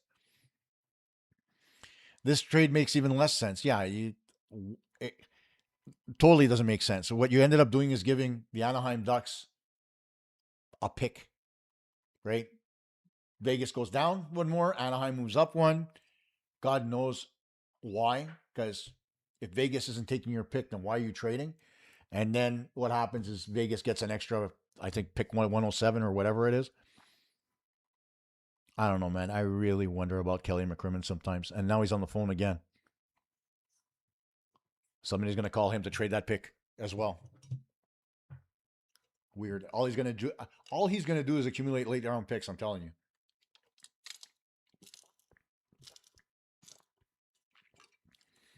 Man, it's 20 minutes to 11.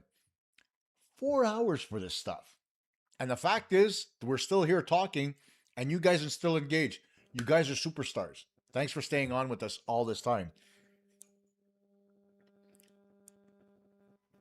Riley Cusack, I turned into Marinaro's stream and it sucks. Full of ads and he's not even paying attention. I'm glad you found a sponsor and I hope your channel grows. Thank you very much, Riley. I appreciate that. Very, very much. I do my best. Listen, it's not, you know, these drafts aren't a perfect science. I remember years ago when I was doing Montreal Hockey Talk, as we hold that thought for the pick from Anaheim. 28th selection in the 2026 NHL Draft, the Anaheim Ducks select from Djurgården in Sweden, Marcus Nordmark. Well, a great night for Sweden continues. So here's the fun part in this. Nordmark is 6'2", 180 pounds. He's a left winger, shoots left, played for Djurgården. Nothing to write home about. Why did Anaheim have to move up so bad to get him? Right? And so I'm going to bring up, there's something I'm missing here. So I'm going to bring up his scouting report. Marcus Nordmark. And let's see what they say in his scouting report.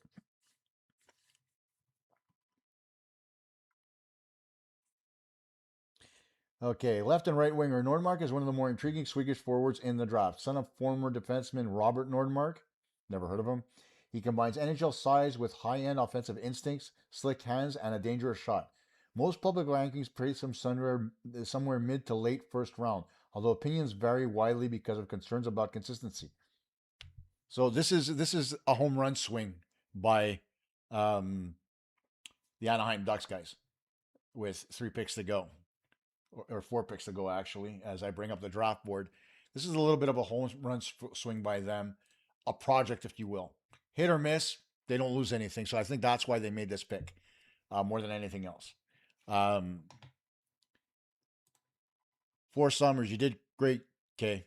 Enjoyed this show and the interaction with us fans. Hey, that's what this show's all about, especially the live ones I do on Friday. Without you guys talking to me, the show, I mean, I bring up a subject or two, and then the rest of it is all about you. Riley, I appreciate that as well. Agree with smoking. Grant's been drinking on air again, too. I've enjoyed your live streams better than the others. I wish you could do post games live. Listen, if I could do that without having to, because the thing I do that the others don't is I do replays and stuff. I show you highlights and stuff like that. If I could do that live and you guys can wait a couple minutes, I can produce everything and put it together and go on the air maybe at about, let's say on a normal night, maybe about 10:30, if overtime a little bit later. I can try. No guarantees, but listen, if you guys want it, maybe I'll give it a shot. I just see how it goes, right? But you know, it is what it is. We'll one baby steps, because after all, everything that you see, guys, in terms of the production value here, I don't have a producer like Marino does. This is all me. So it's a lot to handle all at once, right? So it is what it is, right? But thank you again. I'll try to do live. I promise. Next season, I'll try to do live preseason and see whether or not that works. If I can get it in. If I can get it in, great. If I can't, okay, we'll try it. Thank you, Still Smoking. I appreciate that. Appreciate that you join in every game. Great picks for the Habs. Will be bottom 6 player, good skater. Mr. Corville, I don't think he's going to be bottom 6. I think his skill's better than that. I think they're targeting him to be a second line winger. So we'll see. Ducks pick is in. Let's go. Make the pick. Here's the commissioner. Selection in the 2026 NHL Draft. The Vegas Golden Knights select from Tampere, Finland, Juho Piiparainen. Well, what? So there's Piiparainen. He's gone off the board. He was one of those guys that I said would make it in the first round. So let's see here. Papoulias is one of the most reliable defensive defensemen in the draft. While he's expected to become a high-scoring, he isn't expected, to become a high-scoring blue liner. He excels in areas NHL teams covet: skating, positioning, hockey IQ, puck retrieval, and efficient puck movement. His maturity and ability to play against professionals in Finland's Liga have made him a consistent mid to late first-round prospect. And here's the fun part, guys. While he is a prospect, and here's his nothing to write home about in terms of stats because he is a defensive defenseman. The one thing to think about here when it comes to Papoulias is the fact that he's a right shot defenseman. So this could have been somebody that the Canadiens have picked, but again, they're looking for somebody to complement whoever's on the left side. You're not going to do that with just a strictly defensive defenseman. Could you imagine if you take him and you put him next to somebody like a Mike Matheson? Or ideally, if the Canadiens were to go out and pick a Papoulias like this, they may have been able to pair him with Laine Hutson down the road and really had that offense versus defense pairing that kind of, offsets itself. But all that being said, again, still happy with the Canadiens pick. 4 Summers, it's unanimous. Most feel this draft style has removed personality from it. The NHL did the previous drafts better than other sports. Bettman screwed this up like he's trying to screw the cap up. You know what, 4 Summers? The thing is, though, that the teams wanted this after it was announced because they thought the first one was good. This one had no personality. I agree with that part. I thought the first one, given all the different characters that were in there, was a little bit better, but this one here had nothing. I see you taking over, Tony Marinello. You have better hockey sense and insight. Listen, Tony's been doing this a hell of a lot longer than I have, okay? A lot of you don't like him because of the way his delivery. It's a shtick on his part. I've known Tony for a very long time. He's a very good man. I'm not going to besmirch him for what he does. Honestly, what he does for fun, guys. Makes a couple of bucks while he's doing it, but he does it for fun. Tony's more of an entertainer than he is a pure hockey analyst, whereas I look at it from a different perspective, right? So you can't really compare apples to oranges. It's 2 different types of markets. When it comes to Grant McCagg, well, with Grant, the closest comparison I can make to Grant McCagg is the stork from Looney Tunes. And if you guys know what I mean, smile, because, that's the stork I'm talking about. Nick, I follow all the Habs podcasts, but I like yours the most. You try to be objective and you say what you really think instead of being political like most of the others. The problem with the others isn't that they're trying to be political, Nick. There's 2 things. Number one, they're worried about losing their credentials for some reason. And you know what? I have a good relationship with the Montreal Canadiens, to be very fair, right? I'm one of the few guys who they've kept on their media list, despite the fact that I haven't been doing this. I've been doing it for 2 years now, but prior to that, Montreal Hockey Talk, I had my creds and never lost them. Why? Because I was always good to them. I was never rude. I was never mean, right? And whenever they asked something, I was always accommodating. And that's some of the things, like a lot of these guys, they bend over backwards to accommodate the Canadiens. Whereas I've been one of those guys that have been able to justify what I say. And that changes the way the Canadiens look at me a little bit. And I got to thank Chantal Maccabee for that, keeping me involved. I mean, I see all the different the Zoom calls and whatever. I'm privy to those, and I'm very thankful for that. Picks in for Calgary, guys, at number 30. Buffalo has been the most unbelievable host. I want to say congratulations to all of you. To our friends back in Calgary, they are having one heck of a party. If you just check it out at the Scotiabank Saddle Dome, it's the Sportsnet Draft Party. And how about the talent that is here in this room and has already been displayed on the screen? Congratulations to all players in the 2026 draft.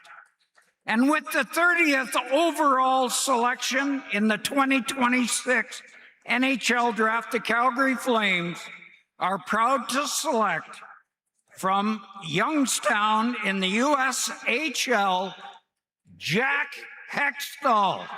Ah, shit. Just when I was hoping the kid would drop to the second round. Son of a bitch. So here's Jack Hextall's card again for all of you guys. And I will bring up his scouting report so you guys can hear it. I'm so sorry that he isn't available.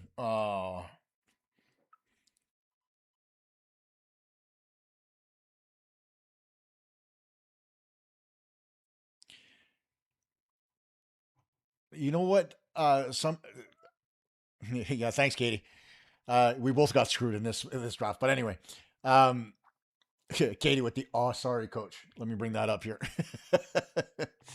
And let me just say this about Jack Hextall. He jumped up. He had 58 points in 59 games in the USHL with Youngstown. He established himself as a top center. He's committed to Michigan State for next season, where many scouts believe his offensive game will continue to develop. This is a good pick by the Calgary Flames. It's a solid one. So we'll see how that turns out. I just wish that we could have had Hextall on the Canadiens. I would have liked him at center. But one of the things for sure at center as well that the Canadiens might be looking for and didn't want to pick Hextall for is because he's right-handed. Because the Canadiens have a plethora of right-handed centers. They need some lefty centers. That would be the only reason. Or also they might like Pugachev better than they did Hextall. I'm not in those rooms. I can't tell you. I just know what I thought the Canadiens should have picked. For summers, I watched them all as well. I gave up watching Habscast and others. I watched Tony in both French and English. Tony's a performer for sure. You get to show replays where most can't. It's not that I get to show replays. Okay. The thing is that I don't take up the whole screen with replays. I found a way to be able to play those replays for you while I'm analyzing the game. And you don't get dinged for copyright with that. Okay. If I were to sit there and just play it with the sound, that's when you get hammered, right? Or if I play them continuously for 30, 40, 50 seconds, that's where I get hammered. But I play them in little tidbits. I play the clip, I play part of the replay, slow motion, whatever, and I give you an analysis while I'm doing that. That's kind of where the difference is. And if those guys were able to do it, they may be better off, but it's the niche, right? Everybody's got their own. Show some likes for Coach K, guys. Thank you, Russell. I appreciate that. Like and subscribe. Absolutely, for summers. We got 2 picks left before I finally get to go to sleep. And one thing's for sure. Guys,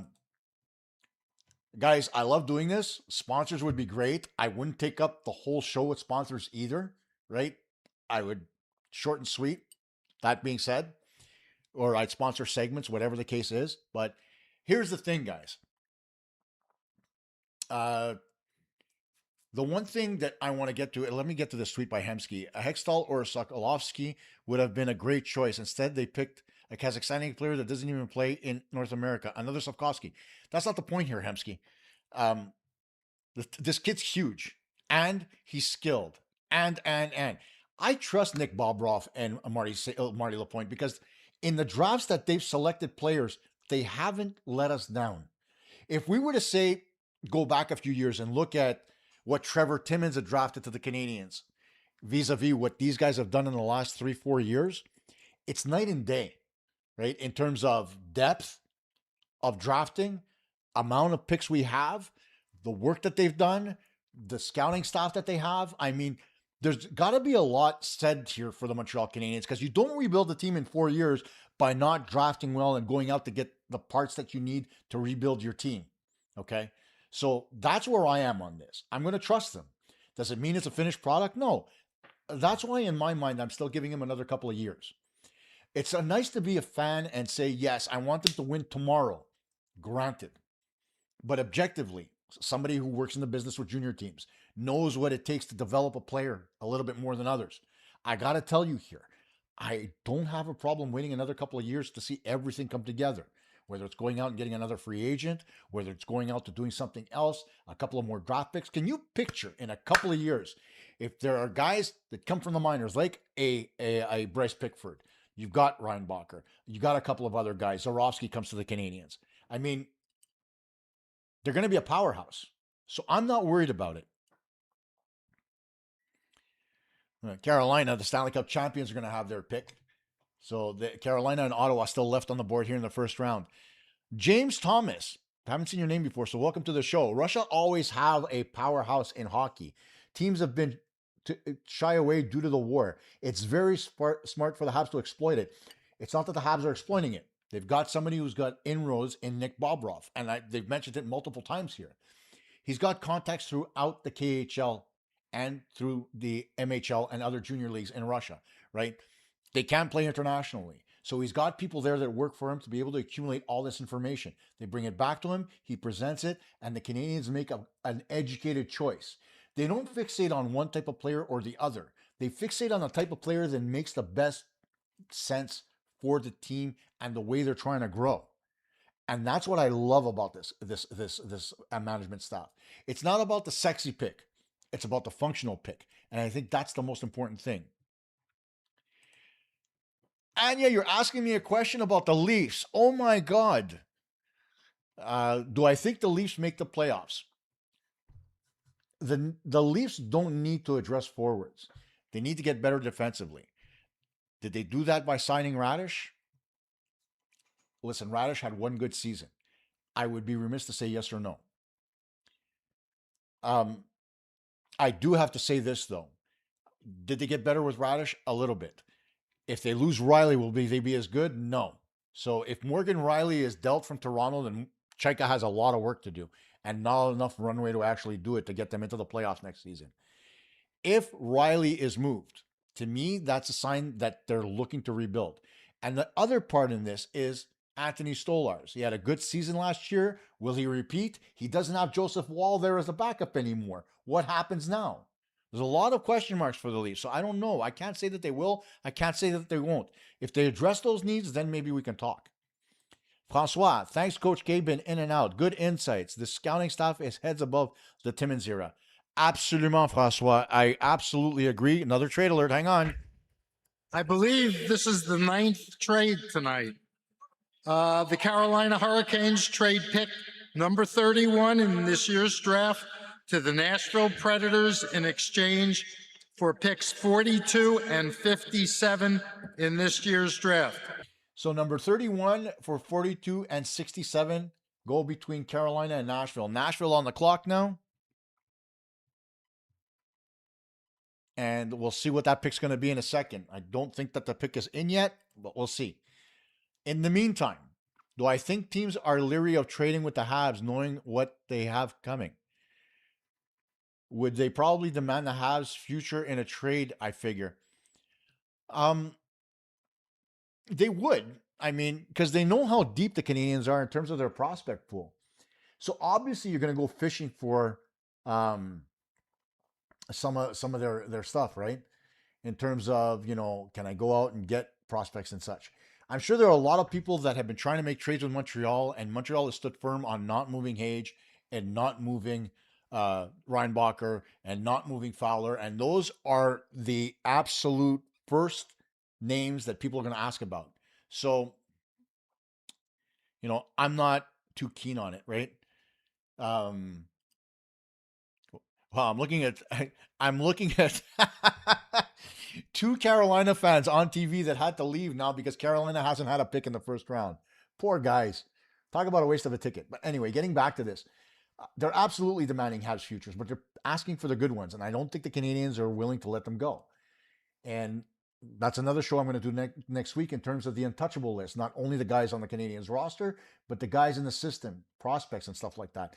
It's important that we examine that because in making deals, there has to be a certain level of these guys are untouchable. These guys are a core part of my rebuild. I'm not touching them. These guys are a core part of my future. I'm not touching them. A team has to set a line, and I don't have a problem with that, even if it means we're not going to get something that we need.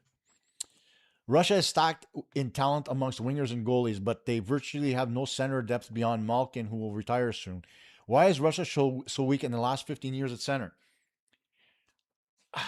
That's an excellent question. Hang on a second. Select from Moncton of the Quebec Maritime Junior Hockey League, Thomas Blyle.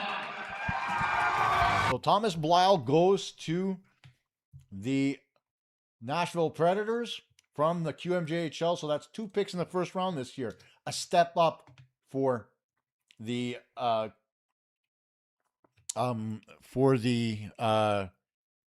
Quebec Maritime Junior Hockey League. But here's the thing. You look at Blyle, and again, 81 points in 63 games playing for Moncton.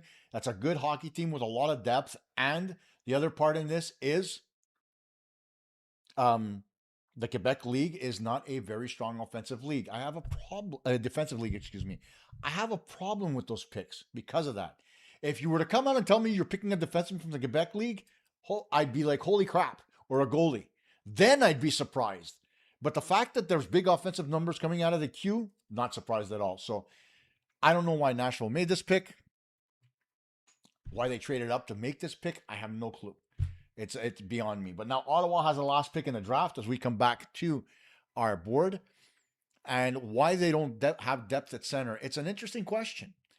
You know, the KHL does play on NHL sized ice. So I don't know. It's really difficult to say. I think a lot of guys that have had high-end talent have been pushed over to the wing in the KHL. And some of the older players that have gone back to play in the K have actually transitioned to center in order to support those kids. I think that's the issue. I could be wrong. I could be way off base.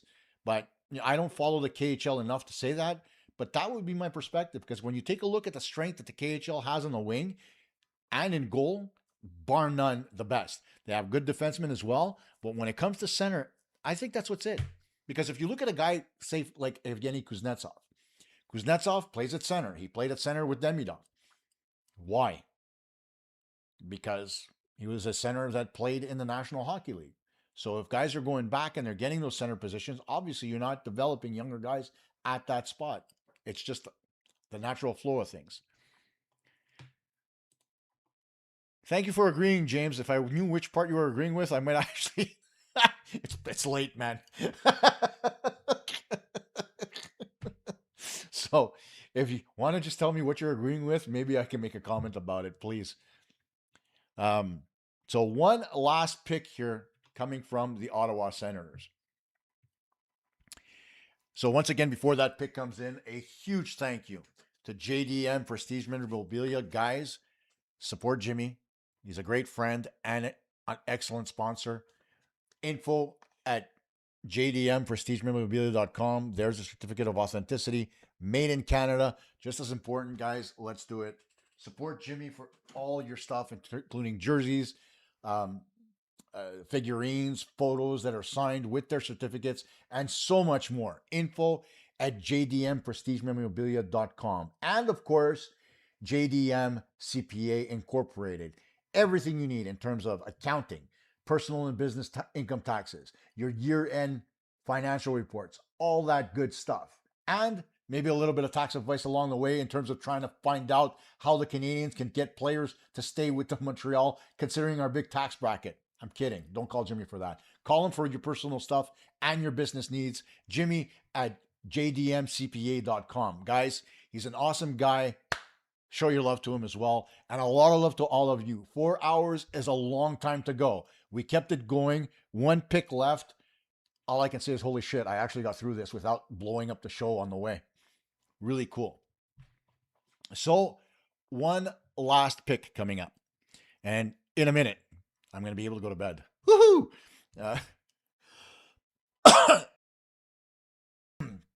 There's that nagging cough once more. Rears its ugly head before we're done. So, one last sip. 40 seconds. Guys, again, let me know what you think about the whole Ask Coach K bit. Do you want me to put the email out there so you guys can be able to send in emails and ask questions about the game of hockey and what I could teach you? I'd be happy to do it over the summer.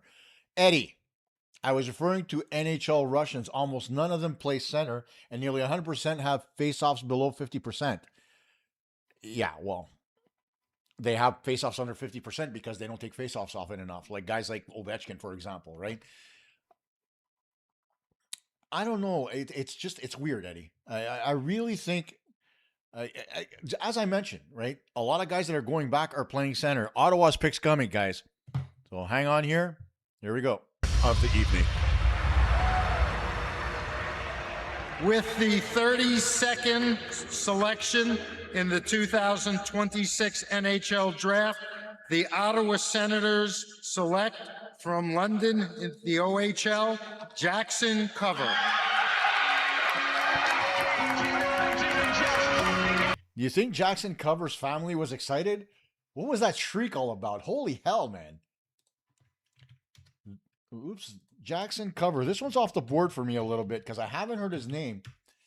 And I'm a little bit surprised. 52 points in 67 games. Right winger, 6'2", 183. Very, very interesting choice. Let me see what I could see in terms of his scouting report. And trust me, guys, Steve Staios is a different kind of GM. I watched him work when he was with the Hamilton Bulldogs as the GM there. And really a different thought process for him. So it covers one of the biggest breakout stories of 2026. He's from the Cayman Islands, didn't really start playing competitive hockey till his early teens after excelling in roller hockey. Despite his unconventional path, he made an immediate impact with London, 52 points in 67 games as an OHL rookie. His rapid development has pushed him into the first round consideration on many boards. And there it is. A guy who came way out of left field, and left field meaning the roller hockey rink. There's one really weird, and you want to talk about taking a swing at trying to hit a homer? This is it.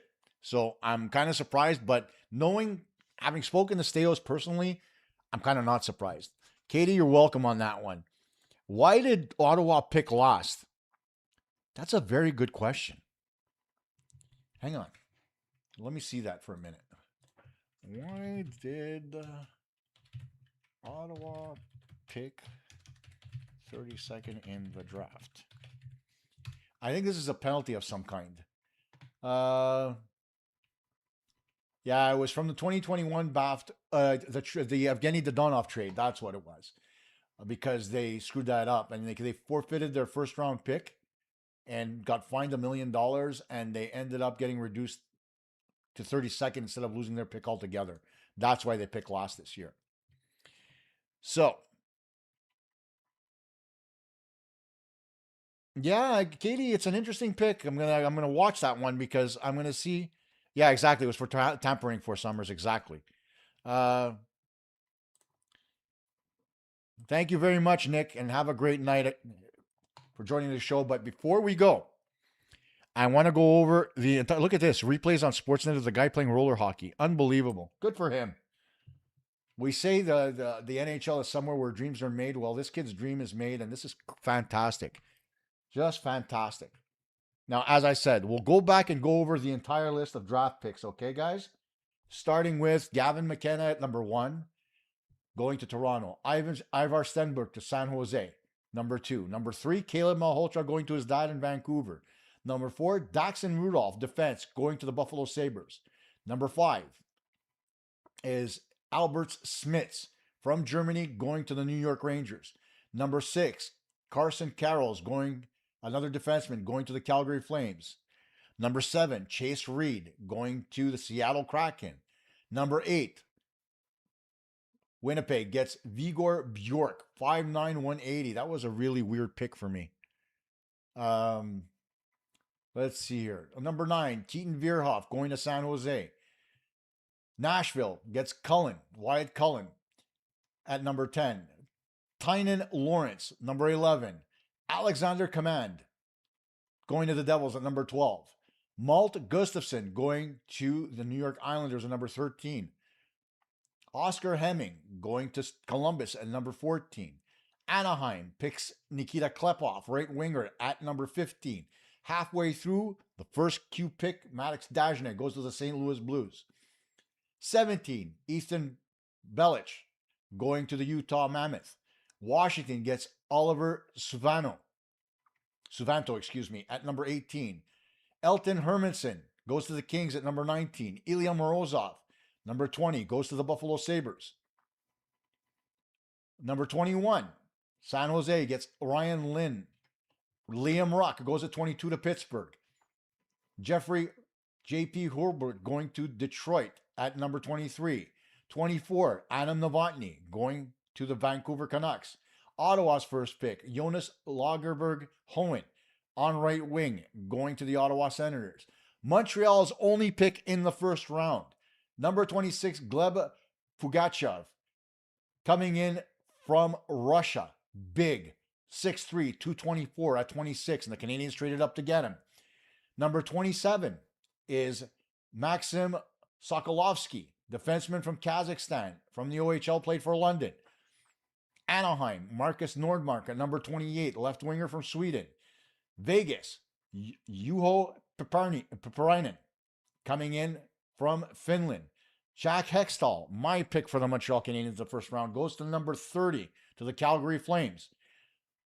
Thomas Blais going at number 31 to Nashville, and Ottawa gets Jackson Cover at number 32.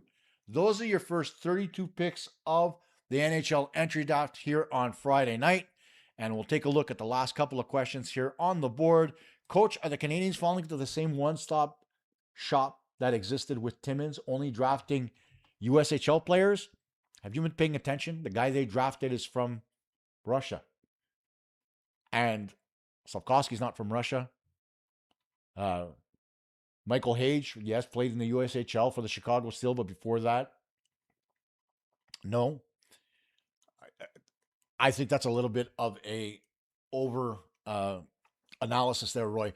Honestly, gotta tell you that they do look at a lot of players in the States because the USHL and other US leagues are starting to pick up a lot of steam in terms of the development of players.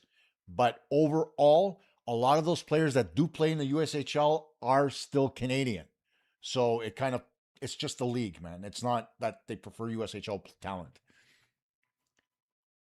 There's going to be a 10,000 kids signing up for Rolly Hawker tomorrow. Still smoking with the jab and the joke of the night. Thanks for the stars, Riley. I appreciate it. Thank you, all of you, for watching. And as I always say at the end of every show, and tonight, it's more important than most, always keep your skates down and stick on the ice.